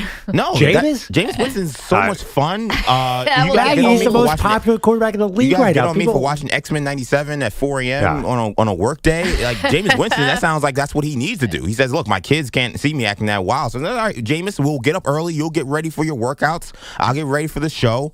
And we'll watch some X-Men 97. We'll probably play a lot of video games. It sounds like my kind of party. Also, EJ, you come into work every day and you would have a story about what Jameis did yesterday. All the time. The content on this show would be through the roof. Well, I appreciate making the sacrifice, but for the sake of the show. But if you're talking about the one NFL quarterback you could live with, I guarantee the Jameis Winston shtick gets old so fast. And if you're just looking for someone to play video games with, you've totally blown it. It's definitely Kyler. Kyler doesn't look Murray. like he's fun, though. He's in the headset. He's playing Call of Duty like he really is on the front lines in like a war zone. I don't want to play with a guy. They wrote it into his contract that he had to stop playing video games. Yeah, like, this is the dude you need. He's a little intense. I feel like Jameis is fun. Like, he says, what's up, Doc, to a Looney Tunes question. I mean, come on. Kyler wakes you up at 3 a.m. yelling at an 11-year-old in Wichita over a Call of Duty game. He is way too into this. All right, so we're asking the NFL quarterback you would most want to live with because Malachi Corley is going to be living with Aaron Rodgers. Dexter? So I thought about this as you were saying this, right? And I'm taking my Steeler bias out of this. I was about to say, you're wearing a pit hat. Is this going to be Kenny Pickett or Joe Flacco, maybe? No, I'm not going with Kenny Pickett. He didn't want to learn, sit back and learn. So I can't go with him. I can't live with him. He's a quitter. I can't go with him. Also, he's got small hands that could have all sorts of problems. Hey, little actually, could be shells? no. Actually, that could be good because if say something stuck between like to the couch and the wall, Kenny, get over here with those small hands. You can get it in there. The remote fell in between the cushions. I like you looking at usefulness. I like that around the house. I'm for that. But see, I think a lot like Maggie does on this. Give me the life of luxury that I can have with my own wing. I don't really have to see you, but I get to enjoy all the other stuff. So I thought about Patrick Mahomes, except the people around him. I'm not sure I necessarily want to be around. But I'm kind of with Maggie on this one. I'm going with Russell Wilson and Sierra. Thank you. Because I feel like at a minimum, even if I'm annoyed by Russ, I won't be by Sierra. Exactly. Put out a poll. Let's put out a poll. Would you rather live with Russell Wilson or Jameis Winston? Let's look at the results of that. That's a great poll. I can't wait to put that one up there. Jameis is very, very popular in social media. Also, how about please, and also don't just vote. Please respond with why. I mean, Yes. if you're a single man, I think one of the benefits of staying with Russ is, Sierra's friends are also probably fine. Yes. So the probably got a good inner circle. So the women that are coming to the crib are probably, women that a lot of men would like. Let's just put it that way. And I look like Peter Schwartz. They're going to have the assets that men covet. You guys ever see the video where Russell Wilson and Ciara pull over in an SUV and start dancing on the side of the road? I don't know if anyone's ever seen it. I have seen They it. dance. So Ciara's dancing, and Russell's in the background trying to background dance for a little bit. Then he just sits on a bench and watches for the final minute and a half. You know why? He's like, I do not belong in this marriage. I'm just going to go along for the ride. Nobody's going to watch this video for him. Yeah. It was all about watching There you go. Sierra. Yeah. That's what it is. Get out of there. Anyway. I co-starred a movie with her. Just want to point that out. That's my boy. Ciara had a huge role. I was in as an extra. I played a boom mic operator. No big deal. Met her in Indianapolis Super Bowl. Lovely. You said you don't want to stay in the house with her, right? Or did you pick her? No, I don't want to live. I don't want to live with Russ. Trust me, you guys do not want to live with Russ. That's all business all the time. You want to stay with Jameis. You want to hang out. There you go. Quarterback you'd most want to live with. It's funny, none of us picked Rodgers. No thanks. Rodgers may be the worst guy to live with. Absolutely I think. not. Like your whole The life worst. turns into a podcast with him talking to you about God knows what. Oh, that'd be so tough. And he's got no distractions, no wife, no kids, no nothing. He He's may just not talk to focused you. on you. He may not talk to you. He's like someone I think is like baking bread and just like, I don't know. Aaron Rodgers is one of the guys where you're going to show up at his crib and be like, oh, yeah, we don't do faucets here. You got to go out to the nature and get water. We cold plunge at 6 a.m. Yeah, are you looking for a bed? We don't do beds here. No. Sleep on the floor is better. Beds, they got the microchips that may go into your brain, the pillows. We don't do that He here. turns off the Wi-Fi every night. I can imagine It's dark. he hits like a bell like every night at 6. It's like, and now we don't speak for an hour. Something like that. And you got to do some kind of silly meditation. Which might be good around him, but I'm going to go against the grain a little Reprieve. bit.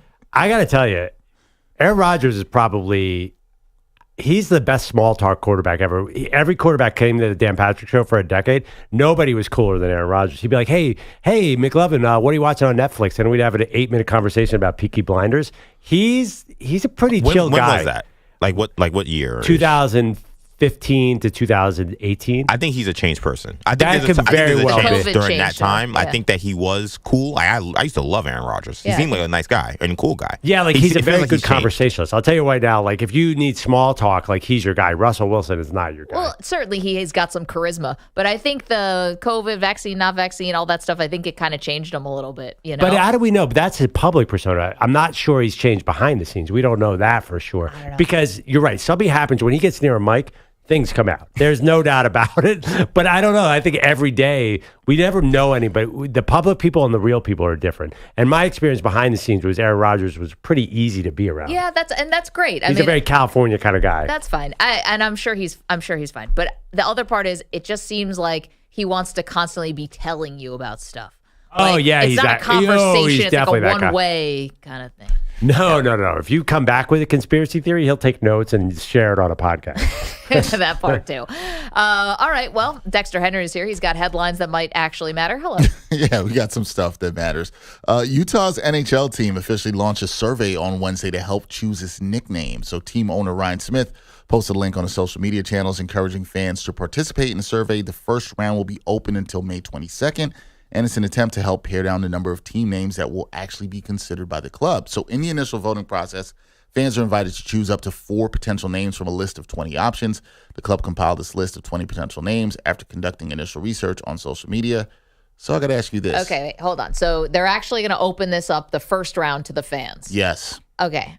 I don't know if I believe that because we I all understand why remember you're skeptical. Bodie McBoatface, right? This Yeah. is when they opened it up to people in like London. They could name Yeah. a boat, and they all picked Bodie McBoatface. Yeah, but did the Washington football team, did they pick that? I think that there was a vote on fans? that. Yeah. There was a The fan- big what vote. the fan- Remember they like the Red Hawks? Remember that was all fan I remember involved. that. That was all fit. Was it the fan vote that decided Washington football team? I think they did have a vote on that. I'm not sure. I mean, Okay. Do you guys but want to anyway. hear some of the names? Yeah. So this is the Utah Hockey club, Hockey I think. hockey They're club? Hockey team. Okay. Hockey Hit us. club. Okay, lay it right? on us. So we got Frost, Ice, Powder, Mountaineers, Freeze, Mammoth, Black Diamonds. Wait, slow down. Sorry. Is that all one word? Wait. Sorry. Let me get my commas in here. It's the Utah Black Mountain Diamond Frost. Mammoths. Ice, Okay. Powder, Mountaineers, Freeze, Mammoth, Black Diamonds, Blast, Caribou, Blizzard, Swarm, Hive, Outlaws, Yeti, Squall, Fury, Glaciers, Ooh. Canyons, Venom, and then 8C, which would stand for Hockey Club. Did you say Venom? I did say Venom. Was one of them Oh, powder? they're all awesome. The Wow. powder one. Powder. Gotta be powder. Powder is one. What was the mountain one? Black Diamonds. Mountaineers. Mountaineers. Mountaineers. All right. Frost is fire. The Utah Frost is dope. I like Blast, Swarm, Fury, and Venom. I like Fury, Venom. Squall is awesome. But is it Squall or Squalls? It is Squall. One Squall. One Squall. Black Diamonds crack me up too. The Utah Black Diamonds, that'd be really funny. That is but funny. I'll give you an argument for the Utah Freeze because then you could have Freeze from The Incredibles. played by Samuel L. Jackson, be your team mascot. There's a lot of marketing. That's with that. Frozone, not Freeze. Oh, darn it. Yeah. Come on. You can have Hugh Freeze. Hugh Freeze could be your Hugh Freeze? darn it. What, calling an escort service? That's Well, you the can have mascot? Frozone. If you're the Utah Freeze, you can hire So Frozone. what's your top choice? Because you guys narrowed it down to some. What's your top choice? I actually... Venom is cool. Venom's very cool, but I'll go Squall to be different. Utah Squall. Here come the Squall. Okay. Here come the Squall. Okay. Squall, but why can't it be Squalls? Who cares? I mean, Fury makes sense, but because Squall is a type of storm. Yes. So you'd be Squalls are cool storms when nobody gets hurt or anything. Yeah. It's like that's like sort of like a master and commander British ship out in the oceans. Yeah. Here comes a squall. White squall. I you did see like those like time lapse videos when you see them just come over a city. It's just like it's so sunny and beautiful, and like all of a sudden dark. 10 seconds, it's just pitch black. Wait, but pouring rain, I dropping love rain. Venom, for example. But what does that have to do with Utah? Okay. That's Like- what. No. But I mean, like the name though. I would stick. You might as well do something Utah oriented because they already have the Jazz, and there's certainly no Jazz Yeah, in Utah. and that bothers me very much. What but about, are there snakes in Utah? I've only been to Zion National Park, and I don't remember there being snakes there. Don't recall that either. What's your top choice? I think Venom. I do like Venom. Venom would be top choice. Okay. All right. Pete? The freeze. The Pete, freeze. you like Utah the freeze? That's a marketing Dream. dream. Yeah. I like that one. EJ, you care? Frost. Frost is. I think this is the first one. I was like, that's fire. The Utah Frost is just. I love that name. Okay. I like I did everybody's blue choices there. Gatorade. I like that one. Yeah, I drank a lot of Blue is Gatorade one. as a kid, That is right. The debate continues about Austin Rivers' comments regarding whether NBA players could play in the NFL, and there was a reaction from the Inside the NBA crew on TNT last night. Take a listen. Austin Rivers, you know I love you. We can't play football. Yeah, we can. He No, right. we can't. Yeah, we No, can. we can't. Yeah. Austin Rivers, Yeah. you're doing Austin, a great you're job. right. But to say we that can. we got 30 How or come we 40 can't? NBA players who can go play in the NFL. We can't play football. Stand up right now. I dare you to stand right now. Shaq, and attack you. football is no. a good. Shaq. Stand up right there right now. Football's a grown man sport. Stand up We're right now and let me show you. Shaq, we got something for you. First of all, I don't want to do anything with tackling Shaq at all or have him tackling me, but who are you rolling with here in this argument? You going with Chuck or you going with Shaq on this?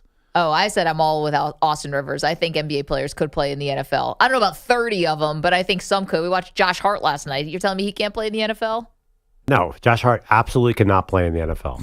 There is no way that dude is going to the NFL. The NFL is a completely different physical sport. It's just a totally different dynamic. Josh Hart, he's 6'7", right? Or is he 6'6"? 6'4". 6'4", 6'5". Oh, okay. Perfect. Yeah, he would. What position? He's a wide receiver? Yeah, there's one He's thing. playing safety. Yeah, and first of all, he might not have the officials helping him out like in the Knicks series. But, dude, Had to go there. you just go over the middle and catch a pass like that. Either you have that or you don't. And to assume Josh Hart has it is too big of an assumption for me. I've seen enough games. I think he's tough enough.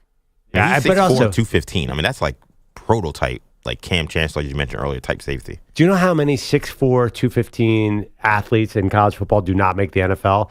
Hundreds. So it's just you have to be so uniquely talented and skilled. I think it's selling what the NFL players short Are to you say. saying Josh Hart's not uniquely talented? Yes, he is at basketball, not at football. It's totally different. See, I think that's the thing. It's like, yeah, we know all these guys play in college football and can't make it to the NFL, but there's a lot of guys who play in college basketball and don't make it to the NBA. He's already cleared that hurdle. So it makes it more believable that he could clear it in a different sport. Well, then, but you don't have that argument going the other way that just because you're a good enough athlete to play in the NFL doesn't mean you're a good enough athlete to play in the NBA. No, I don't have it the other way. I'm solely going NBA to Right. NFL. So just the fact that his athleticism works in the NBA, you're saying that doesn't mean anything in the NFL. No, I just think there's a level of skill and shooting that you can't just dip into. Like, I think you could catch up to speed in the NFL in like a year or two, and I think the shooting.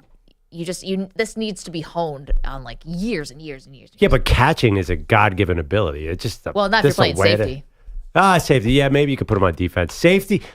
Okay, you're gonna bury the guy at safety. You might as well make him a fullback or a long snapper. Let's see a real. Let's see somebody that you're gonna take in the first round. I mean, lots rolling over. Yeah. Safety. I just think that's weak. We're getting weaker and weaker. We're like, maybe be like the fullback. Come on. Wow.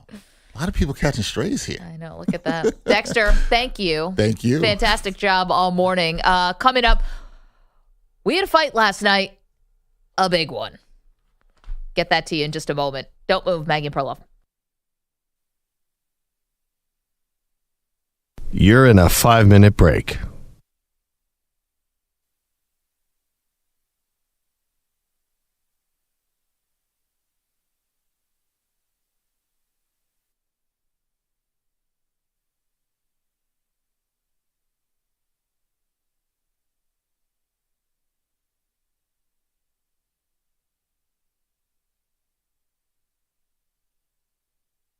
Four minutes, 30 seconds remaining.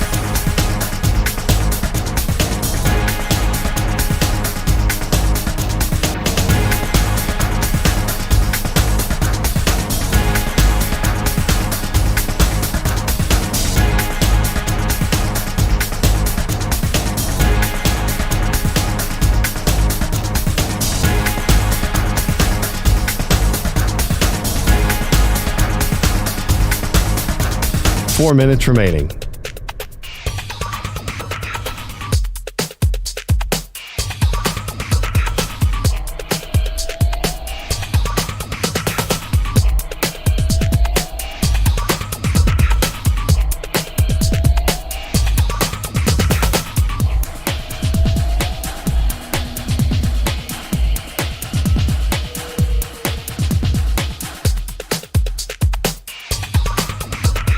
Three minutes, 30 seconds remaining.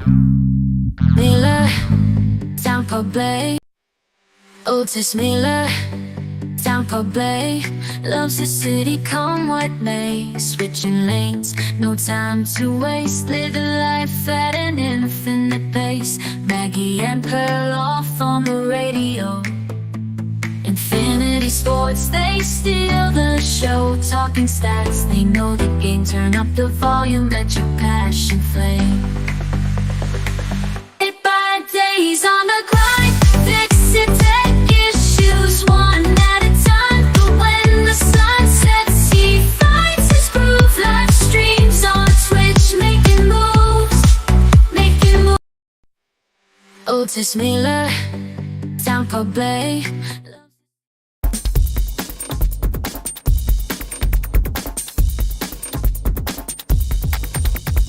2 minutes, 30 seconds remaining.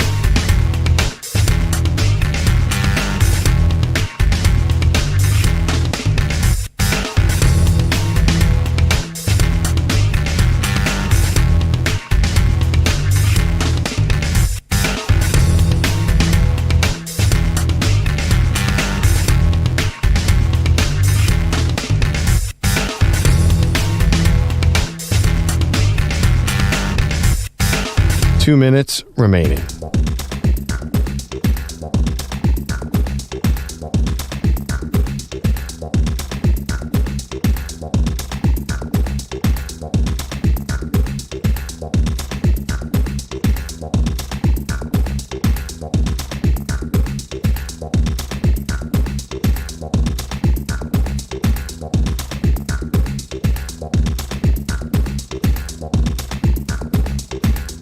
One minute, 30 seconds remaining.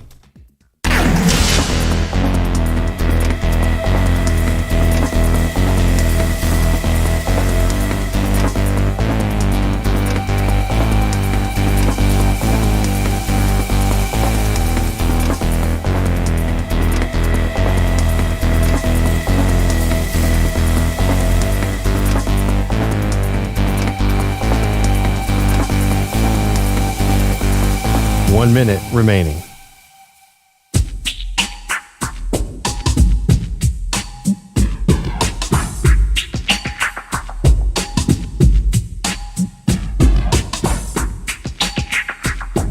$45 seconds remaining.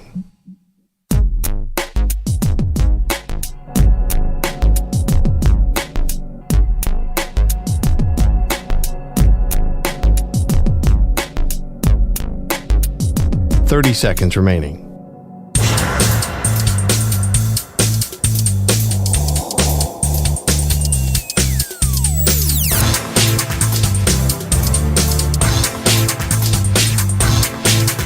$15 seconds.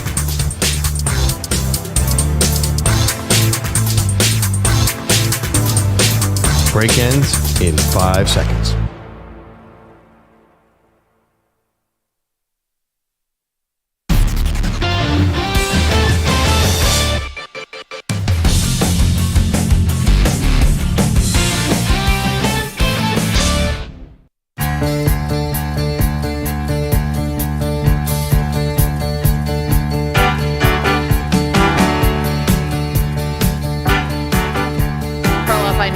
love a good hockey fight. Grew up in Philadelphia. We invented it, in my mind at least. Broad Street Bullies. Let's go. Last night delivered, not so much on a great hockey game. It was a rout. The Bruins and the Panthers. Panthers win 6-1, I believe, was the final. But if you can't beat someone, you might as well fight them. And that's what happened yesterday. So the game is a rout, and that's when things got out of hand. 13 different players got tossed in this game for fighting, and it's a little bit rare when you see two stars of the teams really going at it, and that's what happened with Matthew Tkachuk and David Pastrnak. 25 seconds left on the Ekman-Larson penalty. Here we go. Out at center ice, it's Pastrnak dropping him with Tkachuk. What's he doing? What's he doing? Tkachuk, a couple of right hands, and Pastrnak goes down. Pastrnak gets up. He wants to fire a couple lefts. He's still firing them. It was a wild scene. Here's David Pastrnak after the game. It's a lot of emotions, and I'm not afraid of him. To be honest, I can take a punch, and I do anything for these guys here. I can take a punch. Meanwhile, the Bruins got punched big time. I mentioned 6-1 was the final, and so that was entertaining. A reason to turn the game back on if you're into that kind of thing. Yeah, it's funny. The Bruins kind of lucky to get into the second round, and then they killed them in the first round. We know the coach, Jim Montgomery, rooting for Monty. That was a bad game yesterday. I'll admit, that did not look good, and fighting your way out of it, not ideal. Go back to Boston. Let's see if there's any bad blood left. Yeah, that's a good one, though. Again, 13 people get tossed in that game. So you had lots of different fights going on. 855-212-4227. I've been asking you about what happened. Not a fight between two players last night, but definitely Rick Carlisle versus the referees. Let's go to Rich, is in Chicago. Wants to talk about the refereeing in the NBA playoffs. Hey, Rich. Hey, this kind of struck me, and maybe you guys know a lot more about this than I do, and maybe Perloff can explain this or you. But my question that struck me last night, because of the poor officiating, did this crew, the crew in its entirety, since they're selected based on their, obviously, season-long performance, have they reffed a first-round game? I mean, can you go back and see what they did to that, or is it just a second-round assignment? You won't see them in the Eastern or the Western Finals, or even that for the championship. Do you know anything about that? I'm not sure. So it was J.B. DeRosa, who I think was a different DeRosa, who was an NBA ref for a long time. I don't know if that was his dad. Anyway, Mark Davis, Josh Tiven, Ray Acosta. Mark Davis is, I believe, the same referee who Mike Malone charged at and did not get ejected. He is. Yeah, right. In game one, I guess, of the Nuggets. Was that game one or game two? Game two. Game two, pardon me. Game two of the Nuggets and the Timberwolves series, and he eventually did toss Rick Carlisle for arguing, but that was with like 15 seconds left in the game. Hey, where's my guy Ed Malloy? He's I have not seen a lot of him in this playoffs. I know he gets the finals, but I have not seen him doing a lot of games. Maybe that's the OKC series because they haven't played a lot yet. Yeah, I don't know if these guys, what their assignments are going to be, but they switch them all up, which is, again, I always think you keep the crews together, like the same people who have been reffing together all season long, keep them all together. I don't know if they're doing that. Carla is our pal in Idaho. Hey, Carla. Hey, good morning. How are you guys? We're doing good. What's up? Well, I'm on my way to school, and I was thinking about Frost was my first like as well, so I'm with EJ on that. Wait, sorry, let me reset that. This is the new Utah hockey team. They're need a new nickname. And Dexter Henry was reading us all 20 of the first round is 20 different possibilities that the fans are going to vote on. I'm sorry, you liked which one? I liked Frost too, right off the bat. Okay. So I'm with EJ there. I like Venom, and I do believe there are rattlesnakes in Utah because they're in Arizona, they're in Idaho, and Utah's in between both those states. So I'm pretty sure we've got them, or they've got them in Utah. So, the Venom could be a good one too. Okay. And I was also going to say I'm with Pearl on, there might be a few NBA players that could make it into the NFL, but I doubt there's 30 to 40. There's just so much that they have to be able to do that I don't know. They might just break in half. Boy, Carla, that's hilarious. Thank you, and have a good day. You'd have to have the willing participants. You can't just grab any NBA player. It's got to be ones that really want the physicality. You can't take a finesse guy. James Harden is not going to be able. Ooh, he's body type. He's so strong though. Like yeah, but James Harden, like guys who flop. Yeah, but James Harden and Jalen Brunson are two guys like you hit them and they don't move anywhere. So it's got to be. I like Jalen Brunson. Yeah, I think he could be really too. good. Somebody who's got a really thick lower body is going to be. That's their best chance. EJ, you brought up Nate Robinson, right? Who was a big football player. Washington. He like started in Washington. So but that's my point. Like he was a really good football player, college level football player. To make it to the NFL is a gigantic leap, and that's why it has never, ever, ever happened. Except for apparently Otto Graham and Bud Grant. It's not. I just think you're underestimating how much intricacy there is at the positions to actually make it in the NFL. You can't just say, "Oh, this guy's fast and strong and can catch a football." Do it with pads with these guys coming at you.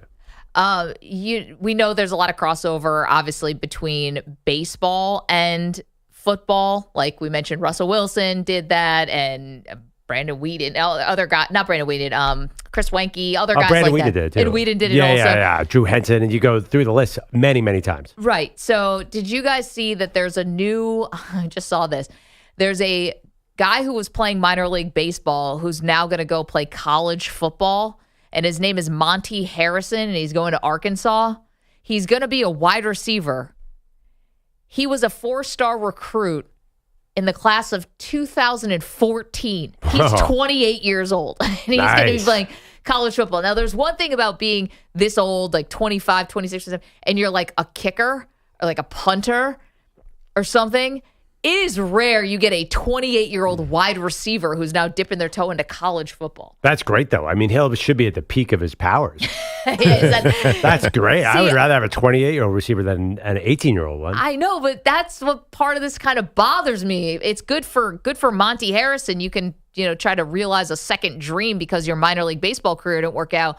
But should a 28-year-old be going up against 18-year-olds? Like you're a full-grown man, peak of your powers versus a bunch of 18 and 19-year-olds. Like what does that prove? Well, I mean, listen, college football, I would assume most teams that play a lot of juniors and seniors, they're 21, 22. That's okay. Not 28. That's yeah, but is there a really big difference between 28 and 21? Yes. I think so. Oh, I don't think so. I think your athletic prime is somewhere between like, I would say for football, maybe not for like tennis or something, but for football, I think it's like 25 to like 28 or 30. Well, he's in Arkansas. I think the offensive line for Alabama averages 345 pounds. I think physicality-wise, it's not going to help you against Alabama. I mean, I don't buy that. You're saying these 21-year-olds are not at physical prime? Those guys are gigantic. They're killers. Yeah, but you have the smarts. Like it's the body and the mind working in concert, and I think that's what gets you to your peak. But EJ, your team, the Miami Hurricanes, has an old dude playing tight end, right? Yeah, Cam McCormick. He's in his 8th year, I believe. He's a tight end. He's more of a blocking tight end. He's not really, out there mossing people, but he does play. He's an impact player to some degree. I was thinking, though, I don't know, 28? I mean, Deebo Samuel is entering his 28-year-old season. I mean, he wasn't even in the NFL at 21. You got to tell me he's better now and more developed now than he was at 21. I don't know. C.J. Stroud at 21 just put up 4,200 yards and won a playoff game. I mean, 21 is pretty old. In tennis, you'd be over the hill at 21. That's a quarterback, though. I mean, like a skill player, like a wide receiver. Yeah, I mean, 20. Yeah, but okay, this is not going to upset the balance of power in the SEC because some old receiver in Arkansas. Go recruit Deebo Samuel right now. We'll win every ACC championship. Yeah, he might be out of eligibility. But that's interesting. A 28-year-old wide receiver. He's a walk-on in Arkansas. I thought you guys were saying 28 is too old. You start to hit the cliff at 28. Like that. You always think wide receivers are done after. Well, you lose speed. By 28, you've lost a step. I never had a step, so I really wouldn't know. You said it, not us. Thank you to EJ Stewart. Thank you to Pete Bellotti. Thank you to Dexter Henry. Thank you to Andrew Kaplan, Guido's Coffee Drinkers, everyone. We're back tomorrow to finish out the week strong. See us there. Okay, bye.